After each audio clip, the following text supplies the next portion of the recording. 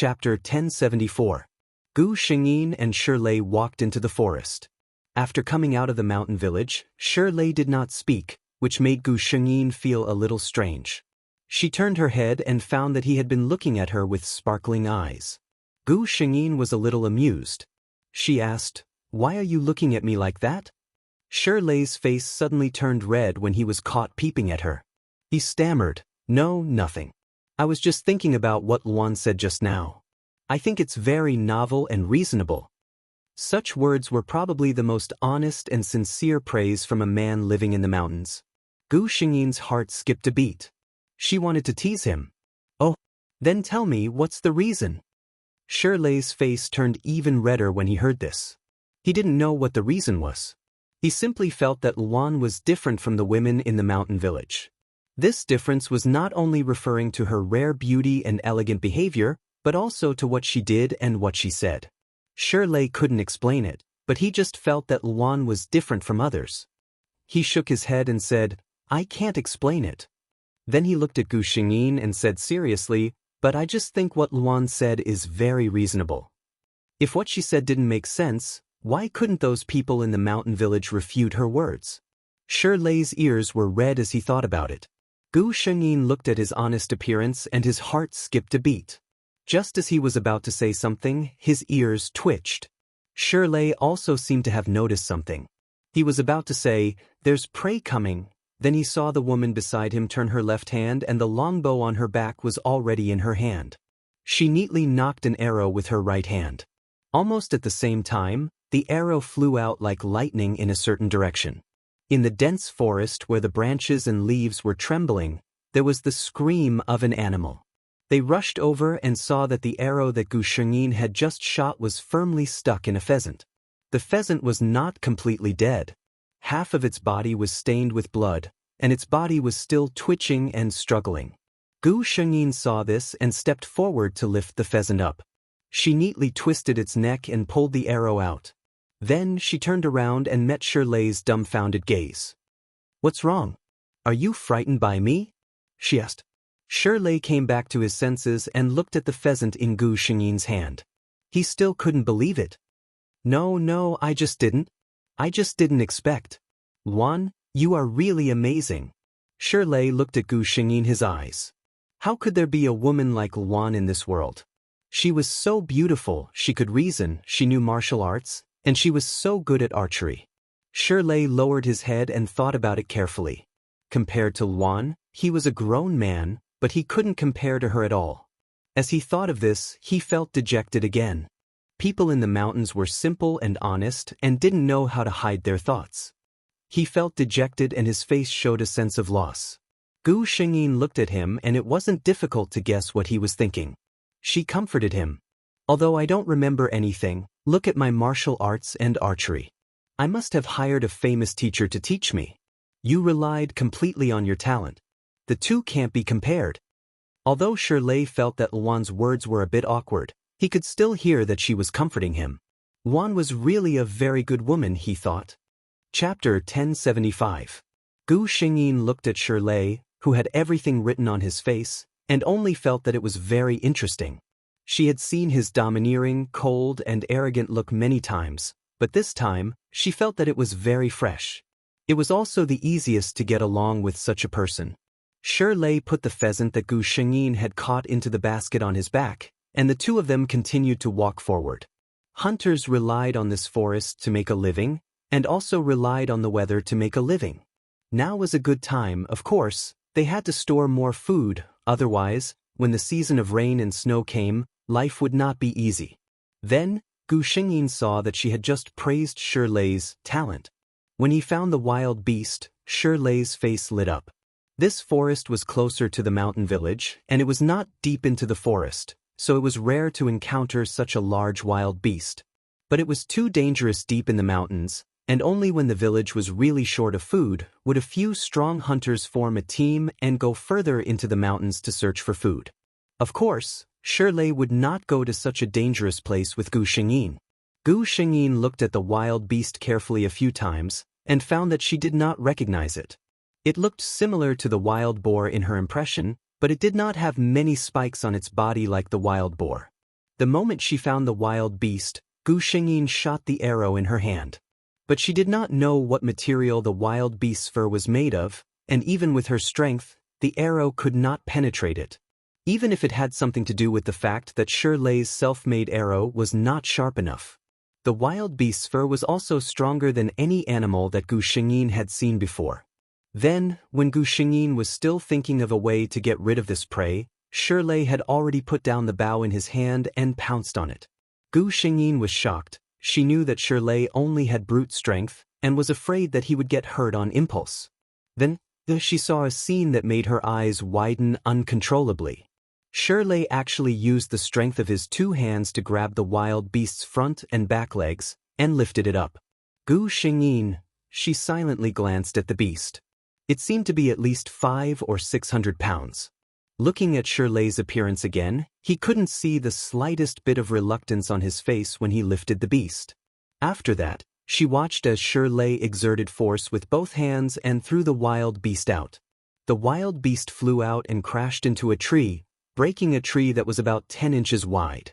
The beast let out a sound similar to an anguished wail. Its movements were somewhat sluggish as it got up and ran towards the forest. Obviously, it understood that its opponent was not a simple character and planned to escape. But now that he finally saw such a big prey, how could Shirley let it escape? His eyes were burning with fighting spirit as he chased after the wild beast. An injured beast was also a hunter with great strength. Gu Shengyin didn't even need to look to guess the outcome. She watched as Shirley tied up the beast with a rope and dragged it on the ground. The corner of the beast's mouth was full of blood, and it was no longer breathing. Alwan. Shirley smiled, revealing his white teeth. We have a great harvest today. We can go back early. It was indeed a great harvest. Gu Shengyin glanced at the huge beast and estimated that according to their appetite, if they ate it every day, it would be enough to last them for at least 2 months. Chapter 1076. When the two of them dragged the beast back, they attracted a crowd of onlookers in the village. Aunt Jo seemed to have forgotten what happened in the morning. She looked at the big beast in Shirley's hand enviously. She opened her mouth and said, "Aya, let me see. What did this big stone bring back? It's so big. It must be bigger than dumb insect, right? I'm afraid that the two of you can't finish this meat, right? Aya, our man hasn't come back today. I don't know if he can get enough food for our family today." Did she mean that she wanted a share of the soup? However, when Shirley heard this, he immediately laughed. "Aunt Jo, it just so happens that I can't finish this thing. Why don't—" Gu Shengyin saw the joy in Aunt Jo's eyes. She faintly continued the conversation. "Why don't we dry and marinate the meat? It can be stored for a long time. We can eat it slowly." Aunt Jo's smile suddenly froze on her face. Shirley looked at Gu Shengyin with some confusion. He didn't understand why she suddenly spoke. However, when she said this, Shirley swallowed back the words that he wanted to say. Could it be that Alwan liked to eat this beast's meat? He thought about it. Since Alwan liked it, then he wouldn't share it with Aunt Jo's family. What if Alwan didn't have enough to eat? "Let's go back," Gu Shengyin said to Shirley. "I'm a little tired today." When he heard Gu Shengyin say that she was tired, Shirley didn't care about anything else. He hurriedly asked nervously, "Tired? Do you feel uncomfortable anywhere? Does the wound still hurt? Let's go back quickly." The two of them talked to each other like this and forgot about First Aunt Jo. First Aunt Jo's fat face was very interesting. Her lips trembled and she turned around to see Xiao looking at them from the gate. She finally scolded with a trembling voice, "Shameless lowly wench, a loser who lives off a woman. I think you can only rely on men to support you in the future." Xiao silently listened to this woman's abuse. After these few days, she was used to this woman. As long as this woman was unhappy, she would come back and use her as a punching bag. Anyway, in her eyes, her daughter was born to collect debts, wasn't she? Axiu also knew who she really wanted to scold. However, she didn't dare to scold that person, so she could only use herself to scold him indirectly. Why was it that even though he had transmigrated, he was still the one being oppressed and bullied? Axia didn't believe it. She didn't believe that she had transmigrated just to live a hard life in a mountain village. She also did not believe that she would live in such a small village for the rest of her life, marry an illiterate mountain man in a few years, and then live in such a small place for the rest of her life. She used to think that she could rely on Chu Fei Luan to get out, but Chu Fei Luan didn't even want to talk to her. In that case, he could only think of a way himself. She slowly lowered her eyes. Eldest Aunt Zhou got angry when she saw her like this. Although her daughter had been more obedient recently, her personality had become more and more gloomy. Finally, she had a sullen face. No one knew what she was thinking about.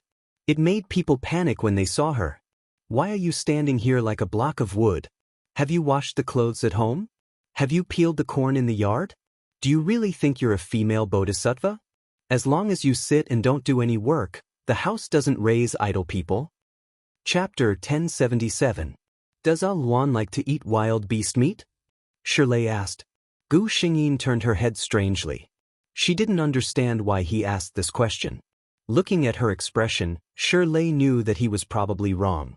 He explained embarrassedly, when I heard you say that, I thought you liked to eat this meat very much.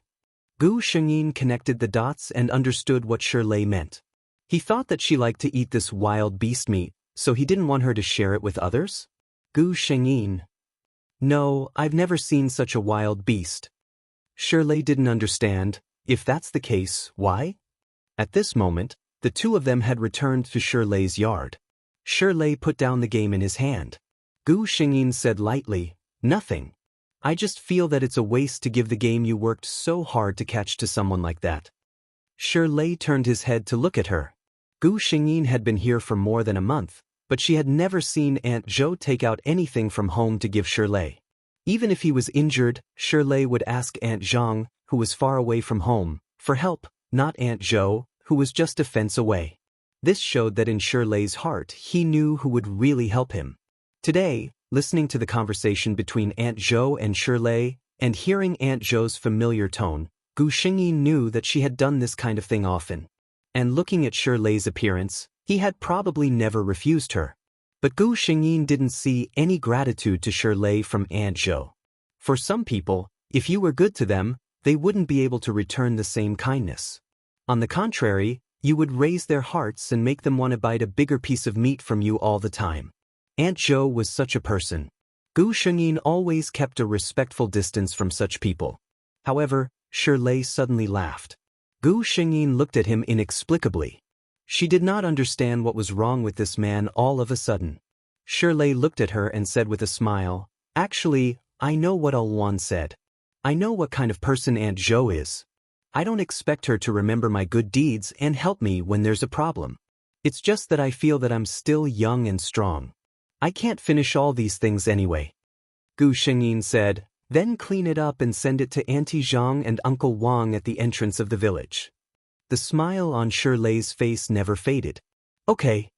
The few families that A Luan mentioned would always remember to leave a portion for him whenever they had something. Shirley was very happy. A Luan was speaking up for him. She was thinking for him. Did this mean that he had some status in her heart? After all, if she really didn't care, she wouldn't be afraid of being taken advantage of, nor would she care about how she dealt with her own things. Gu Xingyin watched Shirley slaughter the prey, wash it, cut the meat into large pieces, strung it with a straw rope and dried it in the yard. Then, he carried a basket with some meat in it and went to deliver things to people.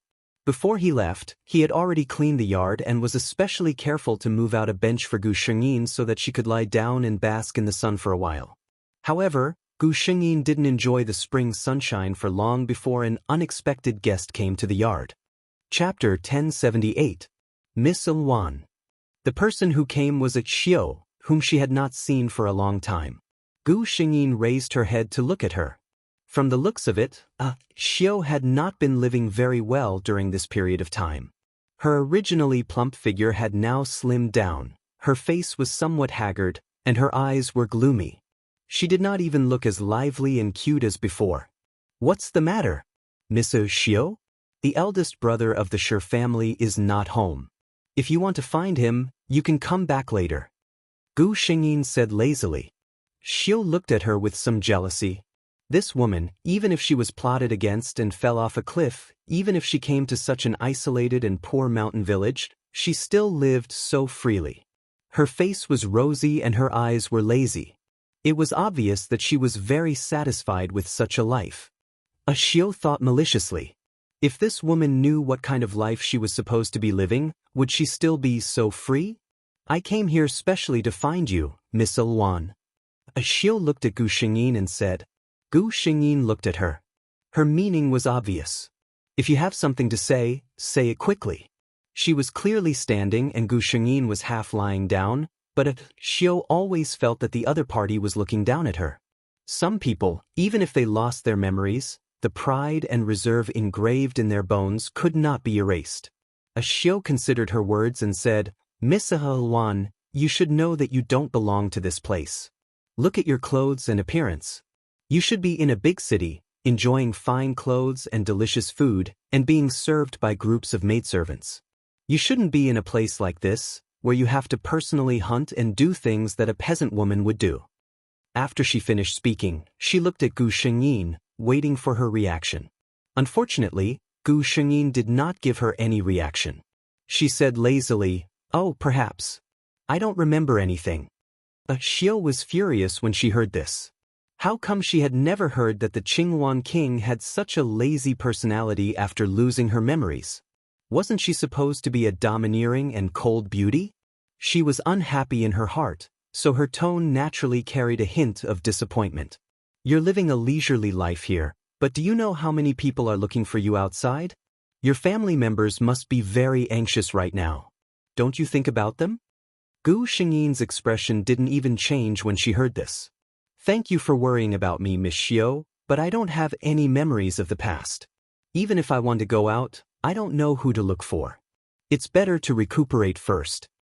Axiu, how could there be such a stubborn person in this world? But then again, how could a woman like the Green Phoenix King be so easily swayed by the words of others? After talking for a long time, Gu Xingyin didn't move at all. Xiao knew that her first plan had failed. But it didn't matter. She still had a second step. She said, Miss Luan, I found a kind of herb today. It said that it's very effective in treating injuries and clearing blood stasis. Do you want to try it?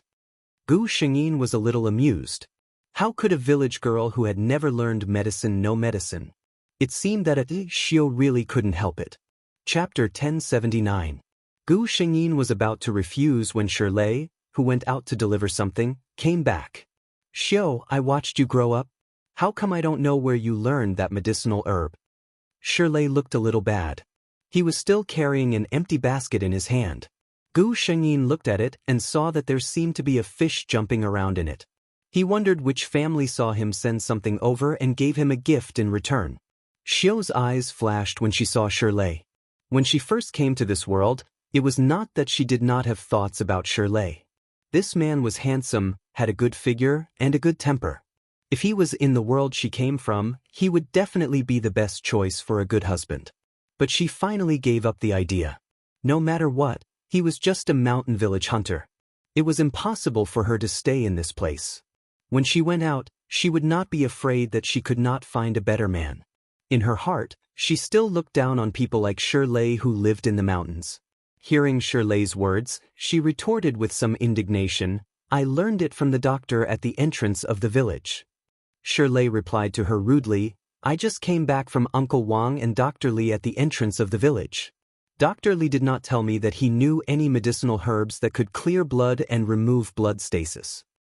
His words made Xiao's face turn red and white. Shirley continued, Xiao, Shi too has watched you grow up. I really don't know what's wrong with you recently. If you don't know something, don't talk nonsense. You can't talk about things that you've drunk.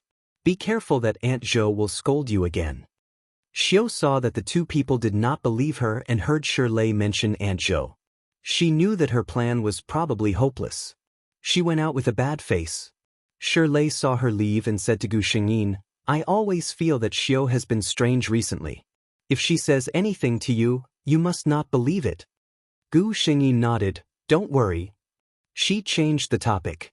I think that fish is quite fat. Where did it come from? Shirley glanced at it and said with a smile, Auntie Zhang gave me one of the fish her son caught in the river today. Let's have fish soup for lunch today. Gu Xingyin glanced at him. Did you get any gifts from Aunt Zhou's family in return? Shirley looked at her and smiled. I know. You don't look like such a petty person. Their relationship progressed very quickly. He could now speak to Gu Xingyin in such a relaxed tone. Based on Shirley's understanding of Alwan, she obviously didn't care about money and treasures. He didn't know why she was so against Aunt Zhou's family. Gu Xingyin glanced at him. Do you think I care about those pieces of meat? I just feel that since you've worked so hard to hunt this prey, why bother to pay respects to that ingrate? It was fine to say that she was narrow-minded or calculative, but she just didn't want to. Shirley continued to smile. I know. You're doing it for my own good. She clearly cared about him. How could Alwan be so considerate? Shirley thought happily in his heart. Sure enough, there was no woman better than Alwan in this world. The two of them happily drank a pot of fish soup, and the days passed leisurely and leisurely. Gu Xingyin calculated the time. Tianzi's people should find them in half a month. Her memory was about to be restored. Chapter 1080. Gu Xingyin went hunting with Shirley every day and only came back when it was time to eat. When she was at home, Shirley was also there, so Xiao didn't have a chance to look for her again. When the two of them returned to the courtyard, Gu Xingyin paused as soon as she entered the courtyard. She glanced around the entire courtyard without looking for traces. Shirley looked at her in confusion. What's wrong with Alwan? Gu Xingyin withdrew her gaze and said, Nothing. She put down the things in her hands and watched Shirley take the things to the river to wash. System, this courtyard has been tampered with. The system replied, Yes, host, there are a few herbs mixed in with the weeds by the fence. Gu Xingyin walked over and pushed the weeds aside. Sure enough, there were a few palm-sized green grasses growing inside. The grasses didn't look different from the surrounding grasses, but there were some spots growing on the edges of the leaves. Looking at it like this, it looked like ordinary grasses with worms growing on them. But it wasn't worms, it was the grass that originally grew like this. Moreover, Gu Xingyin recognized this herb. It was because she recognized this herb that she was a little curious about where Xiao found it. Poisonous wolf spot, an extremely rare poisonous herb. How poisonous was this herb? Not to mention that it could kill at the sight of blood, it even had a characteristic that the poison could spread through the air. It was fine to encounter it occasionally, but if it grew in the courtyard like now where people had to stay for a long time every day, then within 3 days, the people in the courtyard would have symptoms of dizziness, nausea and drowsiness. If it wasn't discovered and treated in time, it was likely that they would fall into a coma. And if it was directly taken by mouth, within 2 hours, the person's body would be covered with red spots, itching incessantly, and die of the poison. Gu Xingyin stared at the poisonous wolf spot for a while, then silently covered it with the weeds again. The next day, when she went hunting, she silently picked a few herbs from a place. She knew that there would be amaranth grass that could cure the poisonous wolf spot's poison. Shirley looked at the thing in her hand and felt a little strange. Why did you pick 2 stalks of grass? Gu Xingyin removed the soil from the roots and put the amaranth into the basket on her back. I recognize this. It's good for your health. It's easy for people to fall sick during this season. Let's boil this later tonight. We'll drink a bowl each. Shirley was silent for a moment. He lowered his head and asked, Alwan, during this period of time, I see that you are remembering more and more things. Are you about to remember the past? Gu Xingyin didn't understand the meaning behind his words. She nodded and said, I do remember a lot of things. I also know how to use some of the things I saw. However, I still can't remember the key things. I think it will take some time. Shirley replied with an "oh" to show that he understood and did not say anything. He should be happy. He had long known that Alwan was not from this place. She would leave this place one day, wouldn't she? Hearing the news that she was slowly recovering her memories, why was he not only unhappy, but also a little sad? It was probably because he was afraid that she would leave after remembering everything. She would leave this mountain village and return to her big city. He didn't know if Alwan would still remember him in the future. Chapter 1081. Shirley tried his best to convince himself not to have such selfish thoughts. But he couldn't hold it in. Gu Shengyin looked at him, who was hanging his head and looking downcast, like a big dog that desperately needed its owner's comfort. Gu Shengyin silently resisted the urge to pinch his furry head. This man, why was he like a child, throwing a tantrum at the slightest disagreement? Gu Shengyin thought to herself in distress. Sigh, it seemed that she would have to teach him a good lesson in the future, so that he could be tough. Otherwise, it would be fine if he stayed in this mountain village, but when he went to Tianzhe capital in the future, wouldn't he be played to death by those scheming nobles? She only asked with a puzzled expression, "Big brother Shi, what's wrong?" Shirley had been walking silently with his head lowered, but when he heard Gu Shengyin's words, he suddenly raised his head. He stared closely at Gu Shengyin's face, his heart filled with all kinds of thoughts. He wanted to say those unspeakable thoughts that were hidden in the deepest part of his heart, but he didn't dare to. He was afraid that she would despise him and scold him for being a toad lusting after a swan's flesh. But he couldn't help it. Now, there were only the two of them, in this dense forest where there were no other people. In her eyes, there was only him. Shirley's lips moved, but in the end he still said what was on his mind. "I was thinking that after Al-Wan regains her memories, we will leave this place. I can't bear to." After he said this, he quickly lowered his head as if he was hiding from something. He didn't dare to look at Gu Shengyin's expression, and he didn't dare to listen to what she was going to say next. But his heart was beating so fast, and his ears were pricked up uncontrollably, waiting for the other party's reaction. Gu Shengyin was stunned for a moment, as if she didn't expect him to say such words. In her heart, after she regained her memories, she would definitely leave this place, and Shirley would definitely leave this place with her. She had thought too much, and had never considered whether Shirley would be willing to leave the big mountain where he grew up, and follow her to a completely foreign place. Gu Shengyin felt as if a basin of ice water had melted in her heart. Her mind cleared up. Her voice also turned cold. "So Big Brother Shi doesn't intend to leave with me?" Shirley raised his head in astonishment. Seeing him like this, Gu Shengyin was even more certain of her thoughts. It turned out that he had no intention of leaving with her at all. Gu Shengyin's heart was filled with irritation, and he felt very annoyed. However, Shirley's eyes slowly lit up. Did Al-Wan mean that he could go with her? Why didn't he think of that? Al-Wan wouldn't stay, but he could leave with her. He didn't have any other requests. He just wanted to stay by her side quietly, watch over her, and protect her. When Gu Shengyin raised her head again, she saw that the other party was so excited that his face was red and his eyes were burning as he looked at her. Gu Shengyin. What just happened? Shirley looked at her, and his eyes were bright. "Can I leave here with Al-Wan?" When he said this, his tone was filled with uncontrollable excitement, as if the matter of leaving with Al-Wan was something worth celebrating to him. Gu Shengyin looked at Shirley, and her heart suddenly became clear.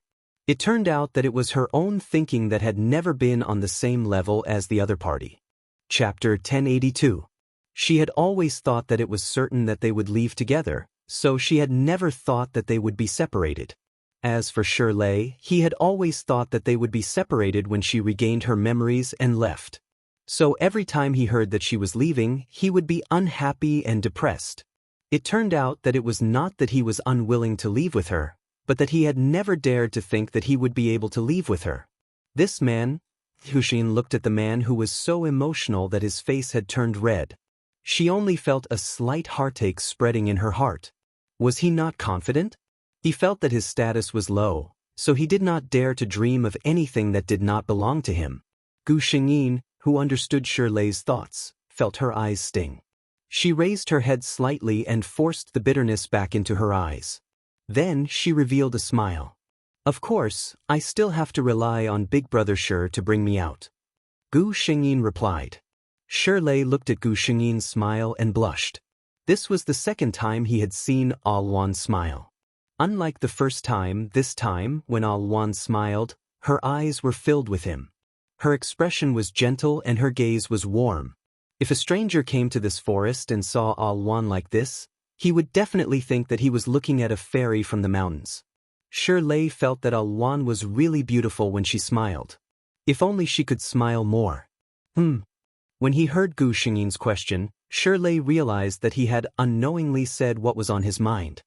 His face turned even redder and he stammered, "No, nothing, I didn't say anything just now." Gu Xingyin, who had heard her words clearly, was speechless. Did she really think that he wouldn't be able to hear her just because she said that? She looked at the uneasy Shirley and sighed inwardly. "Big brother Shir, you are my savior. You don't have to be so restrained in front of me." Every time Shirley faced him, he would become very nervous. Gu Xingyin had noticed this problem from the beginning, but Shirley's attitude had become more and more natural recently. She thought it would get better slowly, but obviously, the remaining half a month was not enough for Shirley to face her freely. If he couldn't face others frankly and generously, he would be at a disadvantage in front of his subordinates in the future. Shirley was a little embarrassed as he clenched the basket in his hand. It wasn't that he didn't want to, but every time he saw Alwan looking at him with those beautiful eyes, he felt his mind go blank. Under such circumstances, it was already very impressive that he could speak and do things normally. Gu Xingyin did not know. She thought that Shirley treated everyone the same way. But that wasn't the case. She didn't know how special she was to this man who was born and raised in the mountains. She was the only one who could change him. Back at home, Gu Xingyin did not waste any time. She boiled the water and made a pot of medicinal soup with those herbs. She and Shirley drank 2 bowls each. Seeing Shirley take the black liquid from her hand and pour it into his mouth without changing his expression, Gu Xingyin felt a warm current in her heart. She still remembered that Shirley had doubted Xiu's words and said that he must be careful when drinking something into his mouth. However, he drank the medicine she handed to him without hesitation. Chapter 1083. Sometimes, a person's attitude towards you could be seen from these little things. After the two drank the medicine, Gu Xingyin carefully wrapped the dregs in a clean small bag and tied one to Shirley's waist. Shirley was somewhat puzzled. Gu Xingyin explained, "It seems to be a custom, wearing this can ward off evil spirits." Shirley smirked and touched the small cloth bag on his waist with his fingers, only to feel warm and comfortable in his heart. No one had ever told him about the custom, and no one would sew such a cloth bag for him. How could Alwan be so good? She was so good that his heart was completely occupied by her day by day, and he could no longer separate himself from her. Gu Xingyin did not notice the change in Shirley's mentality. In order not to arouse Xiu's suspicion, she deliberately added a few kinds of fragrant flower seeds in it, completely covering the smell of the dregs. Gu Xingyin did this to prevent trouble before it happened. Although in theory nothing would happen after drinking the antidote, but after all, the poisonous wolf spot was still in the courtyard, it was better to take some protective measures. The next time was to wait for the bait to take the bait. On the 3rd day, Gu Xingyin estimated that it was almost time. That day, after the two finished dinner in the courtyard, Gu Xingyin sent a message to the system. "Follow our original plan." The system flashed a white light, indicating that it understood. Then, Shirley was ready to get up and clean the table, but suddenly felt dizzy. "Why am I so sleepy?" he muttered, and then fell asleep on the table. "Host, don't worry, I can guarantee that he will sleep for a whole night. No matter how big the movement is, he will not wake up." Gu Xingyin nodded and sat quietly on the chair, waiting for Xiu's arrival. Until the system reminded her, "Host," she went out. Gu Xingyin followed Shirley's posture and lay down. A figure appeared outside Shirley's courtyard. It was already nighttime, and the mountain village was already quiet. The moon was very round, and the clouds in the sky were not as light and cute as they were during the day. At night, they bared their fangs and brandished their claws, revealing their ferocious appearance. The shadow of the intruder was imprinted on the ground, bringing with it a sense of awe-inspiring terror. Axia seemed to be very vigilant. She patiently waited outside the courtyard for a long time. After making sure that the two unconscious people inside would not wake up, she walked in quietly. She walked around the courtyard and even deliberately went to the side of the fence. Wearing gloves, she plucked the few poisonous wolf spots that she had personally planted and put them into the pouch tied around her waist. She walked to the table where the two of them were lying on their stomachs. She seemed a little nervous. After staring at Gu Xingyin for a while, She suddenly turned around and went back. Gu Shengyin was wondering what she was going to do, but at the critical moment, the system said, "Host, there is an emergency. I need to leave this world temporarily. It will probably take me one night to come back." Gu Shengyin thought that it was not a problem for her to deal with Axiu alone, so she nodded and let the system leave. There were several valuable antidote pills in her sleeve, which were hidden under Chu Failwan's clothes to save her life at a critical moment. Gu Shengyin was afraid that Axiu would use poison again, so she had already prepared them in advance. Axiu did not leave for a long time. When she came back again, she seemed to be in a very good mood, and even her steps were very light. Gu Shengyin was very curious about what she had done. Axiu did not waste time this time. She pulled Gu Shengyin up from the table and then put her on her back. She carried the unconscious Gu Shengyin and walked into the deep mountain at night. Chapter 1084. Gu Shengyin leaned on Axiu's back. Axiu was not fast. After all, Axiu was just a weak girl.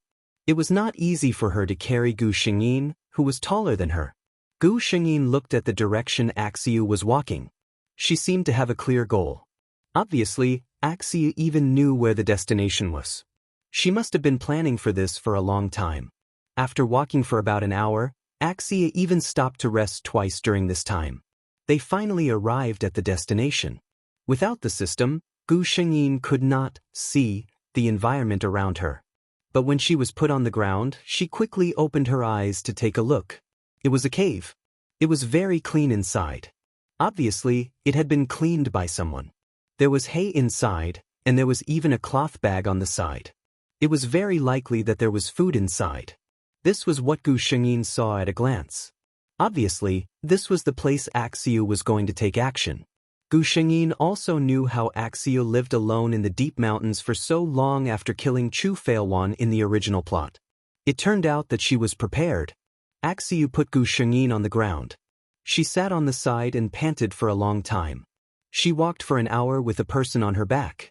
In addition, she was excited and nervous about what she was going to do. Her heart beat a little faster. Axiu pressed her chest tightly, finally calming her wildly beating heart a little. She turned her eyes and stared at Gu Shengyin's face, who was facing her with her eyes closed. "So beautiful," she murmured. In the world where she came from, technology was very advanced. Those men and women with outstanding looks could even make a living with their looks and become the idols of many people with good looks. It could be said that ordinary people could see countless beauties through some media. But in Axius' eyes, those men and women who were called the first beauty by the media and were seen once in 1,000 years could not be compared to this woman. In the situation where the news was blocked and there was no publicity, she became the recognized first beauty in the 5 continents and 12 countries. If one didn't see it with their own eyes, it would be hard to imagine. Her greedy eyes scanned every inch of Gu Shengyin's face. Whether it's the shape of the face, the eyes, the beauty, the nose, the mouth, and even the ears, they are all perfect. Her gaze became more and more heated. "Soon, this will all be mine." Axia took the bag that she had prepared for a long time and opened it. There were knives that had been polished until they were smooth, and some herbs that emitted a strange smell. She gently picked up a knife. The knife was very thin, and it reflected a pale white light under the faint light of the oil lamp in the cave. "Don't blame me, Qingwan King. I didn't intend to do that." She seemed to be talking to the unconscious Gu Shengyin, but she also seemed to be talking to herself. "If you simply accept my goodwill and let me leave this place with you, how great would that be? But you didn't want to talk to me at all. I put down my face, put down my reservations, and tried to please you like a dog. Unfortunately, you didn't accept it at all. I was really forced to the point that I had no other choice. If I continue to stay in this place, I will die. But I don't want to die, so I can only wrong you." She moved her body and came to Gu Shengyin's side. "Don't worry, I will use your identity to return to Tianzhe and pass down your name as Qingwan King." Chapter 1085. The silver light was about to fall on Gu Shengyin's face, but it was caught by a white and slender finger. "What a sincere monologue, Miss Xiao." A cold and cheerless voice rang out in the empty cave. The temperature in the cave seemed to have dropped because of her voice. Axiu was startled by this sudden sound and her hand trembled. The saber fell to the ground and made a crisp sound. It caused a clear echo in the cave. Gu Xingyin opened her eyes and stood up from the ground. She gently kicked with the tip of her foot, and the small knife was kicked far away. She leaned over and looked at Xiao, who was still sitting on the ground. Now, can you tell me, Miss Xiao, who are you? How could a girl who was born in the mountains and never went out know her identity, and what strange name, King Qing Luan? Xiao's face suddenly turned pale. Chu Fei Luan, you didn't lose your memory. Gu Xingyin gently shook her head. No, I just suddenly remembered. Xiao's face suddenly became dejected. Your Highness, I am just a pitiful girl in the mountains, and I want to borrow your strength to leave this man-eating mountain.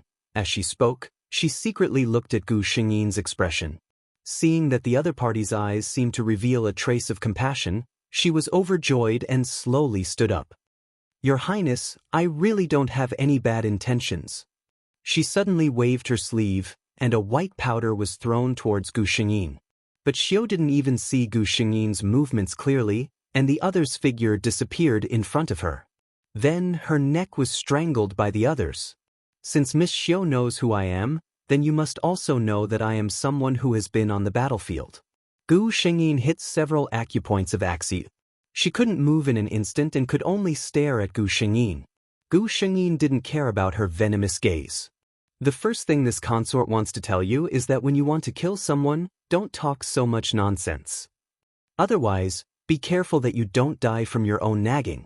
She continued, That's right, I'm talking nonsense with you right now. That's because... She looked at Xiao with disdain. You are no threat to me, Miss Xiao. Xiao glared at Gu Xingyin so hard that her eyes almost bled. Gu Xingyin didn't care at all. Let me guess. You were holding a knife in front of my face. Were you trying to take my life? Or do you want to humiliate me? Let me guess, it should be both, right? It seems that Miss Axia still wants to replace this consort's identity? Gu Xingyin said coldly.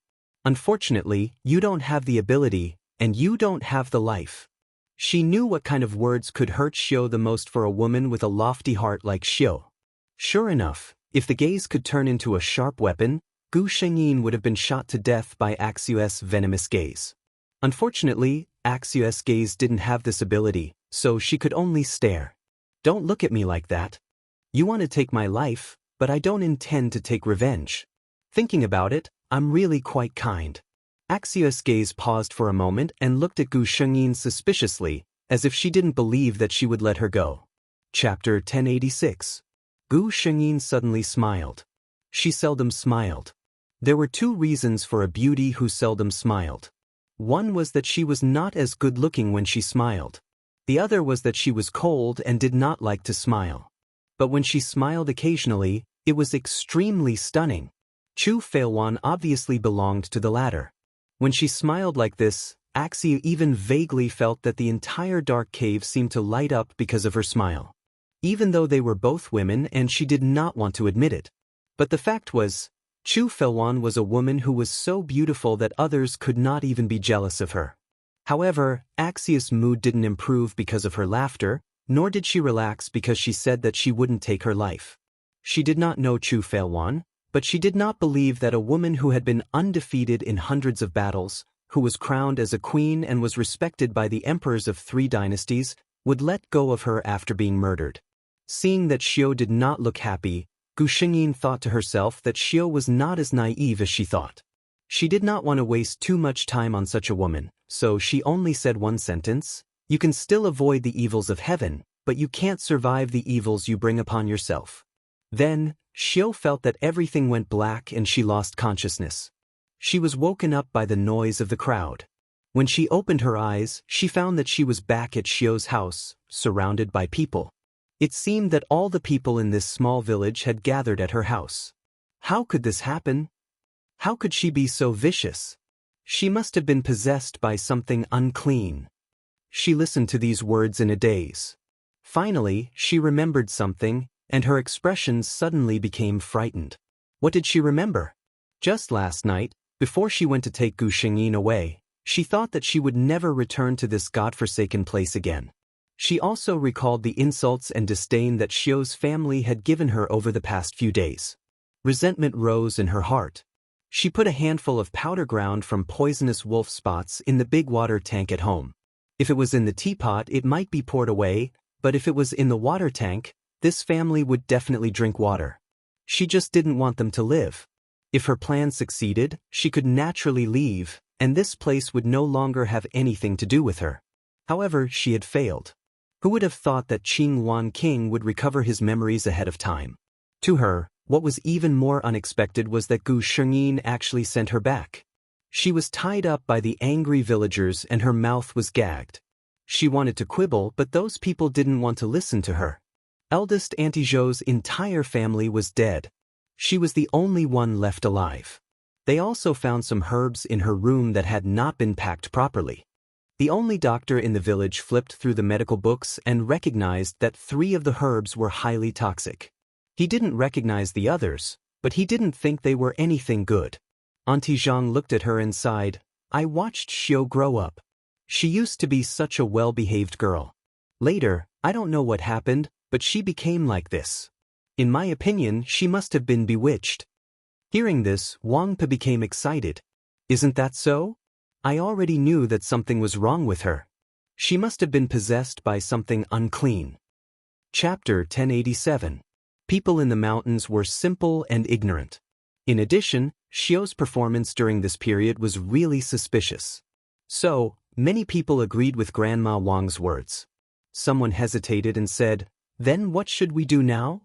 Grandma Wang's face was full of wrinkles. In Xiu's eyes, she was like a devil. She smiled gloomily. Such an evil thing has been tightly tied to Xiu. We can only burn her to death with fire. Aunt Zhang, who was gentle by nature, couldn't bear it. That's too cruel. Grandma Wang was full of energy at this moment. It seemed that if she could really burn Xiu to death this time, she would get immeasurable merits. She turned around and looked at the villagers. You think it's cruel? Think about it. This evildoer can even kill her own parents and siblings. If she is left alive, who can guarantee that she won't have bad thoughts about others? As soon as she said this, everyone was silent. Xiu didn't even recognize her own parents. What if they were poisoned to death? What if they were harmed in the future? The village was noisy, but Shirley didn't know at all. He came in the morning. After eating with Gu Shengyin, he went hunting in the mountains. In the morning, he was still wondering why he fell asleep directly in the yard last night. Gu Shengyin casually changed the topic with a few words. The 2 of them were hunting here. The people who stayed in the village had tacitly agreed with Grandma Wang's words. Xiu, who had been listening to the villagers' discussion, opened her eyes wide. Her body was tied up and her mouth was gagged. She could only twist crazily as if she was crazy. But she didn't know that her appearance made people believe that she was really possessed by a ghost. Xiu's mind was full of the words fire, now. She was a surgeon herself and had seen all kinds of burn patients in the hospital. The burned skin, the disgusting and ferocious appearance, the painful wails of the patients, and the condemnation of the people around who didn't listen to her kept repeating in her mind. It could make people crazy. Her struggle was useless. A tall pile of firewood was set up at the entrance of the village. She was even splashed with some oil and tied to the pile of firewood. Under the pile of firewood were 4 corpses covered in white cloth. They were Xiu's parents and 2 younger brothers. The 4 of them died in a rather miserable manner. Even the man who dared to fight with the wild beasts in the village had an ugly expression on his face after seeing this. Wang Pe had said this. Only by seeing the evil spirit die in front of them with their own eyes would the 4 of them be able to rest in peace. Only then would their souls be able to enter the cycle of reincarnation and become humans again. Axiu was already in despair. At this level, unless a miracle appeared, she would not be able to escape no matter what. The flame ignited and instantly leaped onto her skin. She raised her head, and the feeling of the flames burning her body made her let out a silent scream. It was so painful. Why wasn't she dead? Why did she come to this world? The villagers silently looked at the figure twisting and turning. Some soft-hearted people silently turned their heads away, unable to bear to continue watching, but no one opened their mouth to stop him. By the time Gu Shengyin and Shirlei returned to the village, everything was almost over. The body above the bonfire had long lost its vitality. It could not even be called a body now. All that was left was a pile of charcoal. Chapter 1088. Shirlei still didn't understand the situation, so he hurried over to ask what had happened. Someone had already told him what had happened to Aunt Zhou's family. How could it be? Shirlei was about to step forward when he suddenly thought of something. He said to Gu Shengyin behind him, "Alwan, don't follow me." He did not look at the charred corpse. Instead, he lifted the white cloth on one of the corpses. With just a glance, he put down his hand with a bad look. Was it really Xiao who did it? He didn't want to believe that Xiao, who grew up with him, would be such a person. At this time, Wang Pe heard his words and said loudly, "It's not Xiao. Our Xiao is a good girl. It's just that she was possessed by a wandering ghost from who knows where, and that's why she did such a horrible thing." Shirlei frowned. He didn't believe in such a strange thing. But everyone saw the change in Xiao. It was as if she was a different person. He couldn't even find a reason to speak for Xiao. And now, she was gone. He sighed silently in his heart and walked back to Gu Shengyin. "What's the matter?" Gu Shengyin asked. Shirlei shook his head. "Don't look. Let's go home." In the next few days, Shirlei didn't go out to hunt. Instead, he set up a tomb for Aunt Zhou's family with the villagers in the mountain village. At least they could be buried in the ground. But he didn't ask Gu Shengyin to go out. He only said that this kind of thing was inauspicious. As a girl, it was better not to see it. When Xiao's matter was over, Gu Shengyin also felt that it was time to tell Shirlei her identity. After dinner, Gu Shengyin suddenly called out to Shirlei after he was done packing up. "Big brother Shir." She called him softly. Shirlei turned his head. He was keenly aware of a change. He looked at Gu Shengyin. The person in front of him still looked the same, but he felt that something was wrong.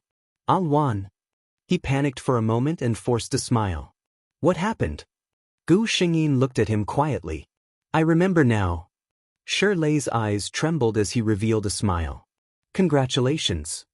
Gu Shengyin saw a trace of uneasiness in his eyes. She said, "My full name is Chu Feilun. I am the princess of Tianzi Kingdom." Shirlei widened his eyes.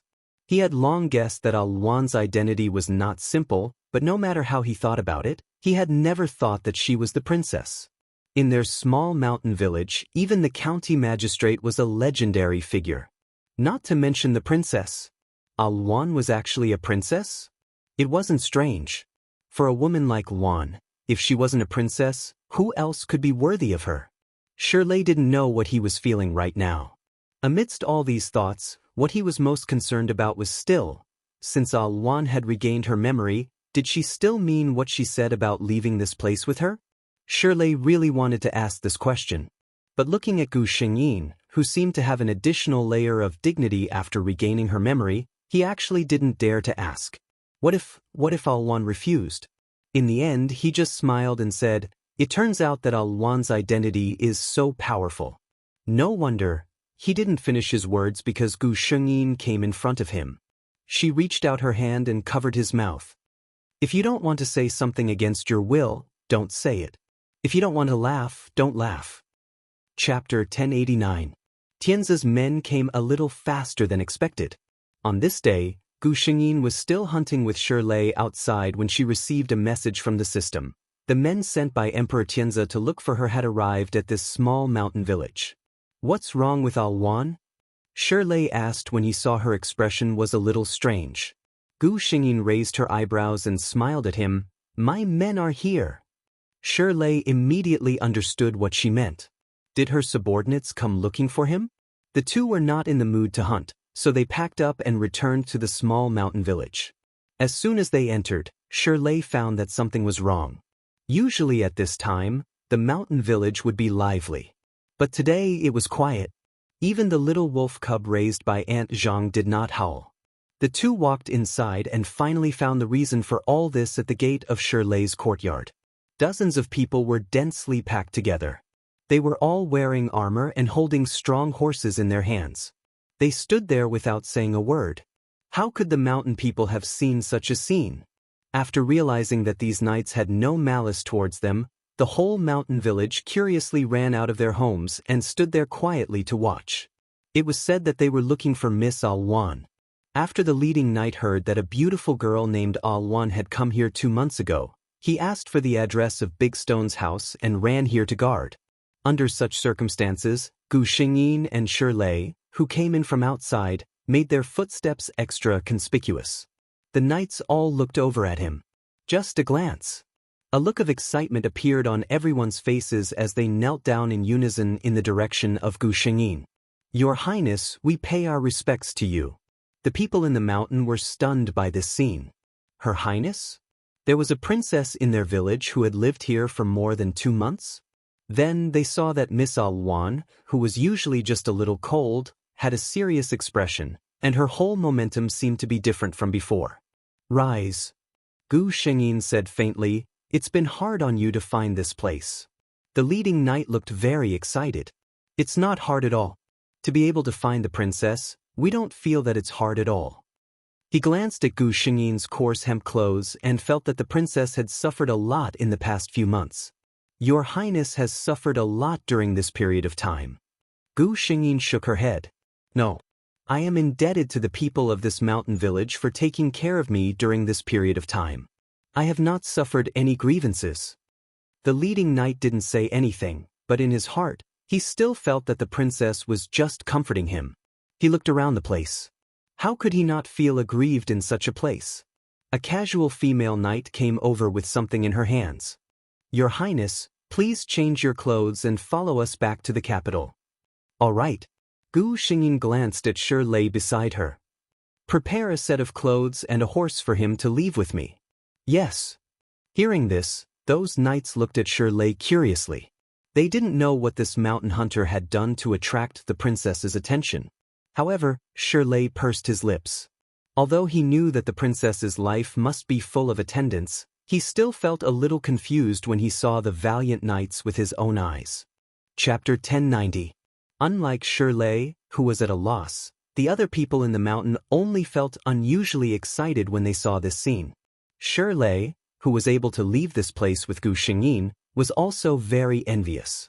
"Miss Luan is the princess? I knew it. Miss Luan is so beautiful. How could she be an ordinary person? Why is Big Stone so lucky?" In fact, these mountain people did not understand what Her Highness represented at all. However, just this group of knights was enough to broaden their horizons. In their eyes, Shirlei, who was able to leave this place with Gu Xingyin, had also become a person of great fortune. Soon, Gu Xingyin changed her clothes and came out. Shirlei had never seen such a dazzling one. She was wearing a silver armor. Her hair was tied up with a white jade crown and a white cloak of the same color was draped over her shoulders. She had always been beautiful, but this beauty, under the exquisite and gorgeous makeup, showed an even more shocking effect. Even those knights who had seen Chu Failwan in this way for many times would be amazed each time they saw her. Not to mention the villagers. Gu Xingyin did not linger. She glanced at Shirlei and a knight brought a horse over. "Do you know how to ride a horse?" The man was very friendly. After all, this man was the princess's savior and the person she wanted to take away. No one dared to look down on him. Shirlei nodded. Another knight brought a large bag and handed it to the village chief. "This is a gift from the princess. She has been here for a long time. Thank you for taking care of her." The old village chief's hands were trembling. He kept saying that he did not dare to do it. Gu Xingyin looked at everyone and nodded to the people behind her. "Let's go." Shirlei also mounted his horse. He turned around to look at the mountain people behind him and the courtyard where he grew up. He thought for a moment and said loudly, "I still have a lot of food in my courtyard. Let's share it among ourselves.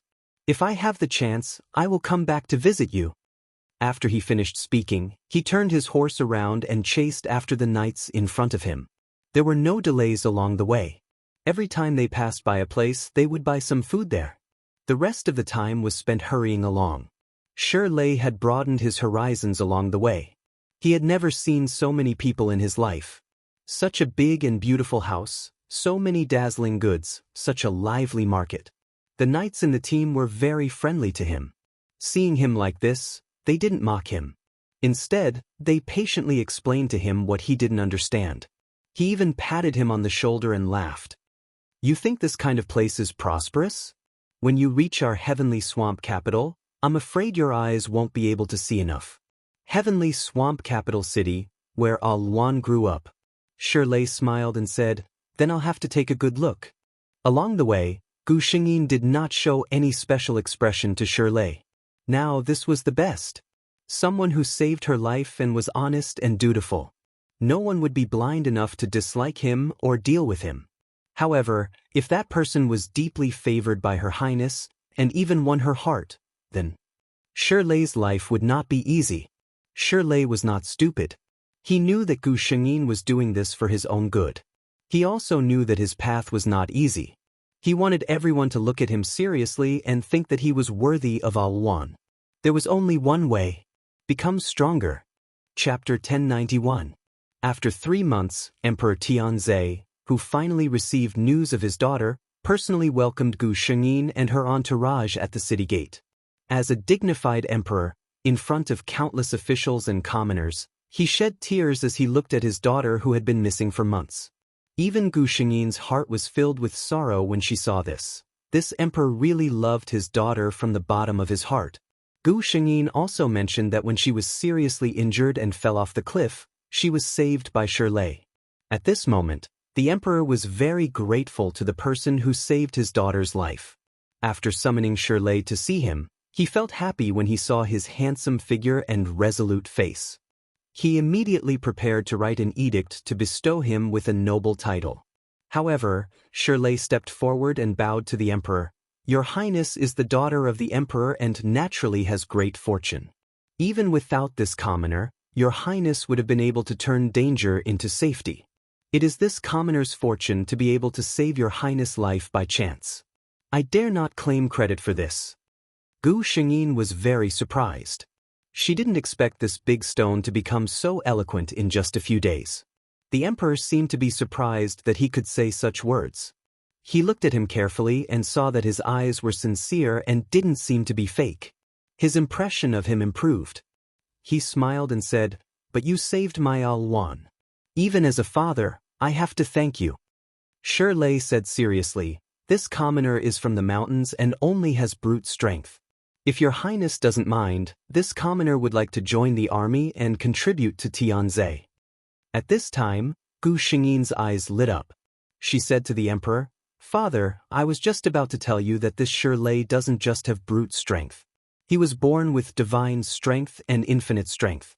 I once saw him hunt with my own eyes and saw him lift a beast that weighed 500 to 600 kilograms. The emperor's eyes also lit up. Nowadays, the various countries were at war. If his country could have another fierce general, its strength would be greatly increased. It wasn't appropriate to stay at the city gate for too long. The emperor and his entourage rushed back to Tianzai Palace and specially set up a banquet for Gu Shengyin's return. Some of Tianzai Kingdom's loyal ministers also attended the banquet. After Gu Shengyin went back, she was hugged by the Empress of Tianzai and complained tearfully. During the banquet, the emperor suddenly mentioned Shirley's innate strength. "I wonder if Warrior Shir is willing to show me his skills?" Shirley stood up. "Of course." Thus, several guards worked together to carry something in. It was a cauldron. The emperor pointed at the cauldron. "This is the giant cauldron that the great ancestor ordered people to forge when our Tianzai dynasty was founded. It weighs 1,246 caddies. Usually, it requires 6 strong men to lift it. My son said that you have boundless strength. I wonder if you can lift it?" Shirley glanced at the cauldron. He wasn't sure if he had the strength to do so. He could only cup his hands and say, "This commoner has never seen such a heavy thing before. I don't know if I can carry it, but I am willing to try." The emperor felt a sense of novelty in his heart. It had been a long time since someone spoke so frankly in front of him. He smiled and said, "Warrior Shir, just do your best. Don't force yourself." Shirley stood up and approached the cauldron. The entire palace hall suddenly quieted down. Let's not talk about the civil officials first. They clearly didn't believe that someone could lift such a heavy cauldron. Other than doubt, the generals were also a little excited. If this person really had innate strength, they must find a way to recruit him. Such a person on the battlefield was simply a human-shaped murder weapon. Chapter 1092. Among all the people, only Gu Shengyin has no doubt that Shirlei can lift this giant cauldron. She was the only one who had seen Shirlei grab the beast and throw it out like a plaything. The amount of energy needed to throw something and simply lift it up was on a completely different level. Not to mention that Shirlei did not even blush or pant after throwing the beast. He did not feel tired at all. Under the watchful eyes of the crowd, Shirlei calms his mind, opens his legs slightly, and firmly fastens them. His hands firmly grab the two legs of the giant cauldron. After a loud shout, the giant cauldron is actually lifted up by him. The people in the hall all widen their eyes. There are even many people who unconsciously stand up when the cauldron is lifted up. Gu Shengyin carefully looks at Shirlei and finds that his face is a little red. But it seems that he is far from reaching his limit and does not look like he is forcing himself. Only then does she feel relieved.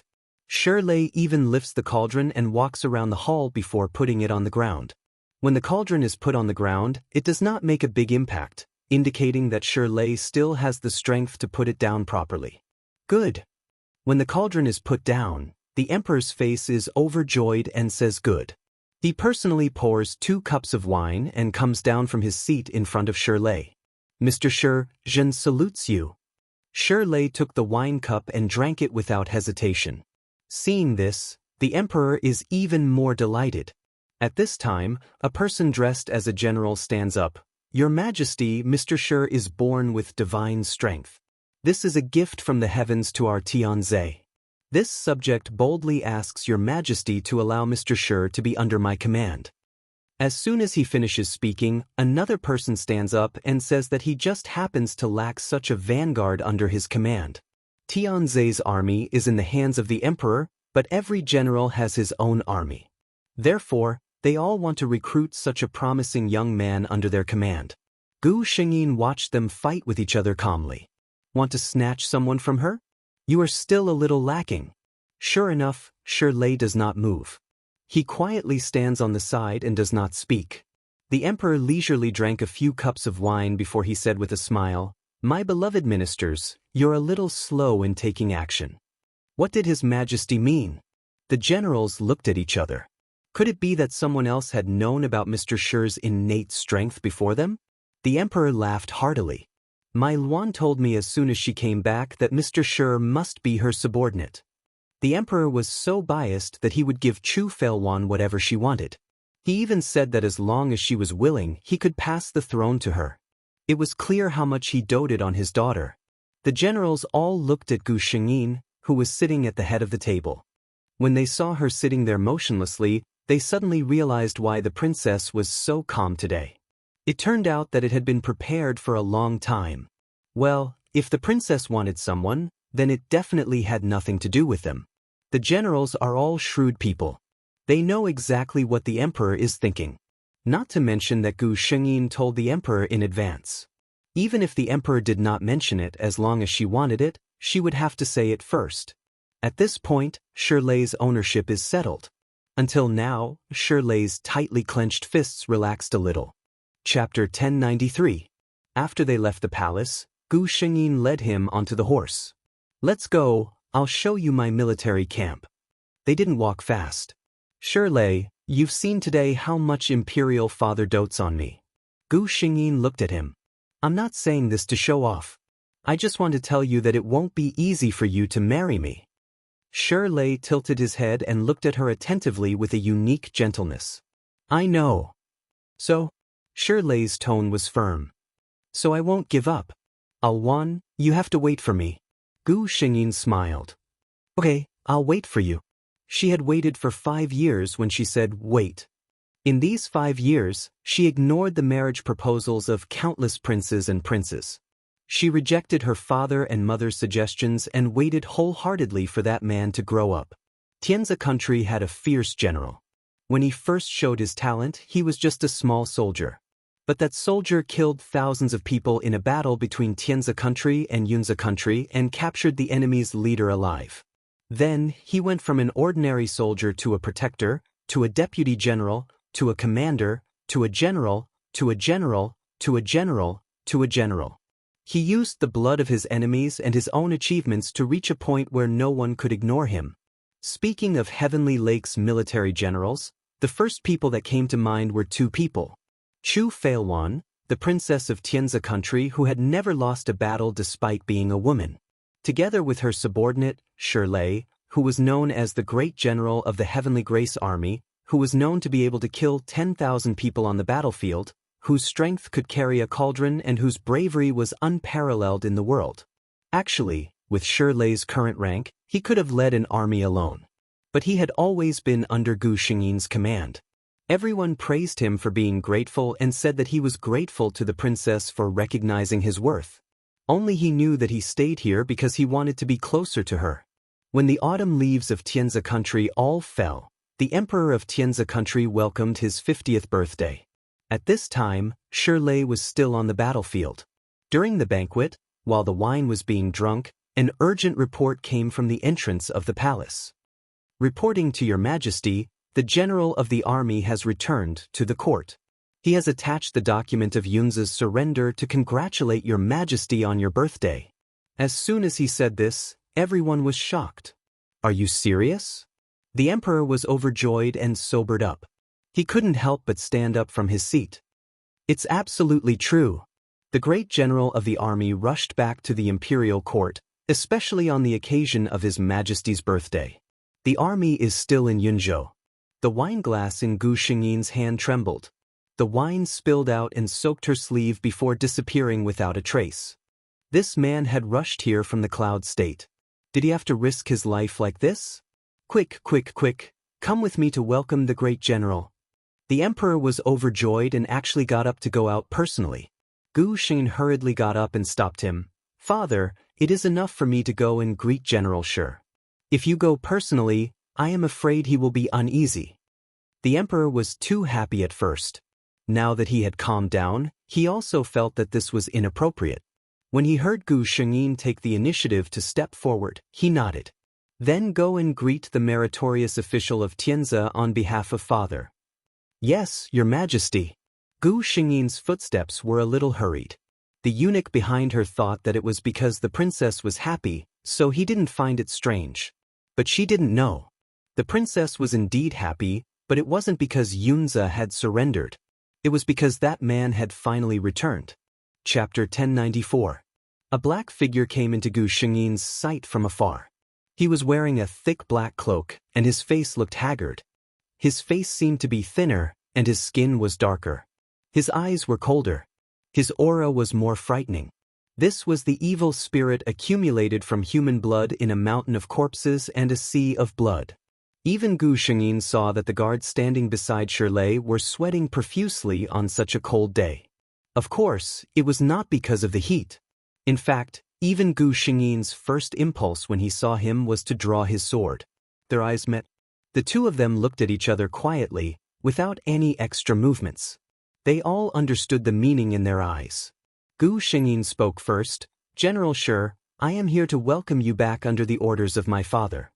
Shirlei bowed in the direction of the main hall, and then he bowed to Gu Xingyin. Thank you, your highness. The eunuchs beside them did not dare to say anything. They could not express their feelings.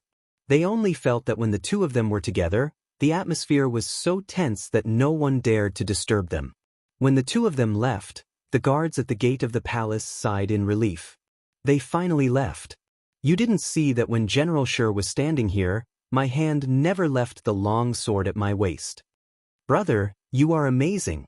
You even wanted to draw your sword. I almost fell to the ground.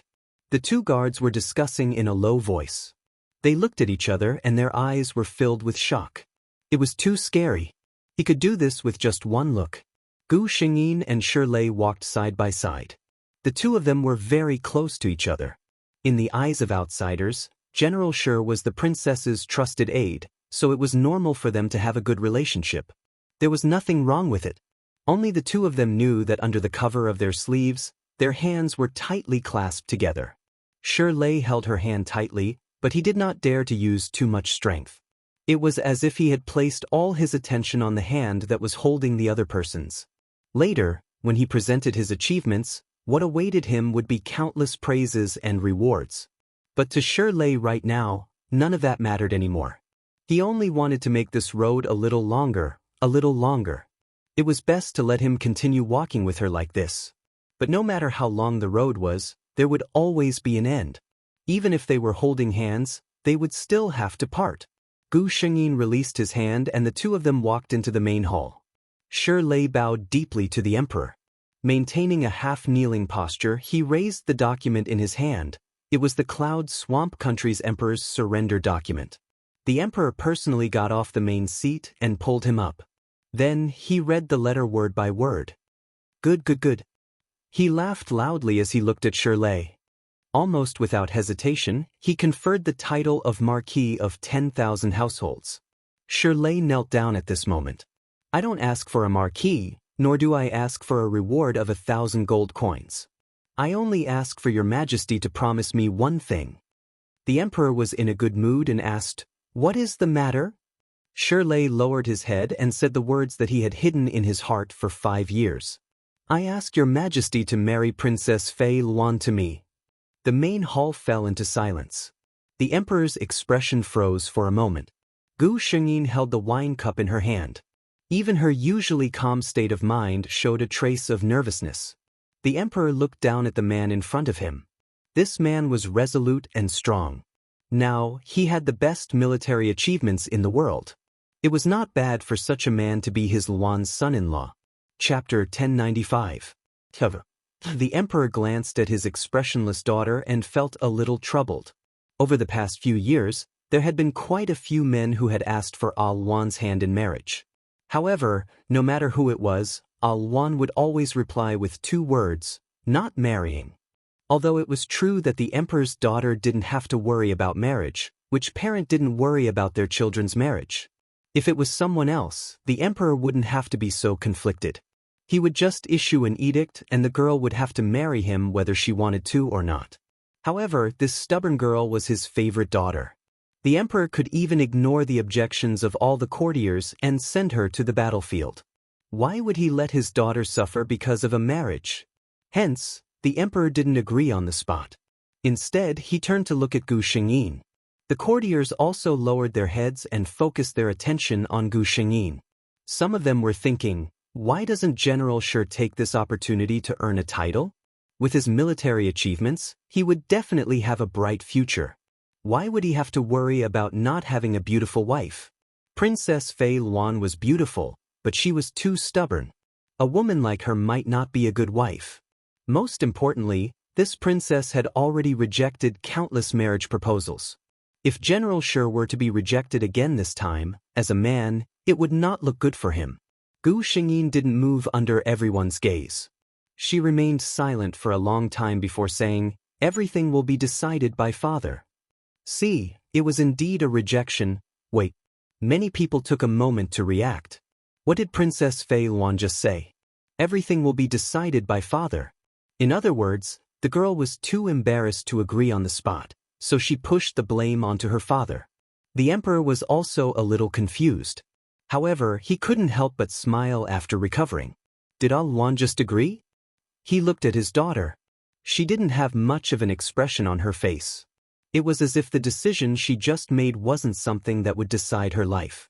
Looking at the courtiers, the emperor felt a sense of belonging when he saw their shocked expressions. That's right, this reaction is normal. He coughed softly and looked at Shirley, who was still kneeling on the ground. The emperor's gaze unconsciously softened. Yes, previously, Shirley was a subject that he thought highly of. Now, he was looking at him as a son-in-law. General Shi, you may rise, the emperor said to Shirley. Al Luan is my most beloved daughter. General Shi, please take care of her in the future. With that, the matter was settled.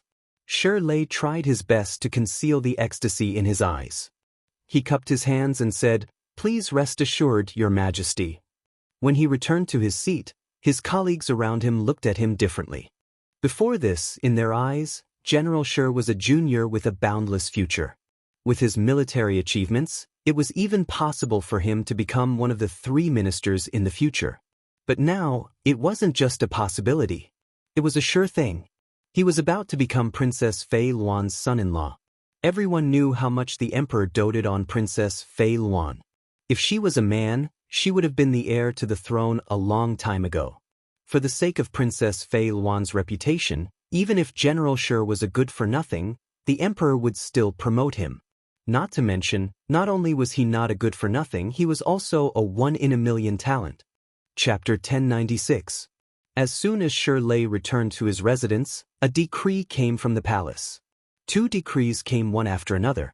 The first decree conferred him the title of Duke Xinghua and gave him a mansion of the same grade as well as countless gold, silver, and treasures. The second decree was for Duke Xinghua Shi Lei and Princess Fei Luan to marry each other. "Thank you, Your Majesty."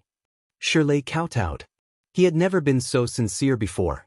The eunuch who delivered the decree saw his forehead turn red. He sighed in his heart that Duke Xinghua was an honest man. Other people just needed to put on an act to show their gratitude. But he didn't know how long Shi Lei had waited for this day and how long he had endured it.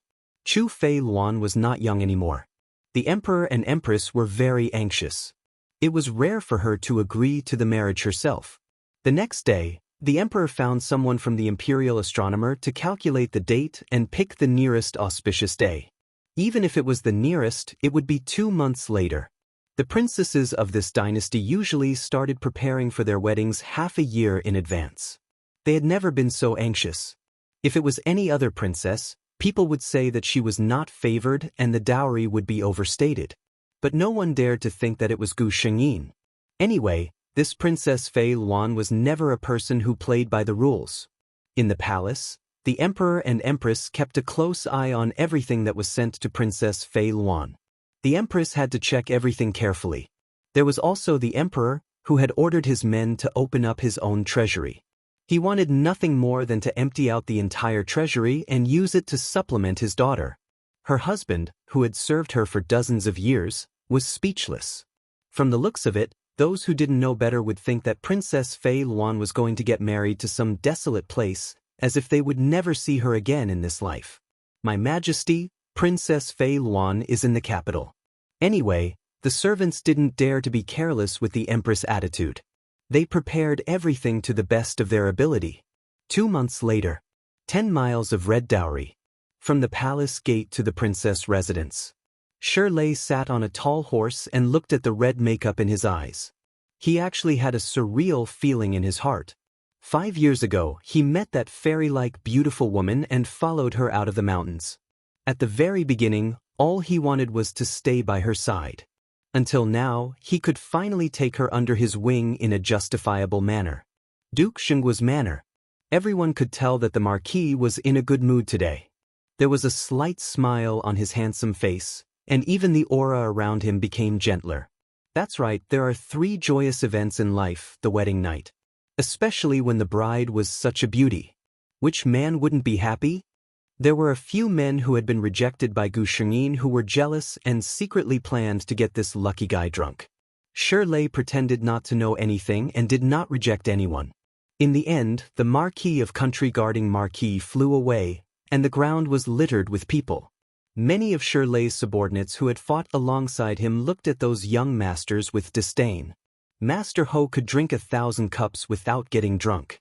How could he drink with these gigolos? You want to defeat me too? He was simply overestimating himself. Actually, Shi Lei was a little drunk. But he didn't know if it was the wine or the red sky that was intoxicating. She was waiting for him in the room. He walked steadily towards the bridal chamber. Chapter 1097. Mandarin duck's brocade quilt, dragons, phoenixes, red candles, and a happy beauty. The matron of honor was waiting in the bridal chamber for the couple to complete the last rites. What Shi Lei wanted to do most now was to be alone with Al Wan, without anyone disturbing them. But those rites couldn't be left out. This was his and Al Wan's wedding, so of course everything had to be done perfectly. The moment the bride's veil was lifted, the room was filled with light.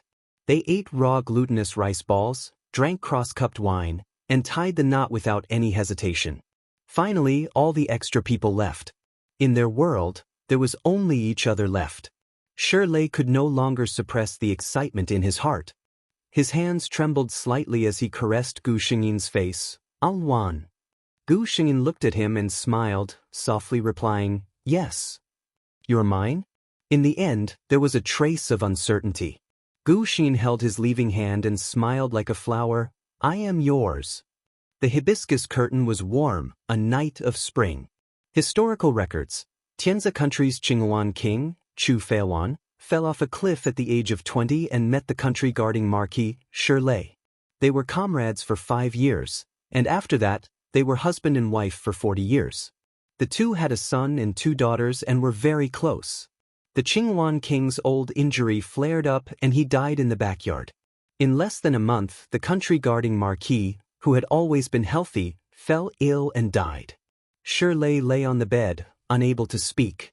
He felt the strength in his body gradually leaving him. There was a noise in his ears. He could tell that it was his and Alwan's daughter crying. What is she crying for? He thought. He had lived enough in this life. He had too many things that others could not even dream of. It could be said that he had everything a man wanted. Now, his grandchildren had all grown up, and there was no one in the Marquis residence that he cared about. His Alwan had been gone for a month. He could not let her wait for too long. The bridge of helplessness was not easy to cross, and she would not be happy if she was alone. Gradually, his ears couldn't hear anything clearly. His eyes opened in vain, but the Fusho double-patterned bed curtain in his line of sight was still getting more and more blurry. There was a glimmer of light in the darkness. That woman, who was still as beautiful as ever, was wearing a snow-white cloak. She turned her head to look at him and complained unhappily, "Why did you come so late? I've been waiting for a long time." He smiled. "I'm coming." The people around only saw the thin old man on the bed reveal a faint smile and murmur, "Alwan, I'm here." He wasn't breathing. The middle-aged woman who had been holding back her tears finally burst into tears. The country guarding Marquis, Shi Lei, passed away at the age of 72. Gu Xingyin stayed in the space, watching the scene after his death. There was silence for a long time. The system came out to comfort her. "Host, please don't be sad. These are all illusions." Illusory? Gu Xingyin shook her head. If these were all illusions, then what was he? Then what was he? Then what was the world that she had experienced with him? No, to me, these are the most real experiences, she said softly. Her eyes were a little sore, but she did not cry. This was far from the end. They still had countless chances to start over. System, let's go to the next world. Yes, host, beginning world transfer. Host, please prepare. Gu Xingyin closed her eyes and began a new journey. Chapter 1098. There was a girl named Zhong Zhonghuan. Her family was rich and her mother died early. Her father was busy with his career and neglected to discipline her. When she was 16, she became a top student in a private high school. She was rebellious and had poor grades, but had an extraordinary sensitivity to fashion. She would spend the 3 years between the ages of 16 and 19 fooling around. Then, on the night she turned 19, she suddenly had an epiphany. Not only did she bury the hatchet with her father, but she also designed a blueprint herself and submitted it to an internationally renowned designer. Then she was recommended by the designer to a world-renowned design school and became the apprentice of the chief design director of a well-known international luxury brand. Then, while still in school, her design talent began to show and she was recognized by major fashion weeks one after another. Less than 2 years after she finished her apprenticeship, she became famous and stood at the top of the fashion industry. She was called the Hand of God. And her rebellious period when she was young was kindly understood by her fans. Geniuses always had some characteristics that were different from ordinary people. However, at a certain point in time, Zhong Zhonghuan's life was quietly turned around by a person. She was the class monitor in high school. They didn't see eye to eye. Class monitor Chang Ru. Chang Ru and Zhong Zhonghuan were obviously 2 different types of people. Chang Ru was beautiful, good at her studies, generous and cheerful. Whether it was among the teachers or among the students, she was very popular. Zhong Zhonghuan was arrogant and liked to cause trouble. In the eyes of the teachers, she was the kind of person who couldn't be approached. Zhong Zhanghuan once passed by the school and happened to meet Chang Ru, who was being blackmailed by some gangsters. She was in a good mood that day and stood up for Chang Ru. It wasn't a big deal. But Zhong Zhanghuan didn't know that Chang Ru liked the same sex. Moreover, a teenage girl was actually moved by a hero saving a damsel in distress. Chang Ru's attitude towards Zhong Zhanghuan changed 180 degrees. She cared about her studies and spoke good words for her among the students. When she was free, she offered to make up lessons with her and even said to the teacher that she wanted to be Zhong Zhanghuan's deskmate. But Zhong Zhanghuan was annoyed by her. She really couldn't understand what the class monitor was thinking. Was this a new way to torture her? Zhong Zhanghuan admitted that if this was really Chang Ru's scheme, then she had won. This was because Zhong Zhanghuan's life had indeed been ruined by Chang Ru.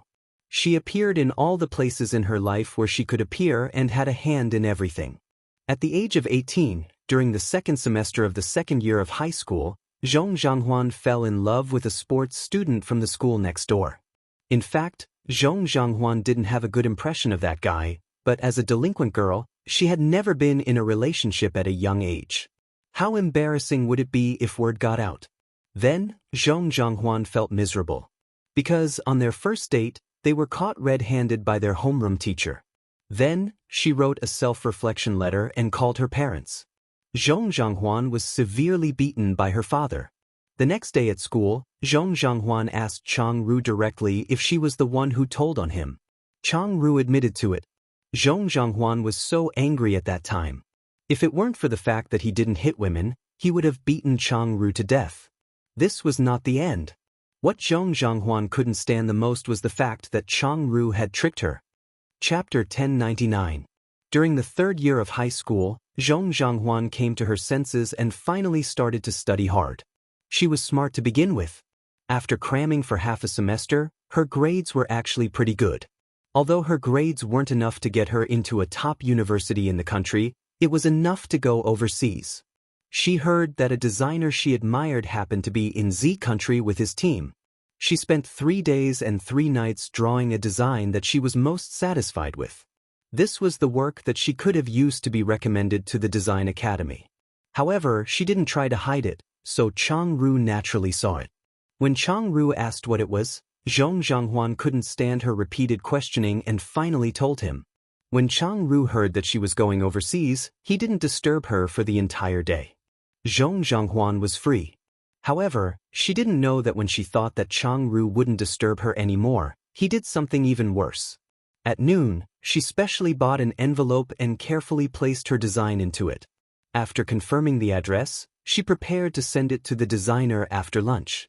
Chang Ru watched her put the item into the drawer of the desk. When no one was around, she switched the item inside. Naturally, it was impossible to receive any reply from a blank piece of paper. The designer even thought that she was trying to prank him. He was so angry that he blacklisted her contact information. Zhong Zhanghuan didn't know that the design she had put in so much effort into didn't reach the designer's hands. She thought that it was because the designer didn't like her work, so there was no result. After such a blow, she lost her passion for design. After graduating from high school, she went to a second-tier university. Under Chang Ru's intentions, her school was right next to Zhong Zhanghuan's. However, one was a national key university, while the other was an ordinary university. Chang Ru, who was in university, still liked to pester Zhong Zhanghuan. Over time, no matter how slow Zhong Zhanghuan was, she realized that something was wrong with Chang Ru. Under her probing and secret observation, she finally found something that she couldn't accept. Chang Ru might like her. Thunder from a clear sky. Zhong Zhanghuan had a fiery temper. After discovering it, she directly told Chang Ru. She said that she couldn't accept this kind of thing and asked Chang Ru not to approach her again. Otherwise, she would call the police. At that time, Chang Ru was slightly depressed because of the years of suppression. His secret love for many years had been rudely rejected, so he couldn't figure it out. She pushed Zhong Zhanghuan off the rooftop. Then he jumped down as well. Gu Xingyin accepted the plot expressionlessly. So, this is what it means to hate when you can't love someone, and in the end, you cause the deaths of others and yourself? From Gu Xingyin's point of view, Chang Ru's so-called love couldn't even be called love. In the name of love, she interfered with other people's lives and ruined their future. This wasn't love. This was selfishness. She straightened up from the desk she was lying on. That's right, on the desk. It was Zhong Zhonghuan's first year of high school. At this time, Zhong Zhonghuan was still a straight-A student, with dyed hair and a row of earrings. The worst thing was that she had just saved the damsel in distress the day before yesterday. Zhonghuan, I knew you hadn't eaten. Here, I brought something for you. Chang Ru walked into the classroom, and his eyes lit up when he saw Gu Xingyin. Gu Xingyin sighed inwardly. Chapter 1100.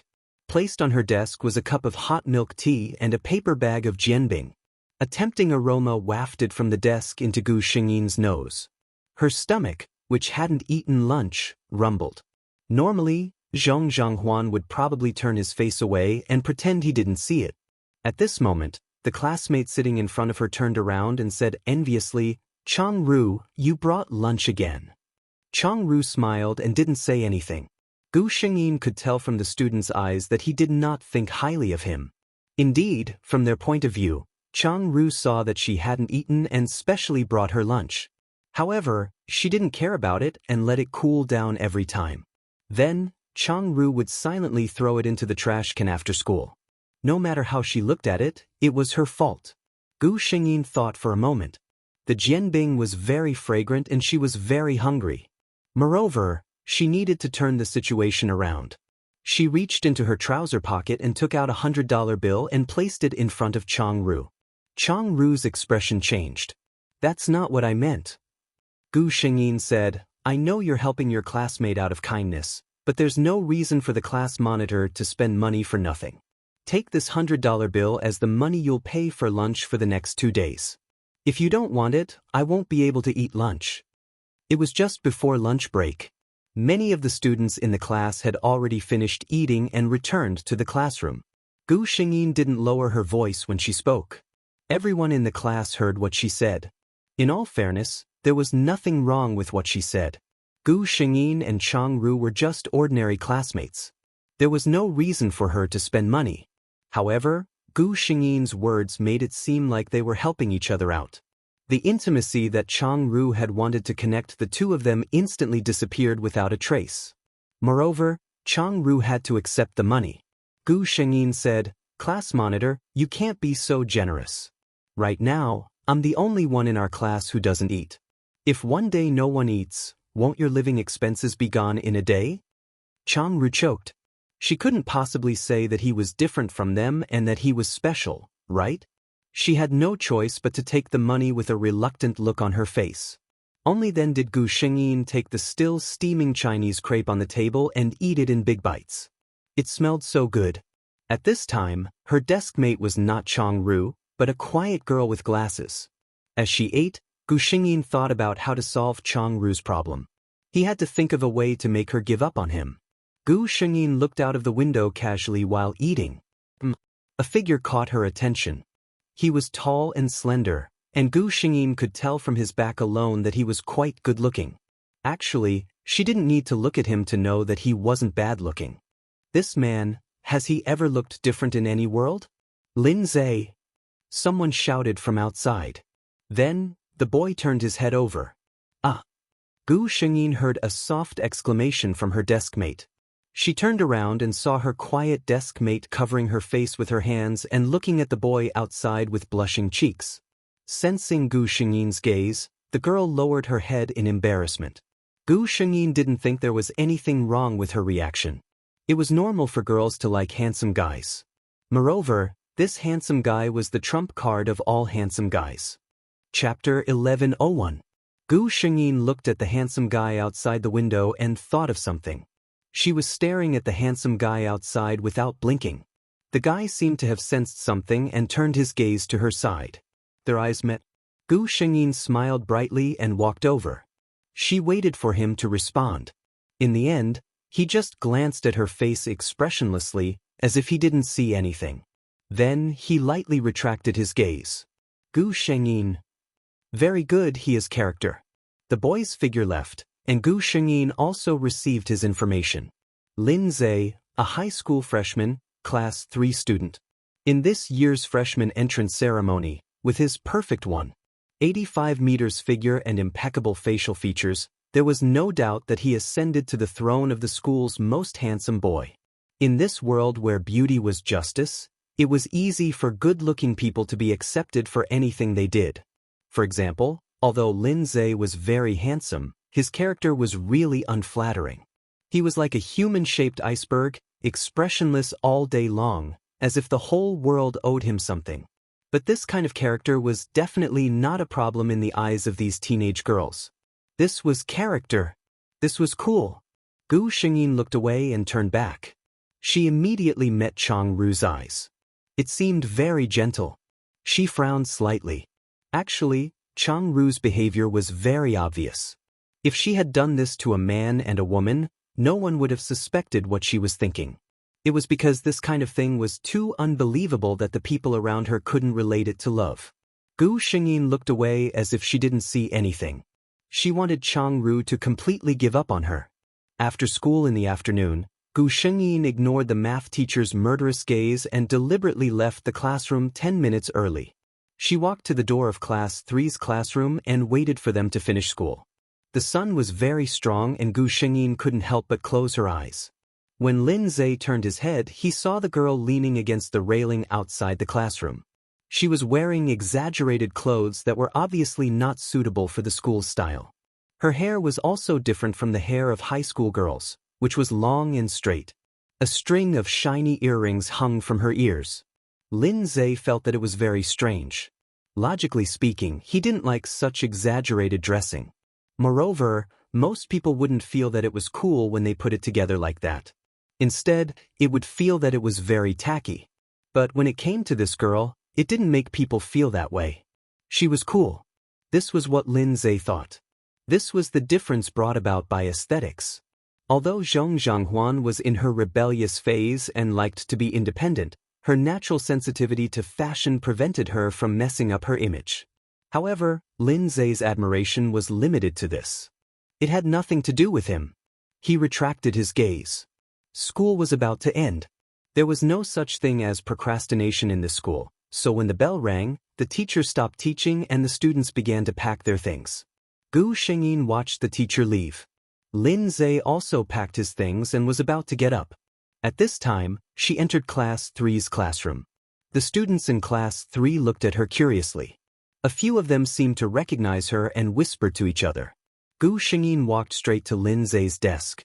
Chapter 1102. Feeling that he was suddenly blocked by a shadow, Lin Zhe raised his head. It was the girl who had been standing outside the classroom. "What's the matter?" He frowned and looked at Gu Xingyin.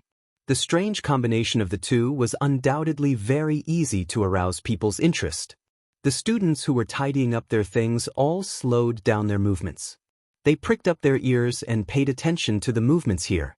Gu Xingyin bent down and supported herself with one hand on the desk, enveloping Lin Zhe in her shadow. This posture made Lin Zhe couldn't help but frown.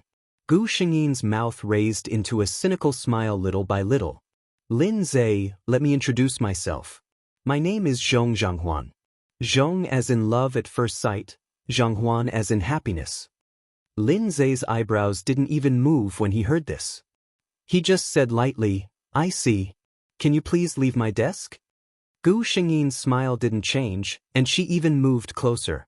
"No, the self-introduction just now was just the foreplay. The main point is later. Lin Zhe, I fell in love with you at first sight. Can you go out with me?" The whole classroom was silent.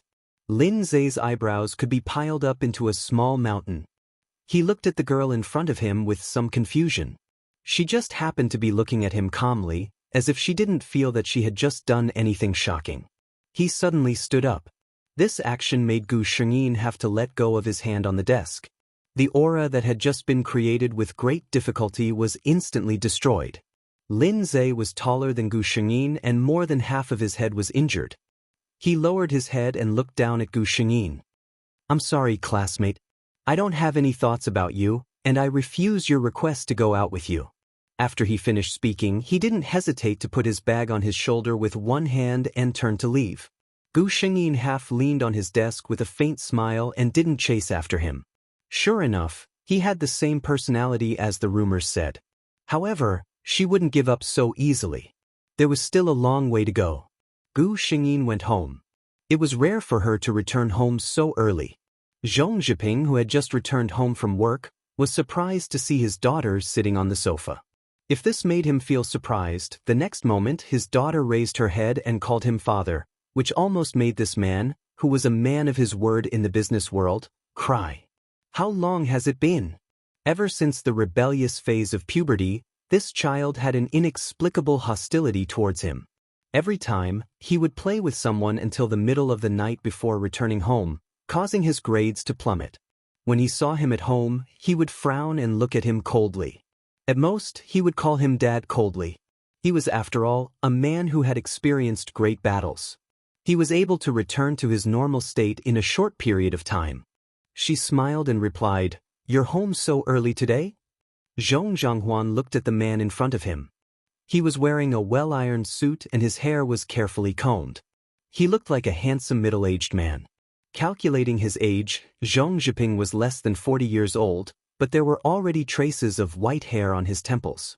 Thinking about the plot, during the 3 years when Zhong Zhanghuan was rebellious, the relationship between father and daughter fell to a freezing point.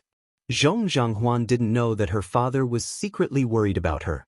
Gu Xingyin didn't have parents, but she knew that in the human world, the most selfless love was often given to their children by parents. If possible, she didn't want to let down any parent's deep affection. Chapter 1103. The father and daughter had a long and thorough conversation.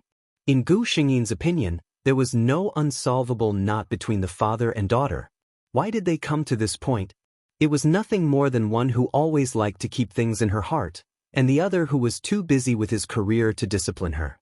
When the estrangement arose and Zhong Zhiping wanted to save it, Zhong Zhanghuan didn't want him to get close to her world. But for Gu Xingyin, she was willing to give her father such a chance. Zhong Zhiping also understood his daughter's innermost thoughts and plans for the future. He was an open-minded father. When he heard that his daughter wanted to study design and go abroad, he didn't object much. Until Gu Xingyin told her that she had fallen in love with a boy. "What did you say?" Zhong Zhiping directly raised his voice by 2 degrees. Gu Xingyin calmly repeated her words. It was not that she wanted to provoke her father, but she had just confessed in such a high-profile way this afternoon. It was estimated that the school couldn't hide it. If her parents were called, the consequences would be more serious. It was better for him to confess in the beginning. Zhong Zhiping's reaction was expected. No father could accept his 16-year-old daughter's puppy love. But when he knew that his daughter was still in the stage of unrequited love and her confession was rejected, he was angry again. Who is this brat? How dare he look down on our Huan Huan? In Zhong Zhiping's eyes, it was one thing for him to not allow his daughter to have puppy love, but it was another thing for others to look down on his daughter. No matter in the eyes of parents, their children were always the best. Gu Xingyin struck while the iron was hot. "So Dad, he doesn't like me, right? I will work harder to pursue him and let him fall in love with me to prove my charm as a daughter." Hearing her words, Zhong Zhiping raised his eyebrows. "Do you think I am a fool?" It was such an obvious provocation. Did she think that he couldn't hear it? Gu Xingyin smiled. "But I can't help it. I know it is wrong to have puppy love, but I can't help it. I like him." She stared at Zhong Zhiping with her eyes wide open. "Don't only allow the officials to set fires, but not the common people. Don't think I don't know that you told my mom that you were high school classmates." Zhong Zhiping looked at her in surprise. "How did you know?" Gu Xingyin smiled proudly. "Of course, my mother secretly told me when I was young. Of course, it was the almighty system that told her this." Hearing his daughter mention his late wife, Zhong Zhiping fell into a rare silence. He had a very good relationship with his wife. Otherwise, he wouldn't have stayed single for so many years after his wife had passed away. With his qualifications, there were plenty of people who wanted to follow him. There were young and beautiful girls of similar age and experience. But he couldn't forget his wife, and he didn't want to upset his only daughter. Gu Xingyin looked at him and said sorry in her heart. In order to achieve her goal, she even brought up the mother of this body. But looking at his father's expression, there should be a chance. Sure enough, when Zhong Zhiping came back to his senses, he saw his daughter sitting beside him and looking at him. He thought of the beautiful memories he had with his wife when he was young and couldn't bear to refuse her. He sighed. Dad only has a few requirements. At the end of the term, your grades will improve. Don't let this matter occupy too much of your life. You are still young, and there are many wonderful things in life. Also, you have to protect yourself. Chapter 1104. After settling her father, Gu Shengyin went to school the next day without any pressure. The next day, when she came to the classroom, as expected, all the students in the class intentionally or unintentionally looked at her. She ignored these gazes and sat down. Just as she took out her book, she saw her desk mate looking at her hesitantly. Gu Shengyin had a good impression of this desk mate. This girl's personality was the same as her appearance. They were both quite quiet. Although the two of them didn't talk much, their relationship wasn't bad. Most importantly, this girl wasn't like some people who avoided Zhong Zhanghuan as if he was a demon or a ghost. She put the book on the desk and turned to look at her. If you have something to say, just say it. Her desk mate was shocked. Usually, Zhong Zhanghuan wouldn't pay attention to her at all. But she still asked honestly in a small voice, I heard that you confessed to Lin Zhe yesterday? She knew it was about this. Gu Shengyin didn't intend to hide it and nodded. Yes, I fell in love with him at first sight. The girl's eyes widened. She didn't expect her to say it so naturally. Under normal circumstances, when a girl was asked such a question, shouldn't she lower her head shyly and not say anything? However, she silently imagined Gu Shengyin lowering her head shyly and shivered. That scene seemed a little too beautiful. This kind of style was more suitable for her. She thought for a moment and looked at Gu Shengyin worriedly. You don't think too much. I heard that Lin Zhe's personality is like that. Many girls were rejected when they said goodbye to him. Was she comforting herself? Gu Shengyin's gaze warmed a little and she smiled at her desk mate. Thank you for your concern. I don't mind. Seeing that she didn't seem to have suffered any blow, her desk mate was relieved. But Gu Shengyin's next sentence made her widen her eyes again. What's the big deal about rejecting him once? You just wait and see. I'll get him one day. Gu Shengyin said confidently. Her desk mate looked at her in surprise. So she didn't plan to give up at all? Gu Shengyin was dressed much more normally today. Her hair was combed neatly, which was rare for her. She wore high-waisted denim jeans, a white laced shirt, and 3 shiny silver earrings on her left ear. After taking a few more glances, the girl couldn't help but blush. Why didn't she realize that her desk mate was so handsome? When Gu Shengyin saw her expression, he understood what she was thinking. A mischievous idea arose in her heart. She quietly leaned over and asked, What's wrong? You're blushing when you see me. Are you attracted by my handsomeness? She deliberately lowered her voice when she said this, and the girl's face immediately turned red. However, she was an honest person and actually nodded with a red face. It was the first time she saw her desk mate dressed so simply and neatly. She was indeed a little stunned. Haha. Gu Shengyin couldn't help but laugh. How could someone be so obedient?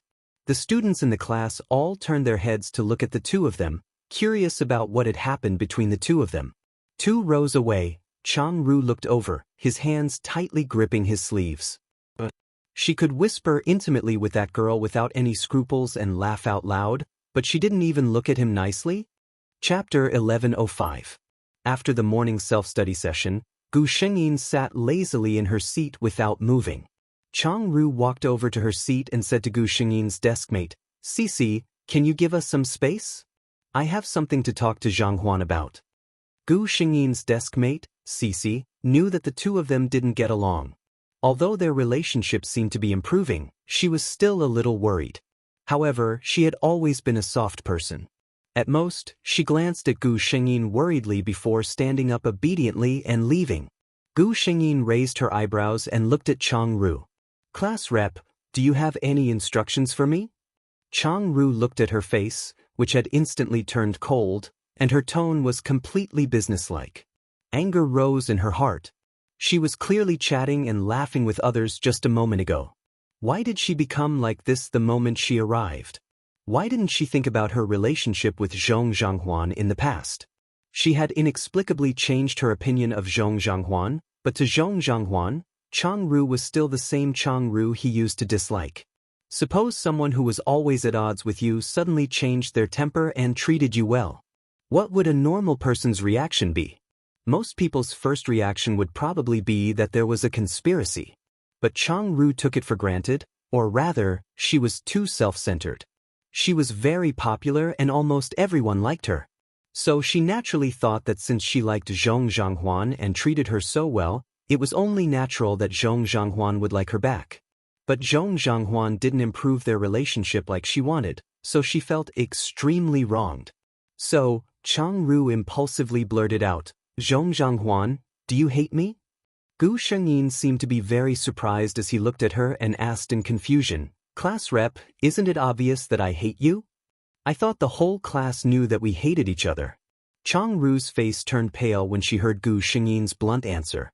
The environment she grew up in and the education she received since she was a child had taught her to hold back when she spoke.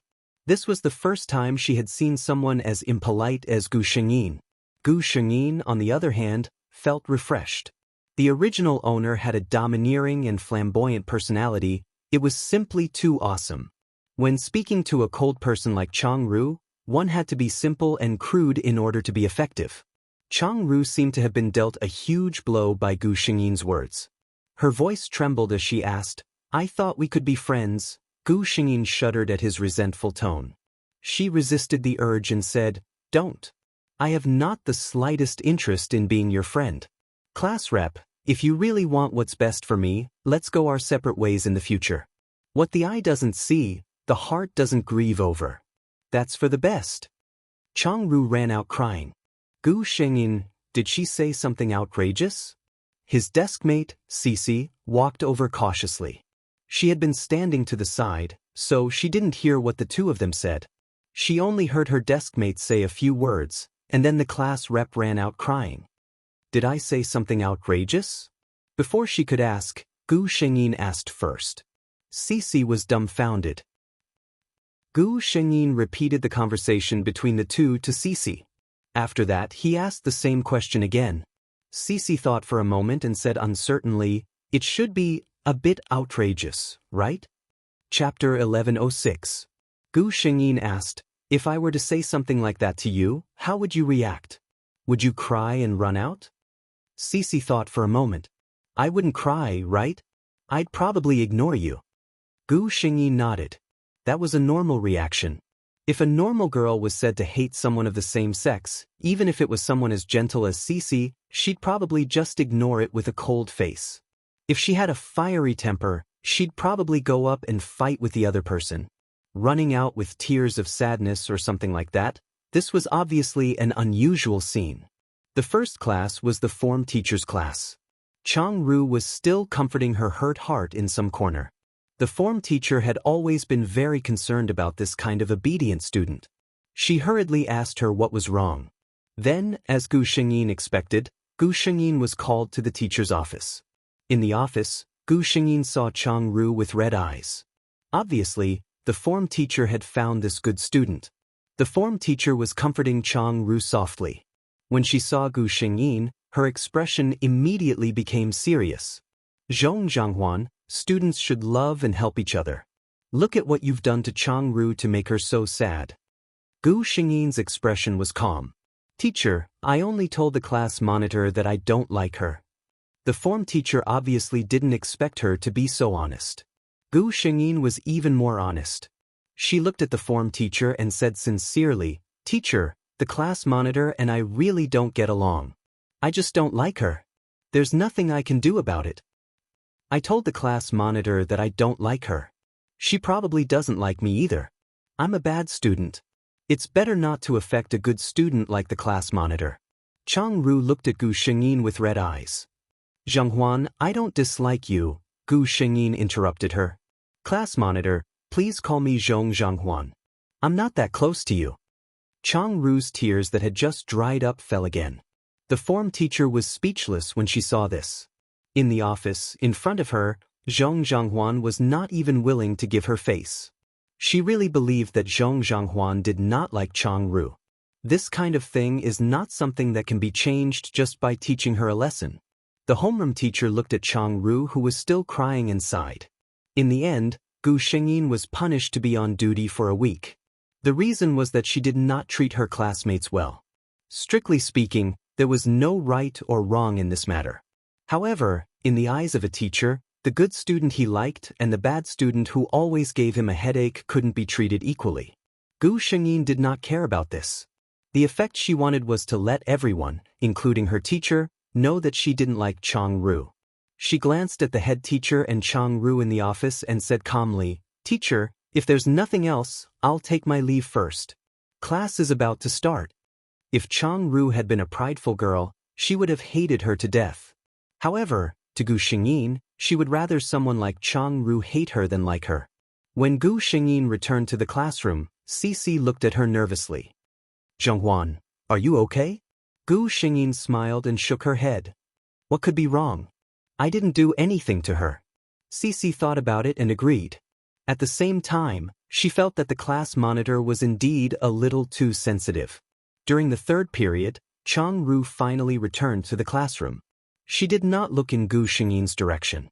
It looked like she really hated her in her heart.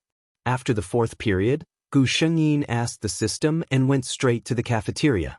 In fact, even without the system's reminder, she could find Lin Zhe at a glance. Some people had charisma that could be seen at a glance in a crowd. Chapter 1107. Moreover, in the dense crowd, the area around his seat was empty, which was extra conspicuous. No one could ignore the cold air coming out of his body and sit beside him. "Good afternoon, Linza." She walked over with a smile and sat opposite him without a care. Gu Shengyin swore that for a moment, she definitely heard the sound of gasps around her. Was it that scary? She found it funny. Could it be that Linza could eat people? Lin Zhe paused in the middle of eating. He raised his head and looked at Gu Shengyin coldly. Gu Shengyin didn't seem to notice his unhappy gaze and returned him a bright smile. "Linza, how could there be such a girl who didn't know how to read the situation?" He said coldly, "I don't like people sitting beside me, especially when I'm eating." Gu Shengyin smiled and put a sweet and sour pork rib into her mouth. It was delicious. Linza's chopsticks clattered on the plate. He was very depressed, but he didn't know how to get angry at a girl. Gu Shengyin looked at him and asked strangely, "Why aren't you eating?" "The food will be cold later. It's not a good habit to waste food." "Linza, I can't eat when there's someone beside me." He meant that she could leave now. Gu Shengyin completely ignored him. "What a joke. If I really listened to you and left, how could I play in the future?" She put down the chopsticks in her hand and looked at Linza seriously. She said earnestly, "Then you have to change this habit. This isn't your home. Other than your parents, no one has the obligation to accommodate you." Linza, did this girl really not understand what he was saying, or was she pretending to be stupid? He thought about her words and actions and confirmed that it was the latter. He silently picked up the plate in his hand and prepared to get up. How could he still be in the mood to eat? However, Gu Shengyin saw through his actions. She quickly finished the last bite and stopped Lin Zhe's actions. "Hey, look at you. You didn't touch anything at all. Is there a need to be so serious over such a small matter?" She looked at him dotingly and said, "If you really feel that bad, I'll leave, okay? Don't skip meals. You'll be the one hurting yourself. I like you so much that my heart aches when I see you like that." After she finished speaking, she didn't wait for Lin Zhe to react and left with the tray. Lin Zhe, who didn't know whether to leave or stay, the onlookers. So this was possible. Their knowledge had really increased. In the end, Lin Zhe still sat down and finished the food on the plate one bite at a time. However, when everyone saw his expression, they couldn't help but shudder. It was as if he had just eaten something extremely disgusting. After teasing Lin Zhe, Gu Shengyin returned to the classroom in a good mood. Then, Chang Ru stopped her at the door of the classroom. "Gu Shengyin, this big sister, weren't you ignoring me? I've already made it so obvious, yet you still came looking for me." It's simply Gu Shengyin couldn't find the right words to describe it. But this time, Gu Shengyin was really wrong. Changru only looked at her coldly. Zhong Zhanghuan, where's your homework from yesterday? Homework? Gu Shengyin was confused and at a loss. When she got home yesterday, she was so focused on talking to her dad that she didn't remember about homework. Chapter 1108. Changru knew what was going on just by looking at her face.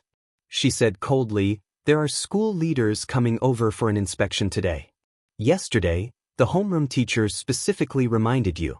Zhong Zhanghuan, wait for the homeroom teacher to call you into her office. With that, she turned around, leaving Gu Shengyin with a cold back view. Gu Shengyin returned to her seat. Her desk mate, Cici, leaned over and said, the school leaders won't check your homework. Zhanghuan, I'll tell you where the homework is. Finish it later and send it to the office. Gu Shengyin shook her head. Forget it. The homeroom teacher will probably know that I didn't do my homework soon. Sure enough, the homeroom teacher criticized Gu Shengyin in the next class. She told her in front of the whole class that if there was a next time, she would directly call her parents. Gu Shengyin gave Cici a helpless look. See, I knew it. As the class monitor, it was easy for Changru to catch her small mistakes. Similarly, if Changru was determined to teach her a lesson, it wouldn't be difficult for him either. Gu Shengyin sighed in his heart. This time, she probably really hates me because of her love. Gu Shengyin obediently did her homework and went to the office with a good attitude to admit her mistakes. She also said that she would definitely pay attention in class and finish her homework on time. Her good attitude made the homeroom teacher feel that it was abnormal. She looked at Gu Shengyin's completely different style of dressing these 2 days. Although it was still a little too much for a student to pursue beauty and maturity, it was much better than before. Could it be that this student had really turned over a new leaf? No homeroom teacher and student union were enemies. Naturally, they hoped that their students would change for the better. Seeing her like this, the homeroom teacher didn't make things difficult for her. Instead, she gently comforted her that it was fine as long as she knew her mistakes and could change. Gu Shengyin walked out of the office with a smile on her face. But when she returned to the classroom, the expression on her face was back to the usual mocking half-smile. No one could tell what she said to the teacher in the office. Seeing her like this, Changru sneered inwardly. Zhong Zhanghuan, I'm nice to you, but you don't care. Didn't you say that you wanted us to hate each other? I'll do as you wish, but I don't know if you can bear it. Cici was a little worried about her. Cici and Zhong Zhanghuan had been deskmates for 2 months. At first, she was quite afraid of this girl with a bad reputation, but later she realized that although Zhong Zhanghuan looked a little difficult to get along with, she was actually quite a nice person. Once, a boy in class bullied her, and her desk mate returned the favor on the spot. Zhan Huan often brought her chocolates. Moreover, the current Zhan Huan had become better than before. He no longer ignored people like before, but he was a little. She blushed and touched her face. She just liked to tease herself. What Cici didn't know was that Gu Shengyin found her bashful and cute. Her face was as red as an apple, so she liked to pinch her cheeks. Oh, it felt so good to the touch. When Cici saw Gu Shengyin return to her seat, she asked worriedly, Zhan Huan, did the homeroom teacher make things difficult for you? Gu Shengyin shook her head. Don't worry. I'll be fine. Their seats were in the second row on the left side of the classroom, while Changru's seat was in the third row in the middle. Changru could see the two of them whispering intimately when he looked up. Her pen drew a line on the paper fiercely. Chapter 1109. Lin Zhe. Lin Zhe turned around and saw his good friend running towards him. His good friends Song Tao and Lin Zhe were childhood friends. Their families were very close and they were in the same high school, but they weren't in the same class. Lin Zhe, I heard? Song Tao looked at Lin Zhe mysteriously. That Zhong Zhanghuan from class 2 is chasing you? Lin Zhe frowned. Don't talk nonsense. How do you know? Song Tao clicked his tongue. How is it nonsense? Ask around. It's spread throughout the school now. Who doesn't know that Zhong Zhanghuan from class 2 fell in love with the school hunk Lin Zhe at first sight? She goes to look for you every day. For you, she's even starting to study hard. Seriously? Song Tao suddenly said, actually, Zhong Zhanghuan is really pretty. I heard that she doesn't fight or skip class anymore. She's wholeheartedly focused on being a good student. She probably really likes you. Lin Zhe's expression didn't change. What does that have to do with me? Song Tao looked at his good friend's cold side profile and couldn't help but sigh. Sigh, I pity this girl. She's destined to fall out of love with you, this iceberg that won't melt.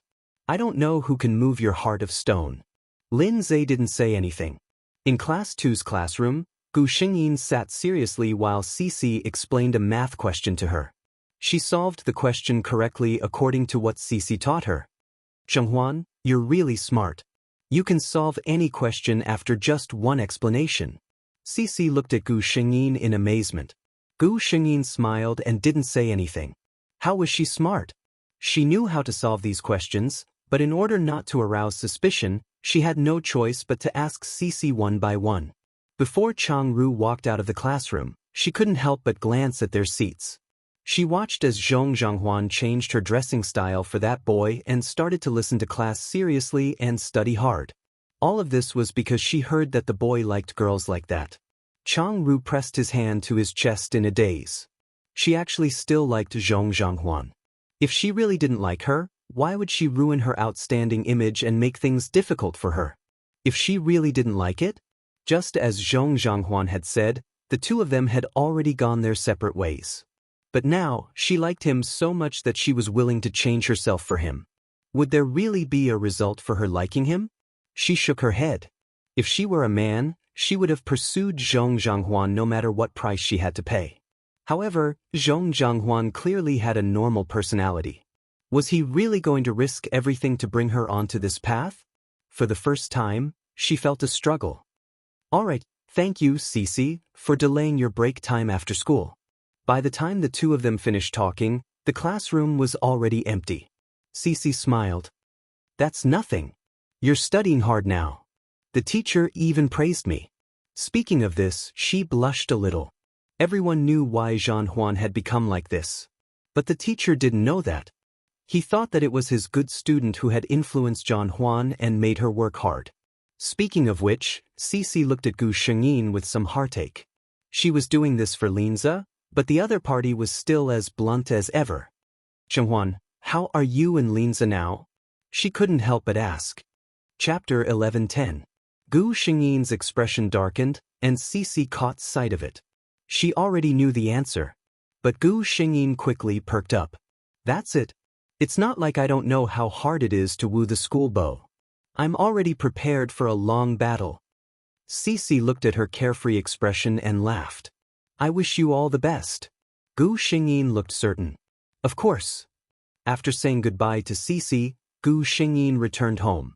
Actually, all of this was just a facade she had created.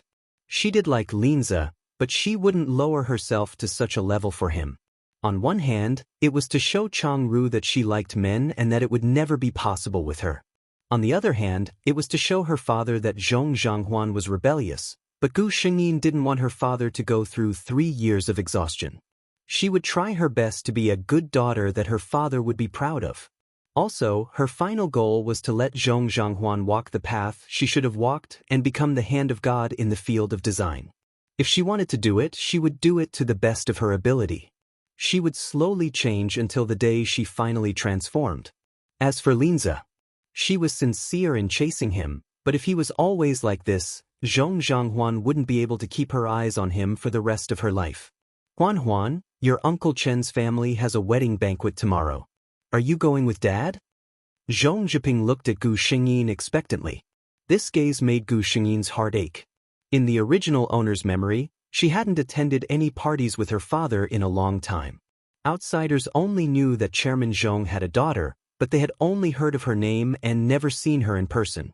Every time, people would laugh and say that Chairman Zhong treasured his daughter too much and couldn't bear to let her out to meet people. Only Zhong Zhiping smiled bitterly. In the past, Huan was young, but now that she was older, she didn't want to attend these parties with him at all. How could he be reluctant? It was obvious that he couldn't get her to move at all. Of course. Gu Shengyin smiled brightly. I've never been Dad's date before. Zhong Zhiping also laughed. After Gu Shengyin went upstairs, he rubbed his eyes. She had almost shed tears in front of her daughter. But he was really happy. She had never been so happy before. His daughter was finally sensible. She began to study hard and think for him. It was as if she had become the little princess who loved to stick to him and let him kiss and hug her. The next day was the weekend. Gu Shengyin woke up early in the morning. Zhong Zhiping had already hired a stylist for her. Gu Shengyin was happy and relaxed. She sat there and let the stylist dress her.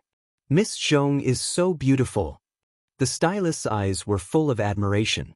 In her line of work, not only did she have to be good at fighting, she also had to be good at talking. She had said this to countless socialites and young ladies, both sincere and hypocritical. But this sentence was undoubtedly sincere. When she first saw Gu Shengyin, she hesitated for a moment. This Miss Zhong's temperament was too unruly.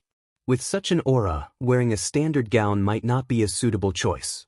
However, she was about to attend a wedding banquet, not a fashion week. It wasn't suitable for her to be too unique. However, after the makeup was done and the gown was put on, she realized that the person in front of her had changed. Chapter 11:11. She was clearly a wild and unruly girl just a moment ago. Now, she was wearing a silver silk dress and sitting there quietly. Her entire body exuded a dignified and elegant aura. The makeup artist's eyes lit up when she saw this. Being able to change her aura according to the style of the dress at the right time was a quality that only professional models could have. Many professional supermodels could also have this ability after rigorous training, but Miss Zhong was obviously born with this ability. Moreover, she was nearly 1.7 meters tall at the age of 16. She could definitely develop in this direction. However, she looked at Gu Shengyin with some regret. A lady of this status would probably not be willing to enter that circle. She mentioned it vaguely. Gu Shengyin was a little surprised, but she still smiled and thanked her for her kindness. "Thank you for your concern, but I have no intention of developing in that direction for the time being." Gu Shengyin, who was dressed up, went downstairs. Mr. Zhong was already waiting for her. When he saw his daughter slowly walking down the stairs, he couldn't help but widen his eyes. Mr. Zhong only came back to his senses when he saw his daughter walking to his side. Gu Shengyin lifted her dress and twirled around. "Am I very beautiful? Even Dad is fascinated by me." Mr. Zhong smiled and nodded. "Yes, you are very beautiful. My Huan Huan is the most beautiful." His daughter had already grown up, but she still looked so like her mother. Gu Shengyin and Mr. Zhong got into the car and arrived at the Zhou family's wedding banquet. As expected, they saw Zhong Zhiping holding a girl's arm along the way. Looking at their expressions and Gu Shengyin's age, anyone with a discerning eye could immediately guess Gu Shengyin's identity. "This is Miss Zhong, right? She's so beautiful. Such a beautiful daughter. If I were Chairman Zhong, I would definitely hide her at home and not let anyone see her." Zhong Zhiping's face was full of unconcealable joy. He had heard too many praises for him, so he didn't feel anything. However, he liked to hear praises for Huan Huan. Even if it was obvious flattery, he could still reply with a few words with a smile. Everyone could see how much he valued his daughter. Naturally, they praised Gu Shengyin even more. Some people had speculated that Zhong Zhiping had a bad relationship with his only daughter. Now that they saw the appearance of the father and daughter, they dispelled the thoughts in their hearts. If they still didn't have a good relationship, then all the children in their family were probably adopted. "Brother Zhong, is this Huan Huan? You've grown so big." A middle-aged man with silver hair on his temples walked over. His complexion was very good. Gu Shengyin knew who he was. He was the chairman of the Zhou group and the father of the main character of today's wedding. The relationship between the Zhou family and the Zhong family wasn't bad.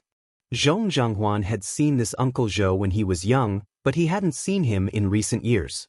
"Uncle Zhou." Gu Shengyin greeted him obediently. "Huan Huan." Lin Zhe came here with the elders of his family. He was cold by nature and didn't like this kind of situation where people came and went. He also didn't like to pretend to be polite with people. However, in the past, his family would indulge him. Now that he was getting older, they couldn't let him be willful. His mother said to him, "Ah Zhe, you're the heir of the Lin family. You can't not appear in front of people for the rest of your life and let those people who can't be on the stage jump in front of outsiders. In their family, there were a lot of branches and illegitimate children. The family was in a mess. Lin Zhe's personality was also related to the environment he grew up in. Chapter 11-12. Lin Zhe knew that it wasn't easy for his mother. His father was a bastard. It was considered a business marriage with his mother. When they first got married, his father was still restrained. 2 years later, after giving birth to him as the heir, he began to reveal his true colors. He kept an actress outside and raised a second branch. He did everything that was absurd. His grandfather was about to give up on this son. If it weren't for the fact that he only had this one son, his father's position as the heir would probably have been stripped. When his grandfather saw that his son was useless, he began to nurture his grandson. Lin Zhe grew up with his grandfather. His father could tell that his grandfather's idea was to wait until Lin Zhe grew up before directly passing over his son and handing the Lin family over to his grandson. At first, his father saw the signs and felt that he would have to rely on his son to support him in the future. It was rare for him to show his fatherly love and ask about Lin Zhe's well-being. But how could the estrangement of more than 10 years be eliminated overnight? When Lin Zhe's father saw his son's cold and distant appearance, he roughly knew that in his son's heart, he probably didn't have a place as a father. He started to act like a demon again. He called back those illegitimate children outside and asked them to call old Master Lin Grandpa. This was to let the illegitimate children inherit the family business. Fortunately, old Master Lin wasn't a fool. He chased them out on the spot and even said that even if he died, the Lin family's things wouldn't have a single cent of those things. Even so, Mother Lin and Lin Zhe were still disgusted. In the past, Mother Lin wasn't too strict with her son, but now she could see the urgency of the situation. This kind of business banquet gradually allowed him to participate in. Lin Zhe didn't want to let down his mother's painstaking efforts, so he could only follow her slowly. After exchanging pleasantries with the people around him, Lin Zhe heaved a sigh of relief. He looked around and saw that there was no one around. He placed the empty wine glass in his hand on the waiter's tray and slowly walked towards the balcony. It was quiet and empty here. With the soothing sound of a violin, Lin Zhe finally heaved a sigh of relief. He reached out to loosen his tie and let out a long sigh of relief. It was great without the unbearable smell of perfume and pretense. Anyway, he had already shown himself. His purpose for coming here today was almost achieved. Lin Zhe sat quietly on the balcony, admiring the moonlight. Occasionally, he would look back at the venue to see if there were any guests he needed to meet. A group of people who were about to enter the arena caught his attention. Lin Zhe knew the man in the suit. He was the head of the Zhong family and could be considered a big shot in the city's business circle. It was said that he only had one daughter, who was about the same age as him. She had always been well protected. Lin Zhe, the young lady holding his hand, looked somewhat familiar. The two of them had an intimate posture. Looking at Patriarch Zhong's expression, he seemed to dote on the girl. She was probably his legendary daughter. Wait a minute. Lin Zhe's eyes suddenly widened. He knew why this girl looked so familiar. For an entire month, Zhong Zhonghuan would come and pester her every day. She was actually the daughter of the Zhong family? Lin Zhe carefully looked at Gu Shengyin. Today, Zhong Zhonghuan was wearing a luxurious high-end dress. She stood quietly beside Father Zhong and greeted the people around her with a sweet smile. Her posture and etiquette were all in line with the temperament of a young lady from an aristocratic family. She was completely different from the arrogant Zhong Zhonghuan in school. Chapter 11-13. Lin Zhe looked at the noble and elegant Zhong Zhonghuan in the crowd and was a little confused. Was this quiet and sweet girl in front of him really the same person as the flamboyant and wild Zhong Zhonghuan he knew? At this moment, Gu Shengyin happened to look over. Meeting Lin Zhe's complicated gaze, she seemed surprised for a moment and then smiled at him. Then, Lin Zhe saw her tilt her head and say something to Father Zhong, who also glanced over. Then, Gu Shengyin walked towards him. Lin Zhe subconsciously tensed up, but then he reacted. What was he doing? She was just a classmate. Why was he nervous about her arrival? Gu Shengyin even asked the waiter for 2 glasses of wine on the way. She came to Lin Zhe's side and handed him a glass. I didn't expect to meet you here. Seeing that Lin Zhe didn't let go, Gu Xingyin smiled. We're classmates after all. Aren't you going to give me some face? Lin Zhe reached out and took the glass in her hand. Lin Zhe watched as she leaned against the railing and slowly drank a glass of champagne. Although her posture was casual, it didn't reduce her elegance. The two of them didn't speak, and a strange atmosphere flowed between the two of them. Lin Zhe was the first who couldn't stand this atmosphere. He hesitated. You're a little different from usual. Really? Gu Xingyin turned around and smiled at Lin Zhe. Then in your eyes, what kind of person am I usually? Lin Zhe was speechless. What should he say? Say that he didn't have a good impression of her? In the end, he just said lightly, you're more unruly. Gu Xingyin sneered. I hate people like you. If you don't like me, then don't like me. Just say it directly. What unruly? What you really want to say is, flamboyant? Maverick? You have to twist your words 3 times. Aren't you tired? It was also at this time that Lin Zhe saw a familiar wildness in her eyes. That's because I live in a different environment from you. Lin Zhe silently said in his heart. Looking at her, it was obvious that she was doted on at home. Mrs. Zhong had passed away for several years, but there were no rumors of Chairman Zhong having a new lover, nor were there any messy negative news. Actually, just look at Zhong Zhanghuan. How could such a character be raised in a family of mutual deception? He couldn't help but retort, aren't you dressed like this today? Gu Xingyin understood what he meant. He meant that she was also pretending. She said bluntly, because this will make my dad happy. I want him to be happy. She then looked at Lin Zhe. Aren't you the same? In such an occasion. She raised her head and nodded at the lively banquet hall. You actually hate it, don't you? Lin Zhe's body shook. Zhong Zhanghuan, she actually saw through his thoughts at a glance. Gu Xingyin said indifferently, don't think it strange. After all, I like you so much. Naturally, I spent a lot of effort to find out your likes and dislikes. She was always like this. Whatever she liked, she directly put it on the table and didn't care about a girl's modesty at all. Lin Zhe didn't take her words to heart in the past, but now he suddenly felt a little strange. He couldn't help but look at Gu Xingyin. What if I never like you? Will you still like me? Chapter 11:14. Gu Xingyin raised her head and finished the wine in her glass in one gulp. She turned to look at Lin Zhe. I like you. It's my business. Whether you like me or not is your business. Before I still like you, I won't give up because of your attitude. Before I still like you. Did this mean that she might not like him anymore in the future?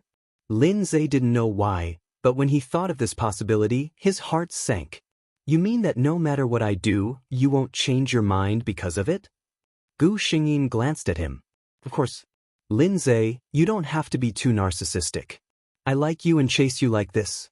A large part of the reason is that I enjoy the feeling of liking you and chasing you. But this kind of liking isn't love. Feelings that can't be reciprocated will be worn away one day. At that time, Lin Zhe. She looked at him and smiled. You'll be free. No one will pester you anymore. It was a very novel theory. There were many girls who had confessed to Lin Zhe. Those girls would always say how much they liked him and were willing to do anything for him. Lin Zhe had heard too many such words, and he had never been moved by those sincere confessions. But no girl had ever said such words in front of him. I like you. It's my own business. A thought even flashed through Lin Zhe's mind. Dating such a girl might be a very interesting thing, but this thought only flashed through his mind for a moment. After seeing his parents' matter, he was very serious about relationships. If it wasn't someone he could spend a lifetime with, he wasn't willing to provoke. He couldn't have a relationship without responsibility just because of novelty or interest. The conversation between the two of them ended here. Lin Zhe was still sitting in his seat. Gu Xingyin put down her wineglass and walked towards the banquet hall where people were coming and going. Lin Zhe watched as she slid into the crowd like a clear spring and quickly blended in. He lowered his eyes and hid his expression. After the weekend, Lin Zhe was still the cold school hunk Lin Zhe. Zhong Zhanghuan had also turned back into the wild and flamboyant Zhong Zhanghuan. However, he still found something wrong in the school. During the meal, Zhong Zhanghuan would still sit beside Lin Zhe without caring about the cold air around him, but Lin Zhe didn't seem to reject her anymore. Sometimes, when Gu Shengyin came to class 3 to give Lin Zhe something, Lin Zhe would not let her take it back or throw it away. Instead, he would take out money and give it to her. Slowly, people began to guess whether Lin Zhe and Zhong Zhanghuan were dating. After all, Zhong Zhanghuan had already crossed Lin Zhe's bottom line. No one would believe that there was nothing fishy going on between the two of them. However, no one would believe that the two of them were dating. Because compared to Lin Zhe, who had accepted Gu Shengyin, he seemed to have ignored Gu Shengyin. Yes, ignore. It was as if he couldn't control what she did around him, but he wouldn't put any effort into it either. You can do whatever you want. I won't accept it, but I won't care. In fact, this description was not wrong. Lin Zhe was ignoring Gu Shengyin. After hearing her words, he knew that his reaction wouldn't have any effect on Gu Shengyin. Since that was the case, why should he make himself suffer every time? Then just pretend that she didn't exist. He would wait until the day she gave up. Lin Zhe never thought that when that day really came, he wouldn't be able to bear it. Chapter 11:15. Everyone in the school knew that Zhong Zhanghuan from grade 2 was crazily pursuing the school hunk, Lin Zhe. The teachers seemed to have received the news as well. However, Gu Shengyin's form teacher saw that this student had been serious about her studies recently and her grades had improved a lot. She had even entered the top 100 in the last monthly exam. She didn't know if there was the power of love in this, but seeing that nothing had happened, she didn't want to interfere rashly. What if the school's interference made this student return to how he used to be? The school banned puppy love and a series of other things. In the end, it was all to not delay the student's studies. If this matter became a motivation for the students to improve, as a teacher, she didn't have much of a right to stop it. In Class 2's classroom, Gu Shengyin sat obediently in her seat and practiced questions. A shadow suddenly fell over her head. She looked up. It was Changru. This was a sports class and it was a rare break. Everyone was relaxing on the field, but there was no one in the classroom. Class monitor, what's the matter? Gu Shengyin raised her eyebrows. Changru shook her head out of habit and nodded. I do have something to talk to you about. Gu Shengyin put down her pen and waited for Changru to speak. Changru sat in the seat in front of her and looked at Gu Shengyin. Do you really like Lin Zhe that much? Over the past few days, she had seen everything that Gu Shengyin had done and how she had changed. If she didn't like Gu Shengyin to the core, who would be able to do what she did? Gu Shengyin looked at Changru with a faint smile. This doesn't seem to have anything to do with the class monitor, right? What was this woman up to now? Class monitor, are you going to tell Teacher Chin?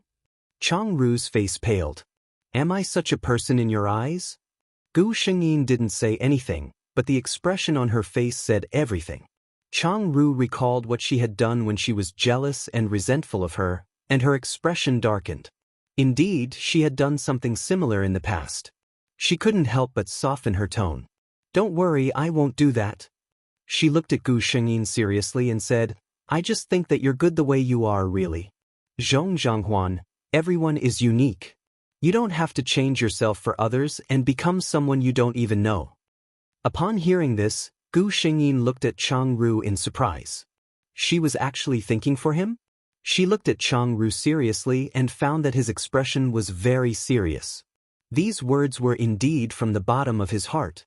Had she finally thought it through? Gu Shengyin smiled. If this is your concern, then I'll accept it. By the way, I'll answer one of your questions. I do like Lin Zhe very much. I've never liked someone so much before, and I won't again in the future. Because other than him, she wouldn't like anyone else. Then, I want to make it clear that I didn't become like this for Lin Zhe. Just think of it as me suddenly coming to a realization. Changru looked at her and obviously didn't believe her. She thought that Gu Shengyin was just stubborn and refused to admit it. In fact, most people would think so after hearing Gu Shengyin's words. But Gu Shengyin didn't care. She never had to explain what she was thinking to others. Chapter 11:16. In the end, Changru sighed and left. She got the answer she wanted. It was time to let go. Gu Shengyin realized that Changru's attitude towards her had changed again. She didn't treat her as well as before, nor did she secretly oppose her after becoming enemies with her. She began to treat Gu Shengyin as an ordinary classmate. Gu Shengyin heaved a sigh of relief. She didn't reject homosexuality. She hoped that Chang Ru wouldn't fall in love with someone like Zhong Zhanghuan in the future. Stubborn love often led to the final tragedy. Gu Shengyin didn't let go of her pursuit of Lin Zhe, but she was no longer as ostentatious as before. She would sit at the side when Lin Zhe was eating. She would watch all the basketball games, debates, and other events that Lin Zhe participated in at school. Her academic results had been improving at a fast pace. By the time she was in her second year of high school, she was already in the top 30. Even the people in school knew about the relationship between the two of them. The way they looked at Gu Shengyin changed from strange to blessings. This girl was really pursuing the person she liked with all her heart. Even Lin Zhe's friends said to Lin Zhe, "It's not that I want to say this, but brother, you might not be able to find a girl who likes you so much in your life." Lin Zhe didn't say anything. He didn't know how he felt about Gu Shengyin now. It didn't seem like he liked her. He didn't feel like he was blushing or his heart was racing when he looked at Gu Shengyin. But it wasn't completely true that he didn't like her. At least, Lin Zhe knew in his heart that after such a long time, that person's position in his heart was still different. He had never been in a relationship, so he didn't know that the girl named Zhong Zhanghuan was using her own way to form a net of habit around him. When she was by his side, he couldn't sense anything wrong. He felt that his heart still needed to be tested by time. He thought that everything would be as he thought, waiting for him in the same place. The third year of high school arrived. Everything proceeded according to the normal steps, neither fast nor slow. At the end of the first semester of the third year of high school, more than a dozen students who lived in the city planned to have fun together. After all, after the next semester, they would not have such an opportunity again. Lin Zhe didn't want to go at first, but he was dragged along by his brothers. Gu Shengyin went as well. They went hiking, karaoke, and soaked in hot springs. They played for a whole week. At night, they played card games and truth or dare in the hotel. Song Dao got the trump card. He rolled his eyes and said loudly, "The person who got the 7 of hearts, go kiss the person who got the 7 of spades." Everyone looked at the cards in their hands. Gu Shengyin looked down. 7 of spades. What a coincidence. Lin Zhe pulled out the card in his hand with a dark face. It was a 7 of hearts. The two of them looked at each other, and the people around them started to jeer. The topic of these two people had been circulating for more than 2 years. Lin Zhe's expression wasn't very good. Gu Shengyin didn't move either. Song Dao looked and said, "Lin Zhe, you can't even afford to play such a game? It's not a big deal." Our beauty Zhanghuan didn't even say anything. Lin Zhe lowered his head. Only he knew how fast his heart was beating at this moment. It wasn't that he was unwilling, but he was nervous. Seeing that Lin Zhe didn't move, the atmosphere in the room became gloomy. Chapter 11:17. They were all students of the same grade, so of course, they all knew that Gu Shengyin liked Lin Zhe. When they found out that the people who got these two cards were Gu Shengyin and Lin Zhe, they secretly wanted to matchmake the two of them. Now, the situation was a little awkward. Lin Zhe silently prepared himself mentally. Just as he was about to get up, he heard Gu Shengyin speak. She looked up with a smile and said, "It's just a game. Don't be so serious. I admit defeat.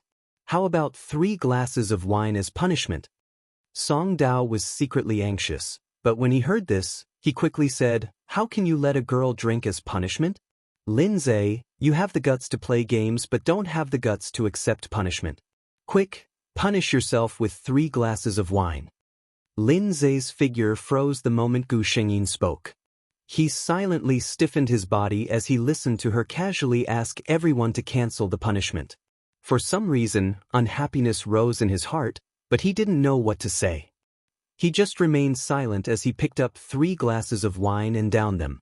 The others couldn't help but sigh when they saw his expression. It seemed that Lin Zhe really didn't like Zhong Zhanghuan. Even such a joke made him so angry. After such an incident, their enthusiasm had probably subsided quite a bit. After playing for less than half an hour, someone started to say that they were tired and wanted to rest early, so everyone dispersed. It was still early, and Gu Shengyin couldn't fall asleep, So she got up and went to the swimming pool outside the hotel to look at the night sky. She sat alone on the bench in boredom when she heard footsteps behind her. She turned around and saw Lin Zhe in a thick coat. Gu Shengyin looked at Lin Zhe walking over under the light and secretly sighed. Handsome men were indeed handsome no matter what. Lin Zhe couldn't sleep at first, so he got up and walked outside. He saw Gu Shengyin sitting alone by the swimming pool. The other party seemed to be sitting alone on the bench with a blank expression. He was so lonely that he didn't seem to fit in with the entire world. Gu Shengyin, young man, I'm just in a daze, don't overthink it. Lin Zhe walked uncontrollably towards Gu Shengyin. Gu Shengyin quietly watched him come over and raised her eyebrows. What's the matter? Lin Zhe paused for a moment. I think the night here is better. Gu Shengyin glanced back and did not comment on what he said. Lin Zhe was a little embarrassed, but he still sat down beside Gu Shengyin. The atmosphere between the two was a little awkward. Lin Zhe hesitated for a long time before saying, just now. Gu Shengyin turned around. Her clear eyes made his words stuck in his throat. I didn't do it on purpose. What Lin Zhe wanted to say was that he didn't mean to stay still. Just now he thought about it. His previous behavior seemed to have made a girl lose face. However, Gu Shengyin did not get his central idea.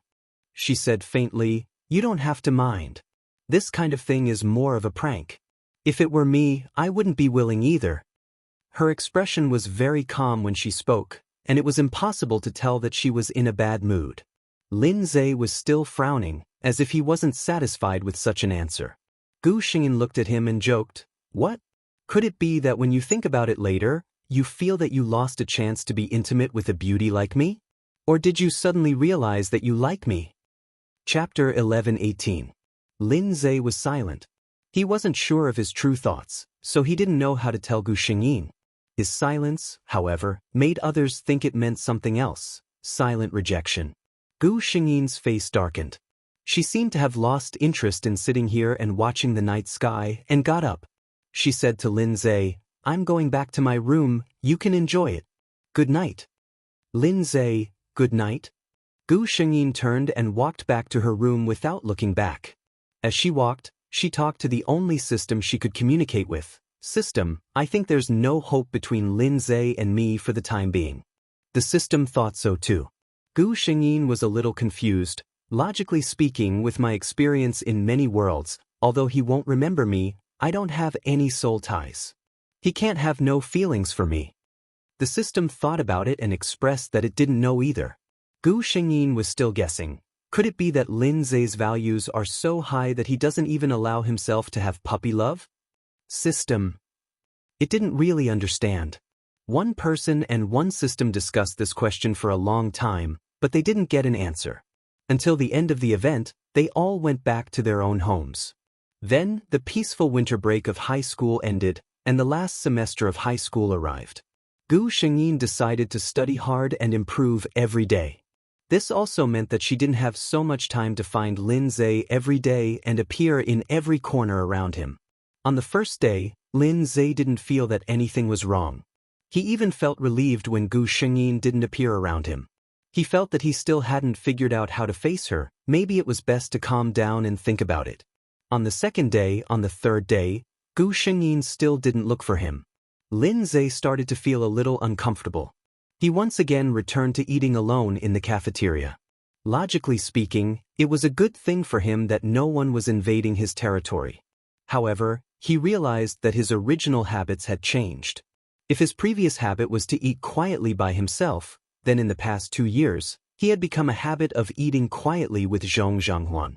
Now, the girl who suddenly appeared in his world without greeting him had suddenly disappeared again. Lin Zhe felt inexplicably uncomfortable in his heart. He went around to inquire about Gu Shengyin's recent situation.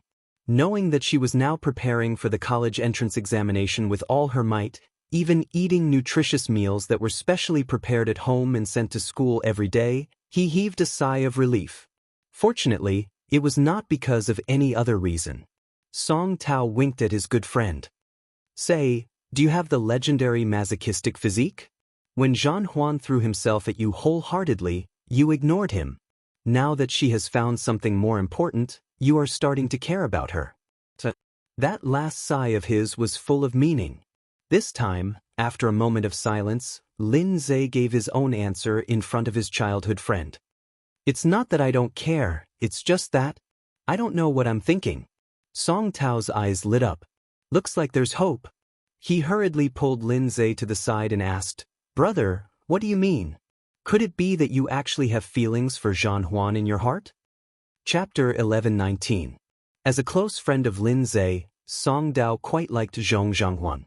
After all, they were brothers. Everyone hoped that he could find a good girlfriend, right? According to the situation of the Lin family, it was best if Lin Zhe's future wife was someone who could help him. Rather than marrying a woman who didn't know anything, Zhong Zhanghuan, who knew her background and had a strong family background, was undoubtedly the best choice. Putting that aside, Li Yundong's expression changed drastically. Song Dao still said the same thing. Lin Zhe, in this world, there might never be a girl like Zhong Zhanghuan who likes you as much as she does now. As a brother, he hoped that Lin Zhe could be happy. Of course, if Lin Zhe really didn't like Zhong Zhanghuan, he wouldn't force him. When it came to relationships, it was naturally about mutual consent. If Lin Zhe didn't like her, even if Zhong Zhanghuan loved him so much that she was willing to die for him, it would still be a passion. But looking at it now, Lin Zhe clearly didn't have no feelings for Zhong Zhanghuan. Song Dao was his good brother, so Lin Zhe didn't hide it from him. I think I might like her a little. But I'm not sure if this like can make me decide to continue walking with her. Song Dao looked at him with a gaze that was a little exasperated at his failure to live up to expectations. To be able to make Lin Zhe say such words, it proved that he definitely liked Zhong Zhanghuan in his heart. In this day and age, if you were a man, just go straight to her if you liked her. What were you still blabbering about? Song Dao really wanted to say this to Lin Zhe directly, but thinking about it, he couldn't. It was better to beat around the bush. Thus, he asked, How do you feel when you think of Zhong Zhanghuan? Lin Zhe thought for a moment and frowned. I don't think I feel anything. Song Dao held his forehead. He asked in a different way, You haven't seen each other since that gathering during winter break, right? Do you think of her? Do you think of her often? Lin Zhe nodded. He would think of Zhong Zhanghuan every day. Song Dao continued to ask, After school started, Zhong Zhanghuan didn't come to look for you. How do you feel? And now, the school is saying that Zhong Zhanghuan didn't get a response for more than 2 years and finally let go of this relationship. How do you feel when you hear these words? The temperature around Lin Zhe suddenly dropped. He replied, For the first question, I'm a little frustrated and depressed. For the second question, I'm very angry. That was the obvious answer. Song Dao sighed. It was already so obvious, yet he was still considering it. In the end, he used his trump card. Linza, think about it again. If one day, Zhong Zhanghuan doesn't like you and likes another man, what will you do? Lin Zhe imagined the scene that Song Dao described, and his expression immediately became very bad. Just the thought of it was unbearable. Song Tao knew the answer when he saw his expression. He sighed and patted Lin Zhe's shoulder. I won't say what the answer is. Linza, think about it carefully before deciding what to do. As a brother, I can only tell you one thing. A girl is willing to use 2 years of her youth to wait for you to turn back, but it doesn't mean that she will wait for you for another 2 years. The human heart will get tired. Lin Zhe's body shook as he said in a low voice, I understand. Song Dao left, leaving the space for Lin Zhe alone. Lin Zhe sat alone for a long time and finally made a decision. Chapter 1120. Class 3. It was the end of class at noon, but other than the students who went out to solve their physiological needs, no one else left their seats. As far as the eye could see, all of them were scribbling furiously. The entire classroom was very quiet, and only the sound of pens landing on test papers could be heard. In the 3rd year of high school, even the most mischievous students began to take it seriously. This was a semester that concerned the future of their lives. They were already around 18 years old and had begun to understand that they had to be responsible for their own lives. Zhan Huan, someone is looking for you. The crisp voice of a classmate near the window interrupted everyone's thoughts. Many people looked up curiously and saw the boy standing outside the window. The weather had begun to warm up. Lin Zhe took off his thick coat and wore a light jacket. From beginning to end, he was full of the smell of youth. Gu Shengyin stopped writing and frowned as she looked at Lin Zhe outside the window. She then looked at the gossipy eyes of many students in the class. She resigned to her fate and put down her pen and walked towards the classroom door. Lin Zhe stood outside the classroom and looked at Gu Shengyin. They hadn't seen each other for more than a month, and this was the first time he looked at Gu Shengyin so seriously. The girl in front of him didn't have her hair tied up in a ponytail like other girls, nor did she have soft black hair falling behind her ears. Her hairstyle was always so exquisite, as if she would change it every 2 or 3 months. There were traces of light makeup on her face. It wasn't exaggerated. Her earrings today were a few small silver crosses. On her neck was a cross necklace of the same style as her neck, a gray t-shirt, 3/4 jeans, a long trench coat, and even a rather exaggerated ring on her left hand. With her appearance, she could be photographed casually on the streets. "Why are you looking for me?" Gu Shengyin asked. Lin Zhe came back to his senses and asked, "I want to ask, do you have time after school?" Gu Shengyin thought for a moment and shook her head. "I hired a tutor at home and made an appointment every day." Lin Zhe didn't give up. "What about the holidays?" Gu Shengyin replied, "I promised my father to visit my grandfather in another city this month, so I don't have time." She frowned and asked, "Do you have something to do?" Lin Zhe wanted to say yes. But looking at Gu Shengyin's pale face, she could tell that she had been very tired from her studies. If he confessed to her at this time, would it affect her studies? He thought for a moment and guessed that she would. He swallowed the words at the tip of his tongue and said, "Nothing important." Gu Shengyin looked at him suspiciously. She didn't see anything from his expressionless face, so she nodded and said, "All right then. If there's nothing else, I'm going to the classroom. There are still a few test papers that I haven't finished." Lin Zhe could only say, "All right then, you go. I'll go back to class too." Then, he watched as Gu Shengyin turned around and entered the classroom. Just like the people around her, she buried herself in the thick stack of test papers. He didn't even raise his head to look at her. Seeing her like this, Lin Zhe suddenly felt a little flustered. He recalled Song Dao's words. "A person's heart will get tired. She's willing to spend 1 or 2 years waiting for you to come back, but she might not be willing to spend another 2 years. No way," he told himself. When the college entrance exam was over, he would confess to her. It wasn't too late. Chapter 11:21. After Lin Zhe's figure disappeared outside Class 3's classroom, Cici, who had been engrossed in her homework, poked her head out. "Jean Huan, what did Lin Zhe say to you just now?" Gu Shengyin didn't even raise her head. She answered the question while answering, "He didn't say anything." Seeing that she didn't seem to care at all, Cici was a little suspicious. "Jean Huan, do you not like Lin Zhe anymore?" Gu Shengyin stopped writing and looked at Cici strangely. "Why do you ask?" Cici replied, "Because looking at you now, you don't really care about Lin Zhe anymore. You weren't like this in the past." Gu Shengyin smiled. "That's because I wasn't in my 3rd year of high school before. Now, she had more important things to do." Cici continued, "Also, everyone is guessing if you don't like Lin Zhe anymore. You used to be so clingy to him, but now you're not like before at all." Gu Shengyin smiled. "That's not true." Cici asked curiously, "But what?" Gu Shengyin shook her head. "Nothing. Hurry up and do your homework." Just then, the bell rang for class. Cici swallowed the questions she was about to ask and began to do her homework seriously. To Gu Shengyin's surprise, not only did Cici ask, but even Chang Ru specially came to look for her. Ever since the two of them chatted, Chang Ru seemed to have untied the knot in his heart. In the past year or so, just as Gu Shengyin said, the two of them were in the same class. They saw each other frequently, but they were always familiar strangers. Class rep. Gu Shengyin was a little strange.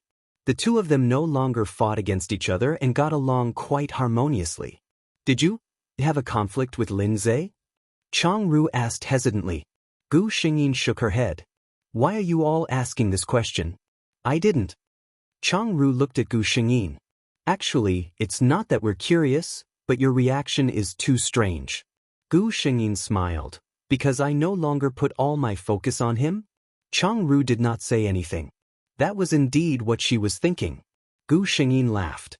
Didn't you tell me before? Let me be myself, don't change because of others. Why is it that now that I've found a direction to work towards, all of you are not used to it? Changru also laughed. Maybe it's because you were too crazy in the past.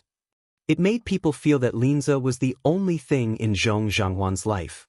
Gu Shengyin shook her head. No one is the only one in a person's life. For example, right now, the only thing more important than Linza in my life is the college entrance exam. The conversation between the two ended here. The college entrance examination was getting closer and closer. Gu Shengyin never went to Linza again. No one had the time to care about the gossip between the two of them anymore. Occasionally, Gu Shengyin would hear some news about a freshman confessing to Lin Zhe, but Lin Zhe rejected her. Lin Zhe participated in the city's high school boys basketball competition and won the Best Player award. The closer it was to the college entrance exam, the busier she became. Not only did she have to prepare for the college entrance exam, but she also had to prepare for her dream of being a designer. There was only a month left until the college entrance exam. In the original plot, the luxury brand representative who had specially come to Z for the fashion week finally arrived. Gu Shengyin sent the works she had prepared for an entire month to the address. At this moment, there was still a month until the college entrance exam. As the time approached, the atmosphere in the class became more and more tense. Chapter 11:22. Even the homeroom teacher started to walk around the class after every class, so that the students wouldn't be too nervous and could relax after class. The school would prepare pure milk and fruits for the students to replenish their nutrition. Gu Shengyin's heart was very calm. She knew that she wouldn't do badly. She also knew that she didn't need to do well. But she knew that Father Zhong still cared about the college entrance examination results, so she would hand in a beautiful answer sheet.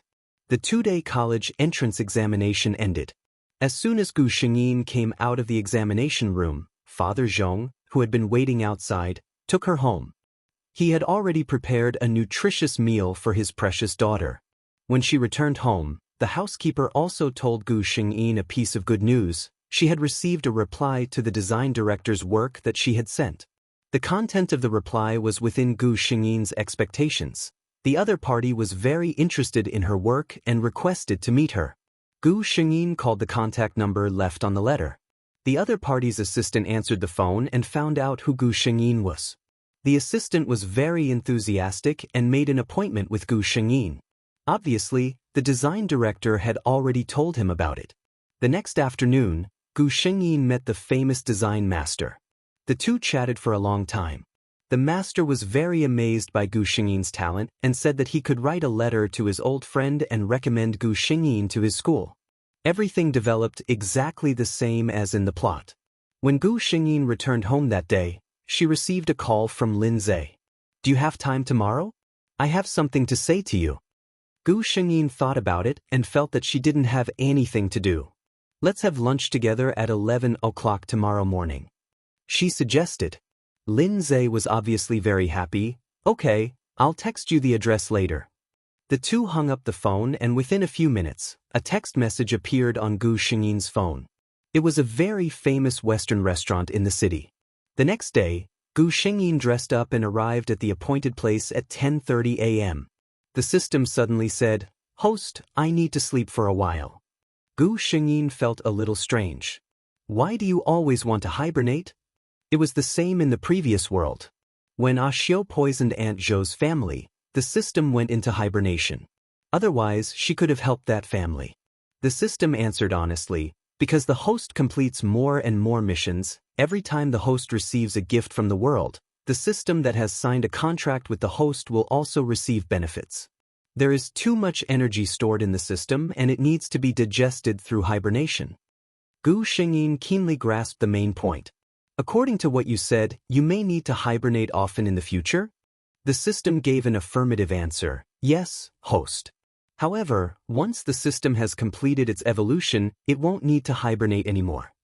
Gu Shengyin asked, how long will it take for you to finish evolving? The system was very honest. I don't know, host. Gu Shengyin. Okay, I understand. The system's body flashed white and then disappeared in front of Gu Shengyin. Gu Shengyin slowly waited by herself. The waiter had already come to ask if she needed anything. She shook her head. After the waiter left, she looked at her phone. It was 10:47 a.m. It was already late. Chapter 11:23. Time passed slowly, and the needle on the watch accurately pointed at 11 o'clock. Lin Zhe hadn't arrived yet. Gu Shengyin lowered her eyes. No matter what the reason was, she was angry. Didn't he even know how to call? At 11:10, there was still no one, and there was no sound from her phone. When the waiter came over again to ask if she needed anything, Gu Shengyin said that there was no need. She picked up her phone and sent a text message to Lin Zhe, then got up and left. She was still wondering why Lin Zhe asked her out today. Now that she thought about it, maybe he was just on a whim? Lin Zhe didn't reply to her text for 2 days. On the day the college entrance examination results came out, Gu Shengyin also received an invitation from a distant country. Gu Shengyin didn't attend the teacher appreciation banquet. When Lin Zhe finally came to school and wanted to apologize to that girl and express his feelings, he couldn't find her. He asked a classmate from class 3, and that person replied, "You mean Zhang Huan? She went abroad. Yesterday, she even showed off the admission invitation and plane ticket in the class group. It's the famous Grice School of Design. Becoming a designer seems to have been her dream all along." The word, abroad, was like a heavy hammer hitting Lin Zhe's head, and his face turned pale. That classmate looked at him strangely and said, "Lin Zhe, are you okay?" Lin Zhe came back to his senses and said absent-mindedly, "It's too hot today. I just came in from outside, so I might have a heat stroke."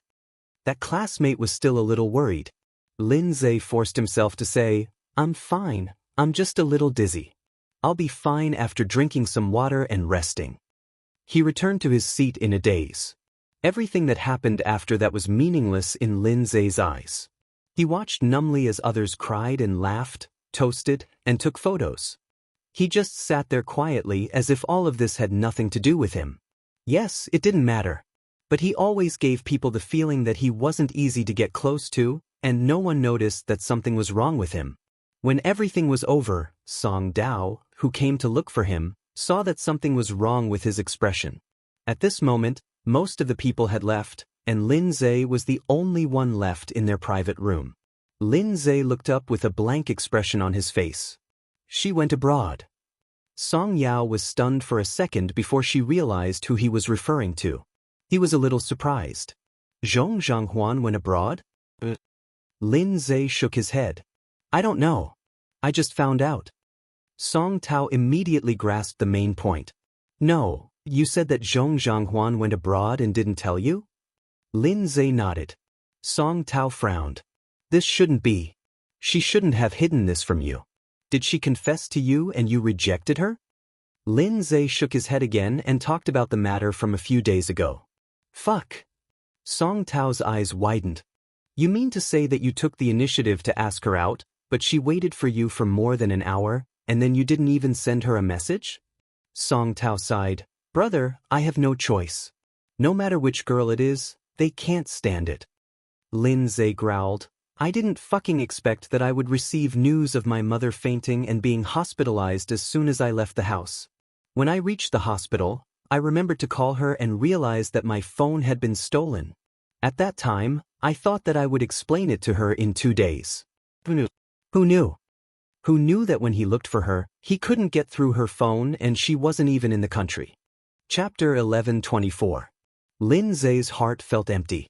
No one would understand what it felt like to be full of passion only to have a wave of cold water poured over you. Song Yao sighed. "Can you find Zhang Huan's current contact information? If you can go and talk to her." Lin Zhe shook his head. "I just tried. Her phone number has changed and she's not online on social media. She must have changed everything when she left the country." None of this was important. What Lin Zhe was most worried about was what kind of feelings Zhang Huan had when she left. Would she think that he had deliberately stood her up and had completely given up on him? It was a brand new world overseas. Would she meet someone she liked there? Would she pursue another man like she had pursued him back then? Lin Zhe sat on the chair dejectedly. He only felt that his life was gloomy. In fact, he was worried too much. When Gu Shengyin was still on the plane, the system that had woken up from its hibernation told her what had happened to Lin Zhe. Okay, it doesn't count as him standing me up. I won't blame him, Gu Shengyin said. The system was a little strange. Why was the host so easy to talk to this time? As expected, Gu Shengyin hadn't finished speaking.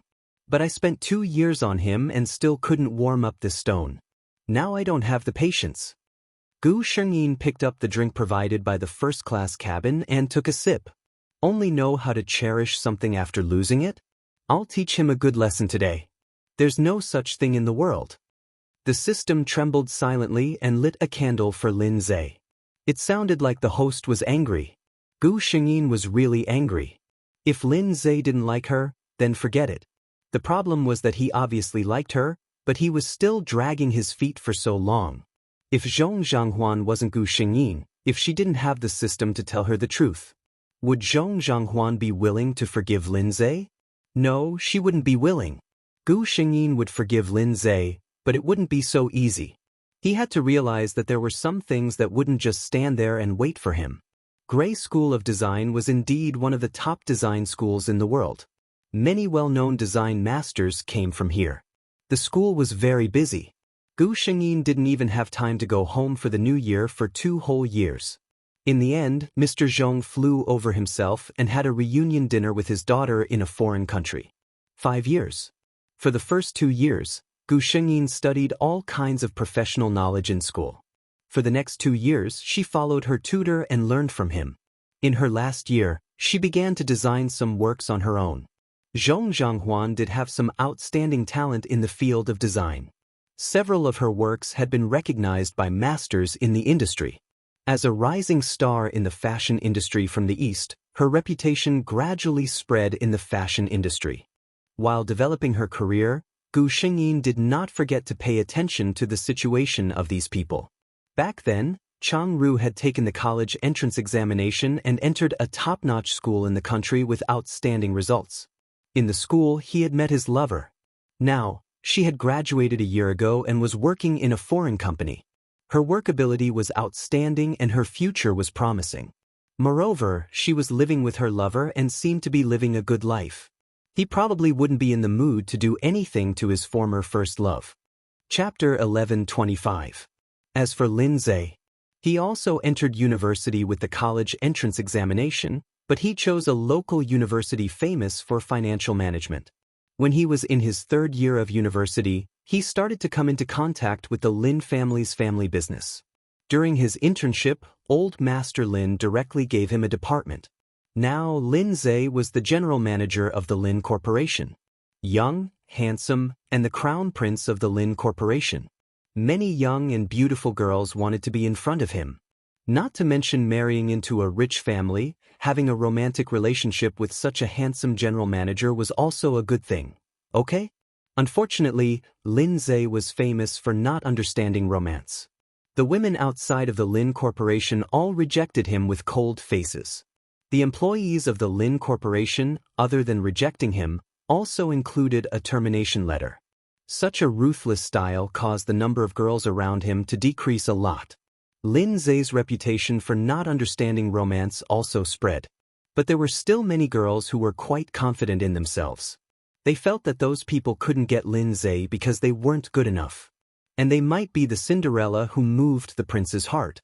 Song Dao, the only one who knew Lin Zhe's thoughts, sighed, saying that the girls were thinking too much. Song Dao came to the headquarters of the Lin Corporation. The employees of the Lin Corporation all knew that he was a good friend of the general manager.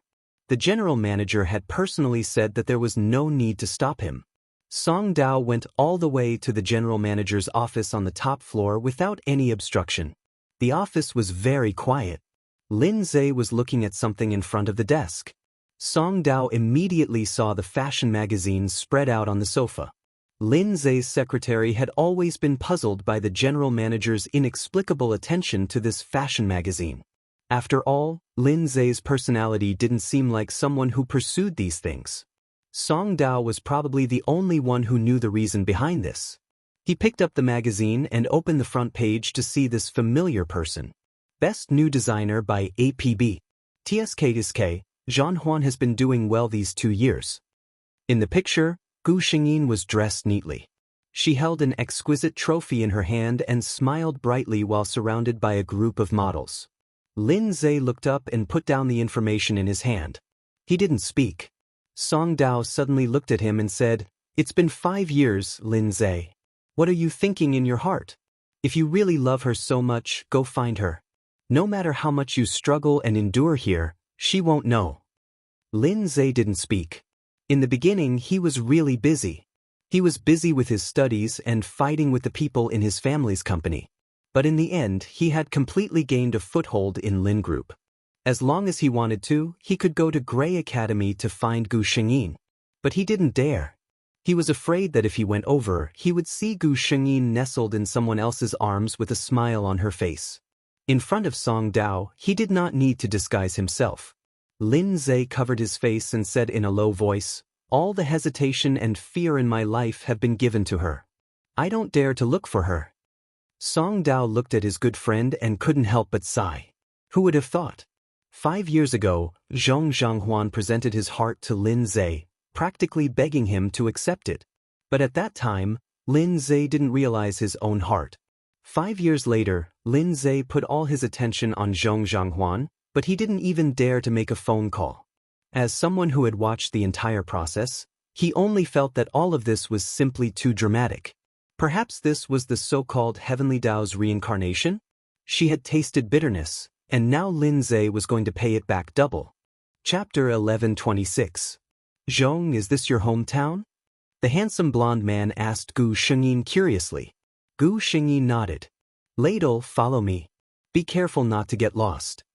The man quickly leaned forward and put one hand on Gu Xingyin's waist. He lowered his head and whispered in Gu Xingyin's ear, "I will follow Zhong closely." Gu Xingyin's expression didn't change. "Ladle, do you want me to replace you for my recent show?" The arm around her waist suddenly dropped. Ladle sighed and said, "You Orientals are always so boring." Gu Xingyin glanced at him. "This is called being reserved. I'm not as unprincipled as you." Ladle shrugged. "This industry has always been like this." The fashion industry was originally a very messy industry. Men and women, everyone looked at each other and had a consensual one-night stand. It was too common. Gu Xingyin was young, good-looking, and talented in fashion design. It could be said that her future was almost smooth. There were undoubtedly a lot of models who wanted to develop a relationship with such a designer beyond work. But it was obvious that Gu Xingyin had no interest in this. What made Gu Xingyin dumbfounded was that there were women in addition to men looking for her. Homosexuality was very common in the fashion industry. There was even a saying that 9 out of 10 men in the fashion industry were gay. After a few words with Ladle, the others returned to the hotel they had booked. Gu Xingyin went directly to the Zhong family. It had been more than 2 years since she had last returned home. She had only come back once in the 5 years she had been abroad. That time, she had been in a hurry and hadn't been able to stay at home for long.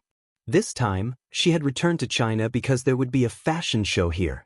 She had prepared several works of her own. As for Ladle, he was a very famous supermodel in the industry. He was a model whose name was on the supermodel rankings. The fact that Gu Xingyin was able to invite him could be said to have benefited from his teacher. Mr. Zhong had already received news that his daughter was coming back. Today, he pushed back all his work and waited at home for his daughter's return. "Dad!" As soon as Gu Xingyin got home, she gave her father a big hug. Mr. Zhong's eyes were filled with tears as he looked at his daughter whom he hadn't seen in 2 years. "My Huan has become prettier again." He wasn't lying. After being in the fashion industry for several years, Zhanghuan's overall image had changed greatly. Small details like dressing could inadvertently change a person's impression to others. Overall, the current Gu Xingyin looked much more exquisite than before. "Will you stay at home for a while this time?"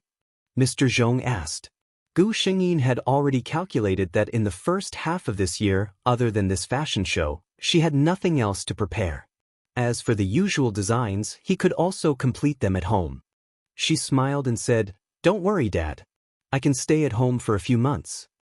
Mr. Zhong looked at his daughter and suddenly remembered something. Have you found a boyfriend in the past few years abroad? Gu Xingyin covered her face. How old am I? Dad, how worried are you that I won't be able to get married? Mr. Zhong sighed. I'm not worried about that. I'm just, he still asked, have you been in contact with him in the past few years? The him he was referring to was Lin Zhe. Back then, Gu Xingyin had told him that the person she liked was Lin Zhe. In the past few years, Mr. Zhong had also admired Lin Zhe. However, he didn't know what was going on between the two, so he asked. Chapter 11:27. Gu Xingyin was silent for a moment before she said, Dad, don't worry about this. I'm still young. Seeing that she didn't want to talk about it, Father Zhong could only go along with it. Dad won't interfere with you. You can do whatever you want, okay? Only then did Gu Xingyin smile. The father and daughter had a happy meal. On the other side, Lin Zhe also knew that Gu Xingyin had returned to China. Under his influence, Song Tao had been paying attention to Gu Xingyin for the past few years. Of course, he also knew that she had returned to China. He received a phone call. Lin Zhe, let me tell you, if you really like her, go for her if you're a man. Take advantage of this opportunity. Otherwise, I heard that there are so many handsome models in the fashion industry. Be careful that your Zhong Huan will be seduced by some handsome guy. Lin Zhe responded in a low voice. He was reading a newspaper with a big photo. Gu Xingyin was walking with a blonde foreign man. The two of them were very intimate. The man even put his hand on Gu Xingyin's waist. The headlines on the newspaper were naturally aimed at the gimmick. New designer Zhong Zhangwan's mysterious boyfriend in the industry. New designer and model boyfriend show off their love in high profile. Whether it was the photos or the comments in Lin Zhe's eyes, they were extremely dazzling. Song Tao was still talking on the other side of the phone, but Lin Zhe's mind was no longer here. In the evening, Gu Xingyin's phone rang. She took the phone and looked at it. It was an unknown number. Worried that it was from a business partner, Gu Xingyin picked it up. Hello. There was no word on the other side of the phone for a long time. Gu Xingyin seemed to have expected something and didn't speak again. The two sides fell into a long silence until Gu Xingyin said, No matter who you are, if you don't speak, I'll hang up. Zhonghuan. Lin Zhe finally spoke. After 5 years, Gu Xingyin almost didn't recognize the man's voice. Do you have time tomorrow? Gu Xingyin said bluntly, Time? Are you going to break up with me again? Lin Zhe hurriedly said, Zhonghuan, I had a reason for that time. I didn't mean to stand you up. Let me explain. When and where? Gu Xingyin interrupted him. Do you really want to listen to my explanation? Lin Zhe only realized what Gu Xingyin was saying halfway through. He was overjoyed and quickly reported a time and a place. All right, save your explanation for tomorrow. I'm going to rest now.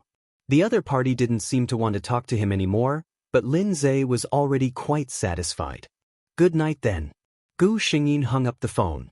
The next day, Gu Xingyin arrived at the meeting place on time. This time, Lin Zhe didn't miss the appointment. In fact, he arrived at the meeting place an hour early. When Gu Xingyin sat down, she sized him up carefully. In 5 years, this man had changed drastically. His appearance had completely matured.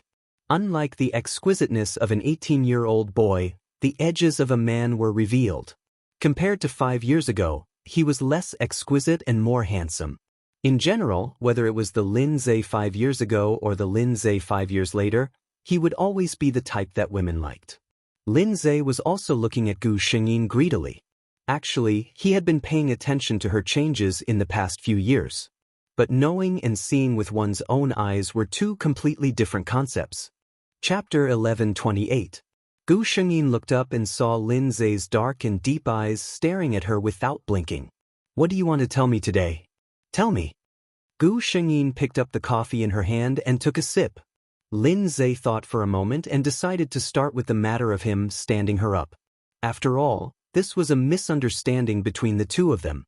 Gu Xingyin listened to his story without saying a word. So, Zhonghuan, I really didn't mean to make you wait for nothing, Lin Zhe said anxiously. Gu Xingyin's expression didn't change after hearing all this. I know. This has nothing to do with you. I don't blame you, she said casually. Lin Zhe's heart sank. To be honest, he would rather the person opposite him react more strongly after hearing his words, or even scold him, because that meant that the other party had been brooding over this matter all these years and couldn't forget him. However, Gu Xingyin's calm reaction made it seem as if the incident back then was just a small matter in her eyes, unremarkable. Then what about her feelings for him? Did it disappear with the passage of time, just like what happened to this matter? Lin Zhe suddenly felt that the air seemed to have thinned. He clenched the cup in his hand and asked with difficulty, "How have you been all these years?" Gu Xingyin was the opposite of her. She was extremely relaxed. Not bad. There was silence again. Gu Xingyin slowly stirred the coffee in her hand with a coffee spoon and waited for Lin Zhe to speak. Lin Zhe paused for a moment and finally said, "Then, have you had anyone by your side all these years?" "What do you mean?" Gu Xingyin asked with a faint smile. Lin Zhe looked up at her. Gu Xingyin's eyes were very clear, as if there was nothing in them. But Lin Zhe knew that she did it on purpose. She wanted to force him to say what was in his heart. Lin Zhe closed his eyes and finally said the words that had been in his heart for 5 years. "I like you, Zhan Huan. Can I pursue you?" After saying that, he stared at Gu Xingyin, wanting to see his reaction. Gu Xingyin looked up at the man in front of her and sighed in her heart. It had been 5 years, but this man was still so inexperienced when it came to love. She nodded without hesitation. "I don't have a boyfriend." "Of course I can." Before Lin Zhe could rejoice, she continued, "As I said back then, you pursuing me is your own business. It has nothing to do with me." She looked at Lin Zhe with a strange expression. "If you said this to me 5 years ago, I would probably be very happy. But now, Linza, it's too late." "No." Lin Zhe's gaze locked onto her. "It's not too late. As long as she wasn't in love or married, he wouldn't be late." Gu Xingyin raised her wrist and looked at the time. "I have to meet my teacher in the afternoon, so I can't chat with you anymore." Lin Zhe said, "I'll drive you." Gu Xingyin shook her head. "I drove here myself. I won't trouble you." Gu Xingyin walked out of the cafe, leaving Lin Zhe sitting there alone. After a long while, he made a call. Song Dao arrived quickly. Lin Zhe's first sentence was, "I met Zhan Huan." Song Dao looked at him carefully and realized that he didn't look too happy, but he didn't look too disappointed either. So, what was the situation? Chapter 1129. Lin Zhe briefly recounted the conversation between the two of them. Song Tao's eyes widened. After hearing this, he didn't know why, but he suddenly felt a sense of schadenfreude. He coughed dryly and said, "So, it's really as I expected. As the saying goes, every dog has its day. It's your turn now?" Lin Zhe glanced at him and frowned. "Tell me, what do you think Zhan Huan means?" Song Dao was about to despair at his brother's EQ. He held his forehead. "Do you still need to ask? Hurry up and chase after her." Lin Zhe glanced at him. "Of course I know. I won't give up. I'm just not sure what she means to me now." Song Dao looked at him with disappointment. "I really wonder how you managed to gain a foothold in the Lin Corporation. If you brought half of your IQ in the business world to love, you and Zhong Zhanghuan probably wouldn't be like this now. If she really gave up on you and didn't like you anymore, would she still tacitly let you pursue her? With Zhan Huan's qualifications, if she didn't have feelings for you, would she have no one by her side for 5 years? This girl is obviously throwing a tantrum. There's no problem. You've wasted so many years of her time. It's only right for her to throw a tantrum and want to punish you." Song Dao egged his good friend on. "This time, don't let go of this opportunity. No matter how much Zhong Zhanghuan likes you, you should really thank the heavens that a girl can do this for you." Lin Zhe's heart was suddenly enlightened. He said to Song Dao, "Thank you, brother. When I get Zhan Huan, I'll treat you to a meal." Song Dao looked at his energetic appearance and sighed in his heart. "I'm afraid you're going to suffer this time." What he said just now was indeed what he was thinking. It was just that he didn't say some things, afraid that it would dampen his good friend's enthusiasm. Based on his understanding of Zhong Zhanghuan, this girl wasn't willing to suffer losses. She had probably given Lin Zhe the biggest concession in her life. Now that Lin Zhe wanted to start over, it wouldn't be easy. But thinking about it from another perspective, if he, Song Dao, met someone like Lin Zhe and wanted to start over? If I don't torment you until you're half dead, I won't be called Song Dao. Therefore, regarding the fate that his good friend was about to face, Song Tao expressed his love, joy, and wished that he could help see. On the other side, Lin Zhe returned to the company and immediately asked his secretary to think of a way to get Gu Xingyin's group's activity plan, which was the itinerary for a period of time in the future. This kind of thing wasn't too confidential, and he could get his hands on it with some effort. However, the secretary was a little confused as he looked at the task given to him by his general manager. Could it be that he had guessed wrong? Was the general manager actually a fashion maniac? She shook her head and threw these strange thoughts out of her mind. It wasn't easy to find out about her boss's gossip. She just had to obediently complete the tasks assigned to her by the higher-ups. To be able to become the general manager's secretary, her ability was naturally not for show. That afternoon, a thick itinerary appeared in front of Lin Zhe's desk. Lin Zhe flipped through the pages one by one. Secretary Wang, postpone everything for tomorrow morning. I have something to do in the morning. Yes, General Manager.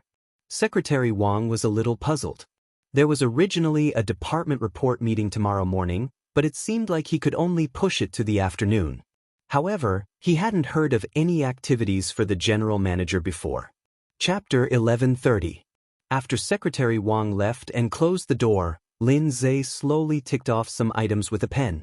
9 a.m. on the 13th, the whole day on the 15th, and 1:30 p.m. on the 16th. These were all activities related to Zhong Zhanghuan on the itinerary. Zhong, are you nervous? Radel approached Gu Xingyin. Gu Xingyin looked at him calmly. I'm fine. Radel looked at her in disbelief. Zhong, why are you so calm every time? This is your first fashion show in your hometown. Gu Xingyin nodded. That's right. She turned to look at Radel. But no matter how nervous I am, will it change the result of my fashion show? Radel looked at Gu Xingyin speechlessly. That's right, but Zhong, emotionally speaking, it's normal to be nervous, expectant, and excited at this time, isn't it? Gu Xingyin raised her eyebrows and looked at him. Who said I'm not excited? Her eyes flickered with the light of determination to win. This show can only have one result, and that is success. Radel looked at such a woman with some fascination. This enigmatic Oriental woman always refreshed his understanding of her again and again. It should be very interesting to be with such a woman, right?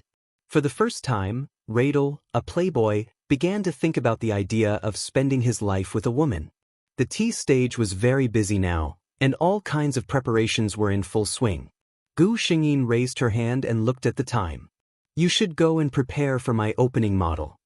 That's right, Radel was the opening model of Gu Xingyin's fashion show. The most important part of a fashion show was the opening and the finale. The opening and finale models also reflected a designer's connections and status in the fashion industry to a large extent. With Radel's status, even if it was a top designer's fashion show, he was enough to be the opening model. Radel suddenly turned sideways and hugged her. I wish you all the best, Zhanghuan. The two words, Zhanghuan, were actually in Chinese. Gu Xingyin was stunned for a moment. She could hear the encouragement and blessing in his words. She hugged Radel back and smiled. Thank you for your blessing, Radel. Radel suddenly said, How's my Chinese? Zhong, this is something that I specially found someone to learn for 2 hours. Gu Xingyin couldn't help but laugh. Well said. Then, Radel blinked and leaned over. Can I pursue you, Zhanghuan? Gu Xingyin turned around in surprise. Seeing Rader's rare serious expression, she shook her head. We're not suited for each other, Rader. Rader shrugged. How would we know if we don't try? Without waiting for Gu Xingyin to speak, he turned and left. I'll go and prepare first. Seeing Rader leave, Gu Xingyin breathed a sigh of relief. She had just seen seriousness in Rader's eyes. It seemed that she needed to have a good chat with Rader after this fashion show. The two of them were not suitable for each other. No one knew that the interaction between the two of them had been witnessed by another person. Lin Zhe saw Gu Xingyin, who had obviously dressed up, chatting intimately with another man. He knew the man. It was the male model Radel who had been photographed with her intimately not long ago. Chapter 1131. Lin Zhe felt that his footsteps were very heavy. He came here full of passion and confidence to win back Gu Xingyin's heart. All his chances of success had to be based on the fact that the other party didn't have a new sweetheart. He should feel confident, but seeing this situation, he suddenly felt uncertain. Maybe they were just good friends? After all, foreigners liked to use exaggerated body movements to show their love. Lin Zhe calmed himself down and walked to Gu Xingyin's side. Zhan Huan. Gu Xingyin turned around and saw the well-dressed man standing behind her. This man wasn't wearing a suit and leather shoes, which was rare. Gu Xingyin had to admit that Lin Zhe's appearance was indeed unique. In the past few years, she had seen countless handsome, tall, and stylish male models, but in terms of appearance, it was difficult to surpass Lin Zhe. That was the fashion industry, which was known as the gathering place of beauties. Gu Xingyin asked in surprise, "What are you doing here?" Lin Zhe looked into her eyes. The other party's eyes were very sincere. It was obvious that this sentence came from the bottom of her heart. In other words, Zhan Huan felt that it was strange for him to appear here. Lin Zhe's breath stagnated. He said, "Zhan Huan, did you take what I said yesterday to heart? I said that I want to pursue you." Gu Xingyin raised her eyebrows. "So, you're pursuing me now?" Lin Zhe retorted, "Specifically, since we met yesterday." Gu Xingyin nodded. "Okay, I got it." She turned around and was about to leave. Lin Zhe stopped her. "Zhan Huan, what do you mean?" "What do you mean?" Lin Zhe felt a little helpless. "I just saw you and that ladle." Gu Xingyin looked sideways at him. "Ladle and me?" Gu Xingyin's mind turned and suddenly sneered. "Lin Zhe, do you think I, Zhang Huan, am the kind of woman who would flirt with you when I already have a boyfriend?" Her expression suddenly turned cold. "Lin Zhe, don't think too highly of yourself, and don't think too highly of me." She suddenly felt tired. Lin Zhe watched as the other party turned around and left without looking back. His hand grabbed her hand faster than his thought. "Zhan Huan, that's not what I meant." Gu Xingyin struggled. "Let go of me." Lin Zhe's hand didn't move. "Look back at me, Zhan Huan." Gu Xingyin turned around impatiently, but was momentarily stunned by the heaviness in his eyes. She had never seen such a helpless and sad expression on Lin Zhe's face. At this moment, Lin Zhe unreservedly exposed all his uneasiness and apprehension for the past 5 years in front of Gu Xingyin. "I'm very uneasy, Zhan Huan. For the past 5 years, I've been thinking about you all the time, and I've also despised myself for being useless. I'm afraid that you've forgotten about me. I'm afraid that you've found someone you like more. Give me a chance, okay?" Gu Xingyin admitted that when she saw Lin Zhe like this, her heart softened for a moment. But it was only for a moment. Her tone softened for a moment. "I have something to do now, Lin Zhe." Lin Zhe's expression became lonely. He obediently let go of Gu Xingyin's hand. Gu Xingyin watched him lower his eyelids, his long eyelashes fluttering like butterflies. The light shone down, casting a shadow on his face. At this moment, she saw a sense of vulnerability in this man. Chapter 1132. Resisting the urge to comfort him, Gu Xingyin turned around and went backstage. Turning around, Ladle leaned against the wall with his arms crossed and looked at Gu Xingyin. "Is that man the reason why you rejected me?" At this time, he had already changed his clothes. The black hard metal style of the fashion set off the man like a king in the dark night. Gu Xingyin looked up at him. "It has nothing to do with anyone, Ladle. We're not suitable for each other." Ladle still had a cynical smile on his face. "Why?" Gu Xingyin said, "What I need is a lover who will be loyal to me for the rest of my life." "Ladle, ask yourself, can you do that?" Without waiting for Ladle to speak, she immediately said, "Okay, hurry up and put on your makeup. Be careful not to be late." She immediately went backstage to see the models who were about to go on stage later. Ladle was left standing there alone. After a long time, the smile on his lips fell. "How do you know that I can't be loyal to you for the rest of my life, Zhang Huan?" Gu Xingyin's fashion show finally opened with all the preparations complete. Throughout the whole process, Gu Xingyin sat below the stage and carefully observed every detail. When the last model came on stage, the warm applause from the audience told her that it was a success. The fashion show ended perfectly. Countless reporters had already turned their eyes to the designers of these fashions. Ms. Zhong Zhanghuan, why did you come to this city to hold a fashion show? Do you think this fashion show was a success? About you and the famous model Ladle? Lin Zhe looked at Gu Xingyin, who was surrounded by reporters. He had a feeling that he would never be able to get involved in her world. Gu Xingyin answered the reporters' questions with a smile the entire time. When it was about time, she smiled and said, "That's all for today's interview. If there are any more questions, my assistant will answer them on my behalf later." Escorted by her assistants, she passed through the turbulent crowd and disappeared from everyone's sight. As soon as she got in the car, Gu Xingyin received a text from Lin Zhe. "Very good." She put her phone aside. When she left, she saw Lin Zhe standing quietly outside the crowd. The other party had been watching her until she managed to escape. She rubbed her eyebrows. What was the most unbearable thing for women? A cold and powerful man who only showed his inner fragility and tenderness to you. Especially when he didn't tell you anything. All he did was silently protect you with his gaze and concern. Gu Xingyin admitted that she was a little shaken. But it wasn't enough. It wasn't enough. "Linza, if you want to get my heart, this is far from enough." Lin Zhe drove home and walked out of the garage to the door. He happened to see a package being delivered to his door. The man's eyes lit up when he saw Gu Xingyin. "Are you Miss Zhong Zhanghuan?" Gu Xingyin nodded. "Hello." The man handed her the package in his hand. "There's a package for you." Gu Xingyin hesitantly took it, signed her name, and carried it home. She remembered that she didn't buy anything. She sat in the living room and opened the package. It was a huge crystal gift box, but the thing inside was covered with something so mysterious. Gu Xingyin slowly opened the gift box and lifted the thing that was used to cover it. The thing that was revealed made her breath stop for a moment. Chapter 1133. A crystal box full of perfumed lilies. These perfumed lilies were still at their most beautiful moment. Each of them was in full bloom. Gu Xingyin could even smell the refreshing fragrance of the lilies. Perfumed lilies were Zhong Zhanghuan's favorite flowers. Gu Xingyin touched them with her finger.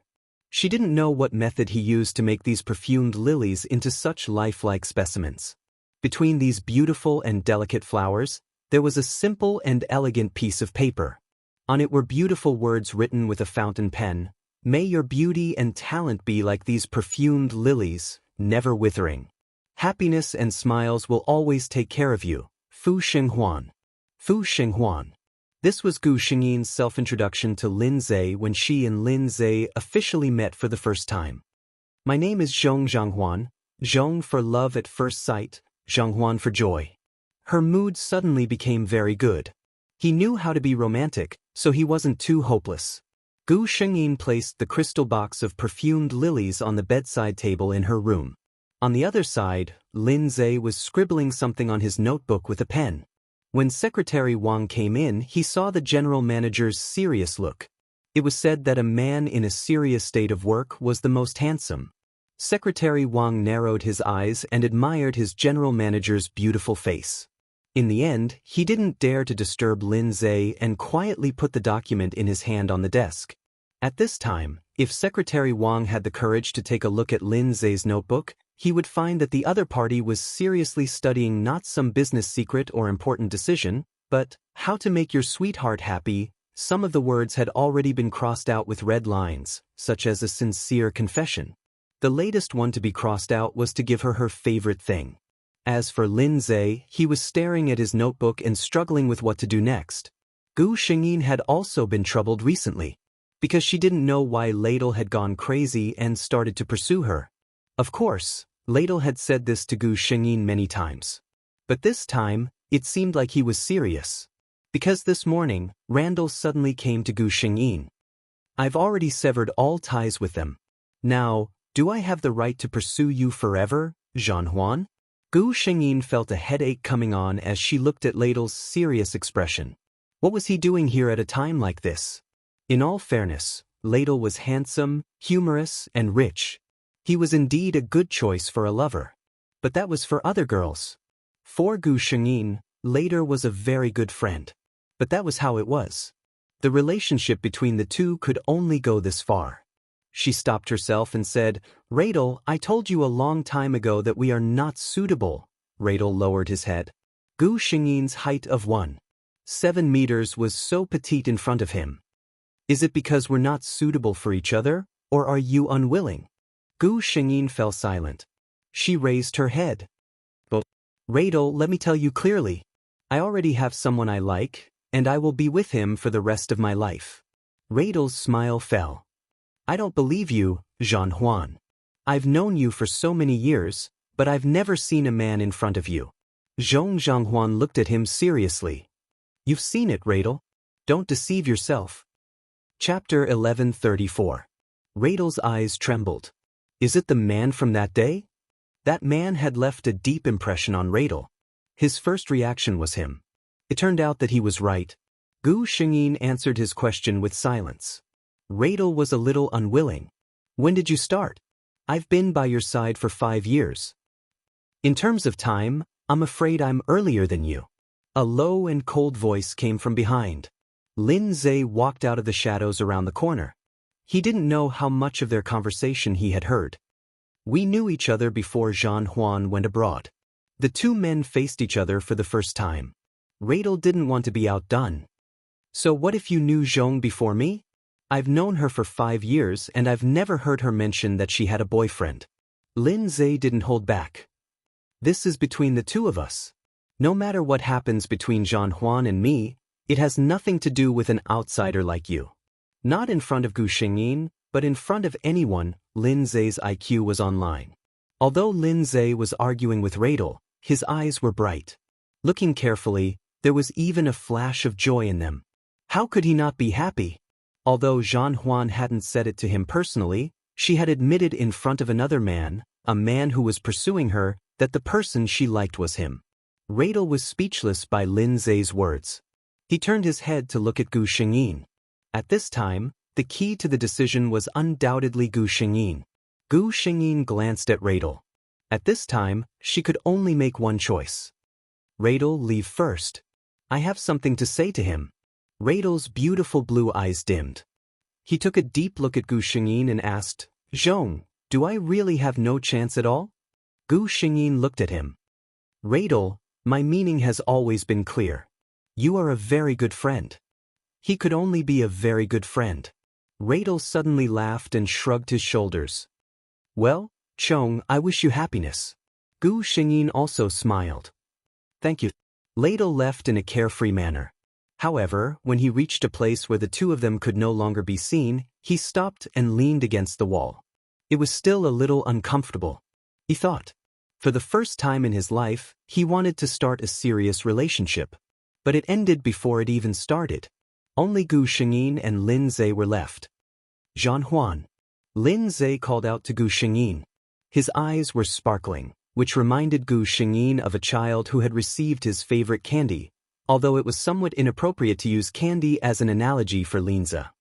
Let's find a place to talk. Gu Shengyin glanced at the hall, which was not hidden at all. If someone were to eavesdrop on them, it would be very interesting for tomorrow's newspaper. The two of them chose a place nearby. Anyone could tell that Lin Zhe was in a good mood. Although there was no smile on his face, the aura around him was extremely gentle. If Secretary Wang saw him here, he would definitely suspect that there was something wrong with his boss. Jean Huan, I'm very happy now. Gu Shengyin glanced at him. What's there to be happy about? Lin Zhe laughed. He rarely smiled. Although it was a little strange to use the word stunning to describe a man, Gu Shengyin had to admit that he was indeed stunned by him. Clang! Her thoughts were interrupted. She looked up and met the waiter's apologetic gaze. I'm sorry, I'll get you a new cup right away. There was obviously a drink spilled on her tray. Chapter 1135. The waiter's face was red. Gu Shengyin saw this and could only sigh that beauty was misleading. Lin Zhe didn't seem to feel anything. He just looked at Gu Shengyin without blinking. I heard what you said. You also said that you didn't like me. Lin Zhe said softly, and his tone seemed to be a little coquettish. Gu Shengyin raised her eyebrows. Don't put a label on me. I never said that I didn't like you. Lin Zhe's expression became happy. It seemed that all his emotions were in the hands of Gu Shengyin. One sentence made him smile, and the other made him silent. Sir, madam, your drinks. A soft voice broke the atmosphere between the two. It was still the waiter from before. Her expression had returned to normal at this moment, but Gu Shengyin still saw that her eyes stayed on Lin Zhe for a moment before she got up and left.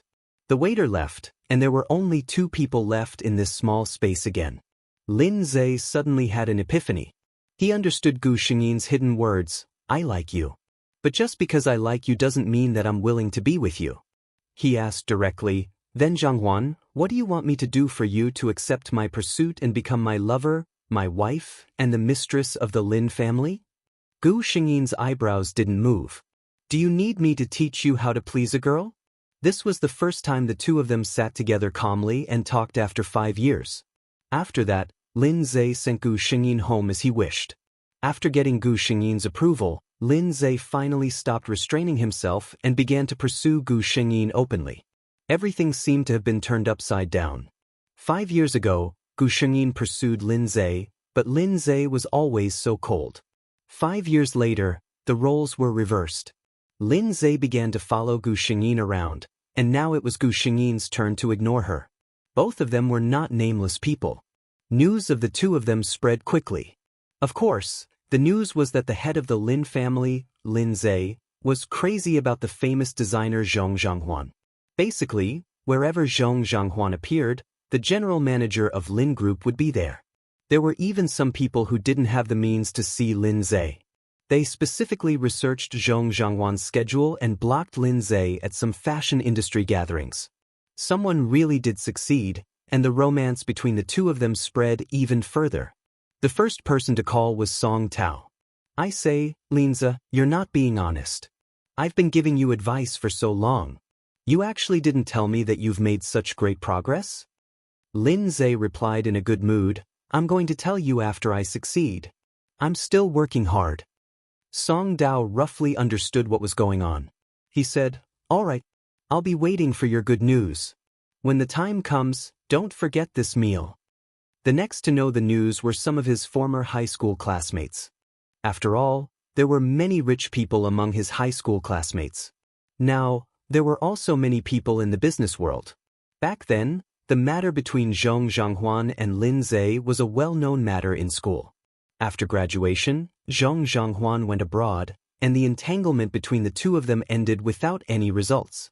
Many people thought of Ho Hai and secretly sighed. Now, Lin Zhe didn't keep a low profile when pursuing Gu Shengyin. He almost wanted everyone to know that he was pursuing Zhong Zhanghuan.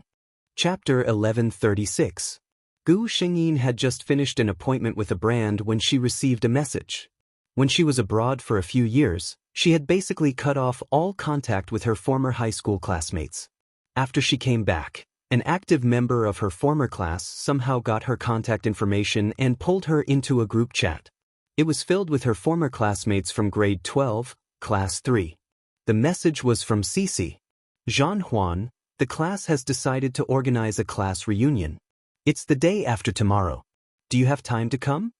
Gu Shengyin thought for a moment. She didn't seem to have anything to do. She replied to Cici, I don't have anything to do. I can go. Send me the time and location. Gu Shengyin arrived at the hotel on the day of the reunion.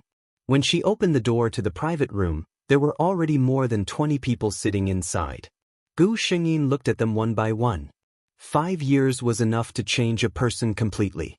Other than a few people who left a deep impression on her, most of the faces were unfamiliar. Zhanhuan. A surprised voice sounded. Gu Shengyin turned around. A girl wearing an off-shoulder sweater with her hair tied up in a bun was looking at her with a smile. She looked at this somewhat familiar face and took a second to react. Cici? Cici laughed. It's rare that our great designer still remembers me. Many people came over to greet Gu Shengyin. Cece was the most familiar with her and sat next to her. Gu Xingyin looked around and asked, "Why don't I see Chang-Ru?" Cece laughed. "I remember that you two had the worst relationship in high school. Why do you still remember her now? Could this be the legendary deep hatred, deep love?" Gu Xingyin laughed as well. "I'm just a little curious." Cece said, "I heard that Chang-Ru will come too, but she might be a little late." Just as she finished speaking, the door to the private room was pushed open again. The elegantly dressed woman who came in, wasn't that Chang-Ru? Even though they hadn't seen each other for 5 years, Chang-Ru's popularity was still as high as ever. Most of the students in the class remembered this class monitor and went up to greet her. Chang-Ru also saw Gu Xingyin. After exchanging pleasantries with the people around her, she walked towards Gu Xingyin. "Long time no see."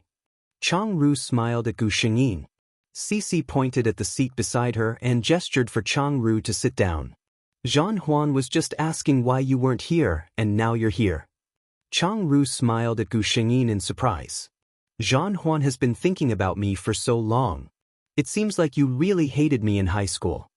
Her words were mostly teasing, and she couldn't help but laugh as she spoke. "By the way, I heard that you are still struggling with Linza?" Chang-Ru asked as he looked at Gu Xingyin. Gu Xingyin couldn't help but laugh. "What do you mean by entangled?" Chang-Ru rolled his eyes. "I think you have a bad temper. How can you be so muddle-headed when it comes to Linza? If it were me, I would have given up long ago after pursuing him for less than 2 years." Cece couldn't help but interrupt. "Our Jean Huan isn't the one pursuing someone now. Everyone knows that Linza is pursuing our Jean Huan." Chang-Ru had been overseas on a business trip recently, so she was a little uninformed. Hearing this, she was very interested. "What's the situation?" Cece then chattered on about the matter to Chang-Ru one way or another. Gu Xingyin couldn't help but laugh as she listened. This version of the story was really full of twists and turns. It was a good show. If the male and female leads in this story weren't her and Linza, she really wouldn't have known that this story was about her. Chapter 1137. Things like "you love me, I love you, but we can't be together," family opposition, and all kinds of melodramatic scenes appeared in the novel. Cece was in the middle of her story and was unhappy to be interrupted. After glaring at Gu Xingyin, she realized that this was the main character and felt embarrassed. "Jean Huan, ha." Gu Xingyin didn't think it was a big deal. She said, "All right, do you really think you're reading a romance novel? Why would there be so many twists and turns? The two of us did have a small misunderstanding back then." Seeing that Cece and Chang-Ru were looking over with interest, Gu Xingyin smiled mysteriously. "However, this is a secret between the two of us." Cece looked at Gu Xingyin resentfully. Jean Huan must have done it on purpose to take revenge on her for spreading gossip about him. That was why he didn't tell her. "Then what's the situation between you two now?" Chang-Ru couldn't help but ask. She looked at Gu Xingyin. She was completely different from when she was in high school. But one thing hadn't changed. Zhong Zhanghuan was a woman who could easily move people's hearts. Although she already had a lover who was ready to spend the rest of her life with her, Chang-Ru still paid more attention to Zhong Zhanghuan, the first person she fell in love with in her life. "Isn't that the situation?" Gu Xingyin didn't want to say much about the two of them. Cece interrupted. "The two of them. Rumor has it that Lin Zhe is pursuing Jean Huan, but Jean Huan didn't agree." Chang-Ru looked at Gu Xingyin when she heard this. Gu Xingyin didn't comment on Cece's words. This also proved that what Cece said wasn't groundless. Chang-Ru suddenly clapped and laughed. "That's good. Jean Huan, don't agree so easily. Let Lin Zhe have a taste of what it's like to pursue someone bitterly. You have to know that I didn't like him for a long time back then." Pfft. Cece couldn't help but laugh. She looked at Chang-Ru. "I didn't expect you to be such a class monitor. At that time, I really hoped that Jean Huan and Lin Zhe could be together." As the three of them chatted, the class was slowly filled up. The class reunion after graduation was nothing more than a competition of career and love. Now, most of the people in the class were still young. Many of them had just graduated from university for 1 or 2 years and had just started their careers. There were also many who got married relatively early. The earliest ones even had a child, which made all the single dogs envious. The man, who had recently married a rich girl, became the target of the group of boys in the class and directly poured alcohol on the table. After dinner, someone suggested that they go to a nearby KTV to have some fun. Everyone agreed since they had nothing to do. Walking out of the hotel, Gu Xingyin couldn't help but shiver when the night wind blew. A familiar car stopped in front of her. The car door opened and Lin Zhe's figure appeared in front of everyone. "Yo! Our school hunk is here." A few of them were drunk and didn't care about what they said. Some people silently shut their mouths when they saw Lin Zhe's meticulous outfit and the car he drove. "Why you here?" Gu Xingyin asked. "I heard from Song Tao that your class seems to be having a party, so I came to take a look." "Oh." Gu Xingyin replied indifferently. "Are you guys preparing?" Lin Zhe looked at them. They seemed to be having an event. "We're going to sing." "Lin Zhe, do you want to come with us?" Cici said quickly. But she regretted it as soon as she said it. Chapter 1138. Looking at Lin Zhe's appearance, he was a busy man. Also, it wasn't appropriate for him to go karaoke with them in such formal attire, right? Most importantly, with Lin Zhe's personality, would he refuse, or would he refuse, or would he refuse? But what Cici didn't expect was that Lin Zhe would actually say yes. Cici looked at him in shock. Did she hear wrongly? Lin Zhe told everyone to wait for a moment. Then, everyone watched as his figure crossed the road and entered a branded women's clothing store. Cici silently looked at the brand and thought for a moment. Was half a year's salary enough to buy such a piece of clothing? Wait, why did Lin Zhe go to a women's clothing store? She suddenly remembered that Zhan Huan seemed to have said something about it being cold at night. It couldn't be? Cici's eyes widened. Soon, Lin Zhe's figure came out of the store with a shopping bag in his hand. "Sorry for making you wait." Lin Zhe nodded to everyone. Then, he opened the bag in his hand and took out the clothes inside. "It's cold at night. Be careful not to catch a cold." He gently put the jacket in his hand on Gu Xingyin. "I didn't have time to choose carefully. Just wear it." Lin Zhe's voice seemed a little apologetic. Everyone watching the whole process, this public display of affection caught them off guard. Cici blinked her eyes and screamed in her heart, "Just wear it. Just wear it. Evil capitalist. Every time I pass by, I can only look at the clothes that I dream of buying, but I'm still so reluctant to wear them in your mouth. There's no harm without comparison." Gu Xingyin was about to speak when Lin Zhe realized her intentions. His attitude changed instantly and he immediately said with some grievance, "Don't mention money to me. You said that I can pursue you. Then have you heard of suitors charging money for gifts?" Gu Xingyin. Who taught him that? It's only been a few days and his skin has become so thick? Cici couldn't stand it anymore. "Let's go to the KTV next door." Lin Zhe looked up. That's the Lin Corporation's business. It's fate that everyone chose this one. It's my treat today. Everyone, play as you please. The atmosphere of the crowd behind him immediately became lively. After watching for a while, Chang Ru stood beside Cici and sighed. "I finally believe that every dog has its day." Just from this short period of time, one could see how the two of them usually interacted with each other. As she thought about it, she began to gloat again. "Serves you right, Linza. Back then, Zhan Huan liked you so much, but he didn't know how to cherish you." Looking at Zhan Huan's expression, anyone with a discerning eye could tell that he was deliberately tormenting Linza. Lin Zhe said that he wanted to play with everyone, but with him around, most people couldn't let go. He probably knew this as well, so he only stayed for a while before leaving. Only then did the people in the private room become lively. A few girls sat beside Gu Xingyin and chatted with her, asking about Lin Zhe. Gu Xingyin slammed the cup in her hand on the glass coffee table and looked at them with a faint smile. "What do you want to know? Wouldn't it be faster to ask him directly?" Those girls' expressions turned ugly after being rebutted so rudely by her. One of them even muttered, "What are you so smug about? Aren't you just relying on the fact that you shamelessly pursued him for 2 years in high school and made the first move?" Chapter 1139. Before Gu Xingyin could say anything, Cici exploded. "What are you guys talking about? You're shamelessly coveting Lin Zhe, and now you're playing the blame game? Who's the shameless one? Chang Ru also spoke, but she wasn't as direct as Cece. Striking first to gain the upper hand is also her ability. If you have the ability, can you also make such a man only have eyes for you? If you don't have the ability, then shut up. The girl had a bad temper and started arguing with the two of them on the spot. The commotion from this corner quickly attracted the attention of the other students. The boy who was singing also turned off the microphone and music and came over to ask what was going on. Cece was quick to speak and told them what had happened in a few words. For a moment, many people looked at the girls with subtle expressions. In this world, the world laughed at the poor and not at the prostitutes. It wasn't a new thing for girls to want to hook up with a rich husband and marry into a wealthy family. However, it was a little too much for these people to poach someone in front of the real deal, not to mention that they were all high school classmates. Seeing that everyone didn't seem to be on her side, the girl couldn't help but say loudly, "What? Did I say something wrong?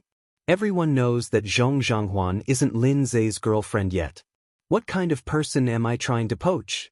If Zhong Zhanghuan doesn't like someone, why can't others woo her? Also, what did I say wrong? If Zhong Zhanghuan hadn't chased after Lin Zhe for 2 years, would he still be obsessed with her? And all of you, aren't you just trying to avoid harm? If Zhong Zhanghuan wasn't the person Lin Zhe liked today, would all of you still try to curry favor with her and speak up for her?" The room was silent, and only the girl's shrill voice could be heard echoing in the room. After the girl finished speaking, she saw that no one spoke and was a little smug. "What? I hit the nail on the head and you can't refute it. You're thinking too much." The man who organized this event stood up. He looked at the girl with disdain. "It's not that everyone can't refute it, but they're stunned by your broken worldview." This man was also a rich second-generation heir. He was the one who organized this gathering.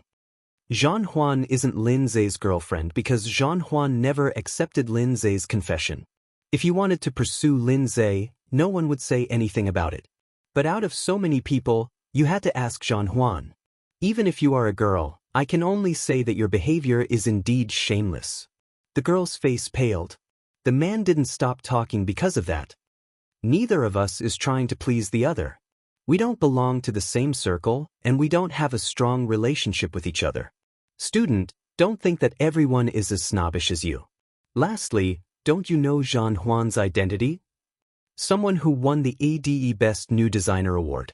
Do you know who the designers who won this award are now? They are all targets that all the major luxury brands are fighting to hire.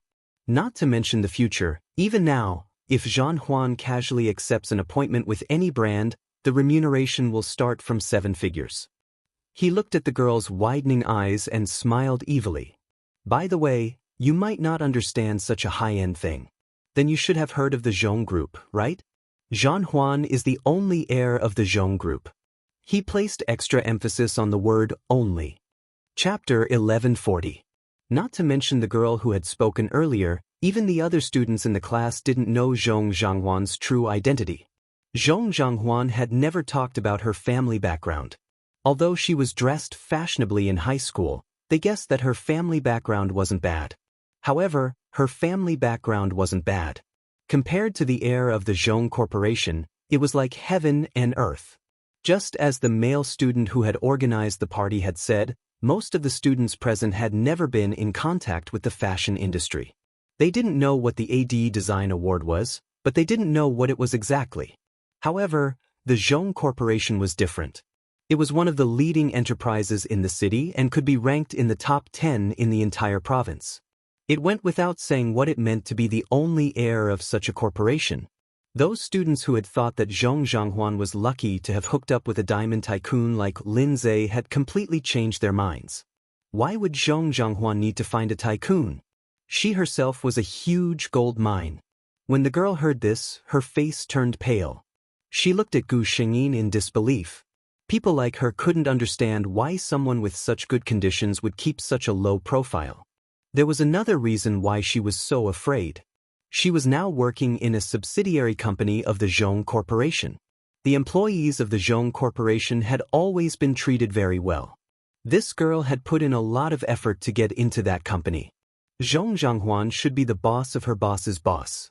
As the young master of the main company, if Zhong Zhanghuan wanted her to leave, it would be a piece of cake. The more the girl thought about it, the paler her face became. She didn't know what terrible thing she was thinking about, but before anyone could say anything, she actually burst into tears. Gu Xingyin, the male student who spoke, the onlookers, the girl cried as she said to Gu Xingyin, "I'm sorry, Miss Zhong. I didn't know your identity. I hope you can forgive me for offending you." The door of the private room opened with a click, diverting everyone's attention. Lin Zhe met everyone's gaze with a strange expression. She saw Gu Shengyin standing in front of a crying girl. She thought something had happened to her, so she hurried to her side. "Are you okay? What's wrong? What happened?" As for the girl who was still crying, Lin Zhe didn't even look at her. Gu Shengyin shook her head. "Nothing," she said to the girl. "You should apologize to Zhong Zhanghuan, not the young lady of the Zhong group." The girl's face turned pale and she continued to cry. Gu Shengyin could tell what she was thinking just by looking at her expression. "Don't cry. I didn't say I was going to do anything to you. It's a rare class reunion. Don't ruin everyone's mood," she said with a frown. The girl responded in a low voice. Seizing the opportunity, he played the music again. "Let's not talk about anything else today. We're only in charge of having fun." Although Gu Shengyin said that, the girl couldn't sit still. She only excused herself to go to the bathroom and left when no one was looking. 8 p.m. This world will end tomorrow. Thank you everyone for giving Gigi your votes. You're so awesome. You've already broken the weekly recommendation vote record since Gigi started writing, **. Love you all, *3. Chui, there are more than 1,000 votes left on the last day. Continue to throw in your votes and don't stop Mua. Good night everyone." Chapter 1141. Lin Zhe sat in the private room and accompanied her for a while. Everyone watched as he busied himself with drinks, fruits, and things for Gu Shengyin. Only when he was facing Gu Shengyin did he not look like a cold general manager at all. Instead, he was a man who wholeheartedly tried to please his girlfriend. Many girls were extremely envious of Gu Shengyin. Look at her boyfriend. He was handsome, rich, and most importantly, he was so good to her. But on second thought, they didn't have Zhong Zhanghuan's persistence in giving up everything to pursue a man. They didn't have Zhong Zhanghuan's talent in design. They didn't have her status as the only heir of the Zhong Corporation. Thinking about it this way, since they were so much worse than him, what right did they have to be jealous of him? Perhaps it was because Lin Zhe's affections were too obvious that even Cici, who was obviously on Gu Shengyin's side at the beginning, wavered. When they left, Cici even tugged at Gu Shengyin and said that there weren't many men who could treat their girlfriends as well as Lin Zhe, not to mention that he was so well off. Cici said, "Zhanghuan, don't throw a tantrum or anything. That's enough. Otherwise, it wouldn't be good if his heart really turned cold." Gu Shengyin only listened and didn't say anything. How long had it been since Lin Zhe? It hadn't even been a month, and she was afraid that his heart would turn cold? Back then, she had pursued him for 2 whole years. Lin Zhe's devotion to her was called affection. Was Zhong Zhanghuan's 2 years really so worthless? When Chang Ru left, she specially came to look for Gu Shengyin. "Don't agree to him too easily, Zhanghuan. Men would never cherish things that were too easy to obtain. You've done so much for him in those 2 years and put on airs. Zhanghuan, you're a precious girl. You have to be reserved. Take yourself seriously. That's more important than anything else." Just based on these 2 sentences, Gu Shengyin felt that this girl could be befriended. As expected, Gu Shengyin thought to herself, Chang Ru is still very rational when she's normal. He did not know why she was so paranoid in the original plot. At the entrance of the first floor, Gu Shengyin saw a car stop in front of Chang Ru. Then, a very beautiful Caucasian girl got out of the car. She took the bag from Chang Ru and the 2 of them kissed face to face before Chang Ru got into the car. Gu Shengyin watched the car drive away. None of the students present felt that the 2 of them were abnormal. There was even a classmate who sighed with emotion. The class leader's relationship with her roommate is really good. I heard that her roommate is her boss who was transferred from the head office. Tiske, why can't I find such a good roommate? Gu Shengyin smiled and said nothing. She said goodbye to everyone, rejected Lin Zhe's request to send her home, and drove home by herself. Half a year passed. Lin Zhe still couldn't catch up to Zhong Zhanghuan. However, everyone in the city's business circle knew that the general manager of the Lin Corporation was madly infatuated with the eldest daughter of the Zhong family, the famous designer in the country, Miss Zhong Zhanghuan. The general manager of the Lin Corporation, Lin Zhe, gave everyone the impression that he was like a piece of ice that could not be heated. Only when he pursued Zhong Zhanghuan did he seem like a passionate fire. However, the eldest daughter of the Zhong family was like a high and mighty flower. Even someone like the general manager of the Lin Corporation could not win the heart of a beauty. There were even busybodies who bet on whether the general manager of the Lin Corporation could win the beauty's heart in the end. If he could, how long would it take? Chapter 1142. Zhong Zhanghuan stayed in China for more than half a year. After that, she began to fly around the world. Sometimes, she had to attend fashion shows in several different countries within a month. Sometimes, she would stay in a remote town in a small country for half a year to find inspiration. Even Father Zhong often didn't see his daughter for months or even half a year. But Lin Zhe was different. Basically, as long as he had time, or if he didn't have time, he would try his best to shorten the time and deal with everything in one go. Then, he would follow Gu Shengyin around the world. Gu Shengyin lived in a beautiful and remote town in the Western Hemisphere. He would stay there for a week. Then, under Secretary Wang's desperate calls, he would fly back to China to deal with the company's affairs. He would definitely go to Gu Shengyin's fashion shows. When the reporters took photos of the guests, they could always take photos of the low-key man sitting in the guest seats, who was no worse than any male model. Over time, even the Western media knew that there was a mysterious handsome man from the East who had been silently pursuing the famous designer Miss Zhong Zhanghuan. There were even newspapers that recorded this. The media began to consciously search for a certain figure in every fashion show where Gu Shengyin was present. The fashion industry not only advocated fashion and platinum, but also liked romance. And Lin Zhe's approach was undoubtedly the most romantic. I will spend all the time I can spare to accompany you for the rest of my life. Lin Zhe didn't expect that he would gain a large number of fans. Even under Gu Shengyin's social media account, fans began to congratulate the two of them on their relationship. When Gu Shengyin saw this, she didn't know whether to laugh or cry. But she also didn't expect that Lin Zhe, who was like a block of wood, would learn such a romantic thing without a teacher. With the rise of fame, Gu Shengyin also began to become busier and busier. And the busier she was, the faster time would pass. A year passed in the blink of an eye. Gu Shengyin was still flying around the world, and Lin Zhe was still following her everywhere. Secretary Wang now knew why his boss paid so much attention to the fashion industry. Not only Secretary Wang, but all the employees of Lin Group knew that their iceberg-like handsome general manager had been chasing Zhong Zhanghuan for 2 years. Seeing the general manager's posture of pursuing someone, many people sighed. Their general manager wasn't an iceberg. He was clearly a dormant volcano. He was so unromantic in the past, but he hadn't met the person who made him willing to be enlightened. The general manager's romantic attitude instantly killed a group of self-proclaimed romantic scums. However, the future general manager's wife was indeed hard-hearted. Many girls expressed that if there was a perfect man as handsome and rich as the general manager pursuing them, they estimated that they could only be reserved for a week at most.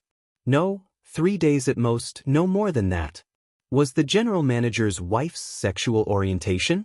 People's Zhonghuans started to persuade her. Father Zhong had also called her. Zhanghuan, father has been watching Linza for more than a year. Linza is indeed sincere to you. No matter how angry you are, you should be appeased. I see that you have feelings for him. That's enough. A father knew his daughter best. Father Zhanghuan's father had seen through Gu Shengyin's thoughts. Chapter 1143. The one who made Gu Shengyin the most speechless was Ladle. This guy actually came over to look for her once. Zhong, I think the man who's pursuing you is really not bad. I can't compare to him. If you choose another man in the future, I won't be convinced. But if it's him, I'm convinced. Had he even conquered his love rival? The annual AD selection had already begun. After 3 months of seclusion, Gu Xingyin finally submitted her work at an international fashion week show. The hall was filled with cheers. Then there was waiting. After 2 months of waiting, all the designers were waiting for the award that symbolized the highest pursuit of the fashion world. As if he knew how nervous and confused she was, Lin Zhe even tried his best to reduce his rest time and forcefully gave himself a month to wait with her. Lin Zhe's mother, the strong madam, was initially dissatisfied with Gu Xingyin. In her opinion, a daughter-in-law who had too much influence on her son wasn't a good thing for the Lin family and Lin Zhe. However, Lin Zhe, who had always been filial, was uncharacteristically insistent on this matter. Then, Lin Zhe used 2 years to change his mother's mind. Mother Lin's only hope now was that Miss Zhong, who was loved to the bone by her son, could turn around and look at Lin Zhe, who had been chasing after her. She hoped that she could open her heart and accept Lin Zhe. The one who doted on her child the most was always the mother. Mrs. Lin couldn't bear to see Lin Zhe working so hard. During this month, Lin Zhe accompanied Gu Xingyin. The two of them abandoned all work and things to tour various places. Finally, it was the most important day for Gu Xingyin. The final results of the AD selection were announced. One by one, the awards were announced until the final moment. The winner of this year's AFE Best Designer Award is, congratulations to the mysterious designer from the East, Miss Zhong Zhanghuan, and her work, Butterfly Wings. A light descended from the sky and landed on Gu Xingyin. The audience applauded thunderously, congratulating the young designer. Gu Xingyin went up to the podium.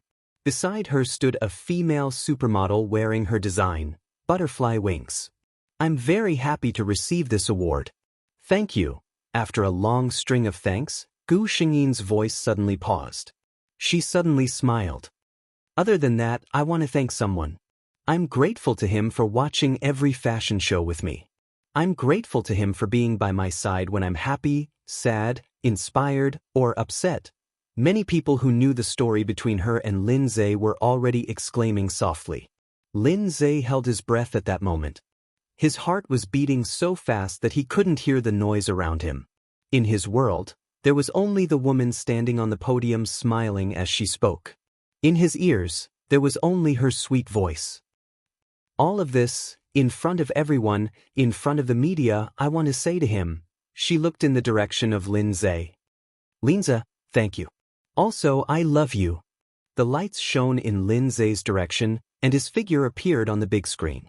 Under the witness of all the guests, the handsome Oriental man had a smile on his face, and his eyes were as warm as spring water in March. I love you too, Zhanghuan. Chapter 1144. No one knew that Lin Zhe was holding on and smiling like that in front of everyone. The moment the lights and cameras moved away from him, he couldn't hold it in. His eyes turned red and tears fell. He was really happy. Lin Zhe had never been as happy as he was at this moment. He thought that if he could get Zhan Huan's words, it would be worth it even if he immediately jumped down from the 24th floor of the award ceremony. In China, Mr. Zhong and Mrs. Lin, who were paying attention to their daughter and son's movements, also saw this scene on the live broadcast. Father Zhong was still fine. He heaved a sigh of relief. Mrs. Lin, on the other hand, cried on the spot. His son, Lin Zhe, had finally waited for this day. The others, however, saw the news in the headlines the next day. Oriental designer becomes the big winner of AD, confession at the awards ceremony. Career and love double harvest. AD's best designer tells you what it means to be a winner in life. Headlines like this filled almost all the fashion magazine's headlines the next day. As soon as Gu Xingyin stepped down from the stage, Lin Zhe, who was full of excitement, hugged her in his arms. Until the end of the award ceremony, the two of them didn't let go of each other's hands. After the two of them returned to China, they moved quickly. Lin Zhe called back to prepare for the wedding almost as soon as he became a full-time employee. The day after the two of them returned to the hotel, he personally bought a ring and proposed to Gu Xingyin. Why are you in such a hurry? Gu Xingyin was surprised. Lin Zhe took her hand and placed it on his chest. Because it's filled with agitation and uneasiness. Everything that's happened so far feels too unreal. I can only feel at ease if I lock you firmly by my side. He had never been stingy with telling the truth to Gu Shengyin. Needless to say, she knew what he was referring to. What else could Gu Shengyin say? She had even confessed. If she rejected the proposal, it would be pretentious. Everyone was stunned by the speed of the two men's movements. They had just officially announced that they were together for less than a month, and now they were announcing their marriage. Everyone was sighing. Lin Zhe was indeed fast. When someone mocked Lin Zhe because of this, he didn't feel embarrassed at all. Instead, he nodded seriously. Yes, I'm not in a hurry. Zhan Huan is so good. If I don't label her as Madame Linza, I will never be at ease. What if someone covets her? The person who asked the question, "Fuck you, who told you to run your mouth?" serves him right for eating a mouthful of dog food. The parents of the two families were very satisfied. After all, the two of them were not young anymore. It was just right for them to get married. As a result, Zhong Zhanghuan was finally crowned as Mrs. Lin by Linza at the age of 26. This year, all the employees of Lin Corporation received double their year-end bonuses. All the employees were secretly giving their blessings, hoping that the general manager's wife would get pregnant soon. If the young master was born and the general manager was happy, it was not impossible for the bonus to be doubled. He had thought that since the general manager of the Lin Corporation had pursued his wife so crazily before they got married, he would restrain himself a little after they got married. That was what most people thought. After all, he was a man. Everyone knew that. But those people were too naive. Because after the two of them got married, Lin Zhe became even more clingy to his wife. Moreover, Lin Zhe even found the most dignified reason for himself. I'm clingy to my own wife. Do you have a problem with that? If you have a problem with that, go find one yourself.